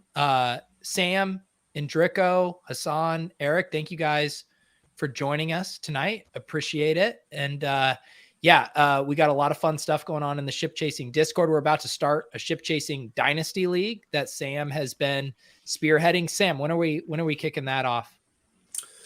I think we'll start either this following week or the week after, but shortly after the draft wraps up, we'll get those going. Just need to get things in order. But yeah, it's gonna be awesome. It's 4 different leagues with sort of a tournament style structure, with Dynasty and Best Ball. So a lot of cool elements to it. I'm excited for it. Draco, I was just on the Underdog stream. I was giving Josh Norris a hard time for not properly defending his mock draft title. Are you worried about being able to defend your FFPC Best Ball title this year? I'm very worried. 10,000 people, and I got to beat all of them. There you go. Are you gonna up your put you as a favorite? I think I got you. I got you as the 101 favorite. Thank you. It is weird. It's funny when you win a tournament, you do have all these kind of like second guess thoughts of like, oh well, if all these things slightly different happened, like, would I just like feel like in a totally different world, or like I just oh man, I just suck at best ball. Like, just one or two things go differently. But I find this like kind of important, just almost to like forget about it. Like, okay, just focus on this team. Do the same things I was doing last year. Last year I was like, okay, this is my first year in best ball. Like, just try to do the process right, do the best thing I can, and that's gonna be my focus again. I think those are words we all can live by. You know, just focus on the task at hand, do the best we can. That's all we can ask for. Hassan, imagine banking your first year of doing best ball. Yeah, seriously. Honestly, fuck off, Connor. Yeah, I mean, imagine having that type of focus. Like, get the fuck out of here. Hassan, what do you got going? Not too much. Hopefully, I'm gonna have some time to create some content this off season. There's some like it'd be nice to actually write again. But outside of that, if any of you guys are gonna be at the FF Expo, hit me up because I need reasons to go. So it'd be nice to Me and Callum are gone. And Zach. Oh, nice. There you go. You got 3 reasons right there. And Pat is gone too, actually. There you go. 4 reasons. Yeah, I mean, outside of that, hopefully going to try to get my hands around these new RotoViz underdog tools and try to crack the code. We've got 10 million big ones up top, right? For Best Ball Mania. Yeah, I can't. I think that's the total prize pool. Yeah, 10 million total prize pool. Yeah, probably 2.5. Did they release the top prize? No, you just they haven't announced it yet. What I'm saying is I'm trying to win all the prizes. just one through 150. Just get all the finals. Just get all the prizes. 9.8 or so. Yeah. Yeah, they said it should be live. I was just on with them, and Rudman was like 10:30, 11 a.m. on Monday should be the kickoff for BBM3. I've been working on a best ball video with Michael Dubner. He was helping me work on that. That's going to drop hopefully Monday or Tuesday as well. The anti-zero RB bros will be very triggered by this video that will come out, but I'm excited for that. So you can stay tuned. Yes. Eric, what do you got going on over at Spike Week? I know you're getting geared up for hot best ball summer. Yeah, cranking out tons of content, mostly like kind of evergreen macro strategy type stuff. And then next week, once contests start dropping like BBM, we're really gonna I think there's a big thing that we've sort of missed so far because this space has grown so fast in terms of like tournament specific stuff. So like what Connor did in the FFPC tournament wasn't necessarily like 100% applicable to say BBM or on DraftKings or whatever. And I'm really trying to dive into a lot of that and the nuances of even like drafters, right? Honestly, that's a big difference. My current bet is that these other sites actually launch some best ball tournaments. Yahoo and FanDuel had best ball last year, but it was like useless because it was just like 12 team leagues or whatever, right? My current bet is that they launch like actual tournaments. And so I think we're going to get like 5-6 different options for us to play on. And so I think focusing in on like the differences between all that, not just from the sites, but from like a specific tournament, like even like BBM versus the puppies. Obviously, if you're watching this, you know the difference of like drafting in May BBMs versus the puppy 2 and the ADP differences. I think all that is something that's really important. So that's a huge focus for me. Yeah. That's a really good point too about like the metas within the specific drafts, the specific formats and contests can change a lot. And you saw, like Eric said, drafting early on in May last year was wildly different than drafting in the puppy in July. So that's what makes it so fun, right? If it was just a one-size-fits-all optimal strategy for every single draft, it wouldn't be fun. But things are constantly changing, and being able to react and have, apply game theory to what your opponents are doing is what makes it so fun. Gretch, did you just share your screen here? Am I showing something? AJ Brown has chimed in. It was not his fault. In all caps. This was 2 minutes ago. Jesus. My screen is on Pacific time. Tennessee, I love you, and you will forever be in my heart. And I can say this now: this was not my fault. But I wish you all the best. So the AJ Brown fan club forgives him. Is that what you're saying? No, I mean it hurt to read it because I think that was the first time it sunk in was seeing AJ Brown tweet about it. You're coping. You're coping. You're coping. I'm full cope right now. Full cope mode. Yeah. Well, we appreciate you. Oh, go.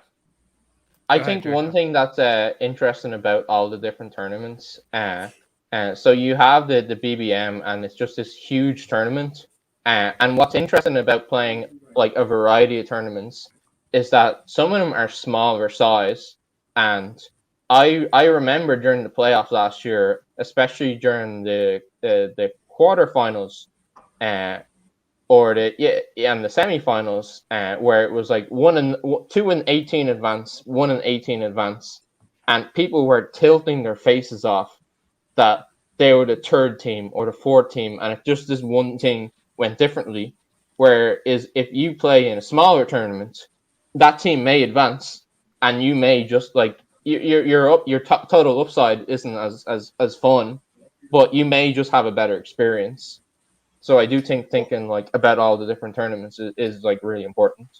I mean, that's DFS in a nutshell. It's why a lot of guys don't play the Millie Maker, and you play Pat had a lot of success in the super small spy contest last year. He was playing the 200-man spies because, you can realize your edge so much quicker, in those smaller contest sizes. So yeah, that's a really good point too. I mean, obviously the big contests, the big prize pools are going to be super fun, but we also have to be very realistic about, even if we have an edge, it could take us 20 years in a contest as big as BBM3 to realize that. So it's going to be important to give out the really good stuff at the 4-hour mark of a stream. Sam just DM'd me that I'm not going to be able to shut down this stream without a fight. I will shut it down now. I appreciate all of you guys. Tune in tomorrow to the RotoViz YouTube channel for Shawn and Ben. I assume they're going to have some guests swing by. We appreciate all you guys. If you want to continue talking about best ball, about season long, all of that stuff, I recommend hopping in the Ship Chasing Discord. I recommend subscribing to RotoViz. So much good content. I seriously, I have 9 tabs up with new Shawn articles right now that I haven't even gotten through yet. Just an absolute workhorse. We appreciate you guys. We love doing this stream every single draft year. Have fun. Enjoy this weekend. We will see you guys on Wednesday night, where we will probably be drafting. See you guys.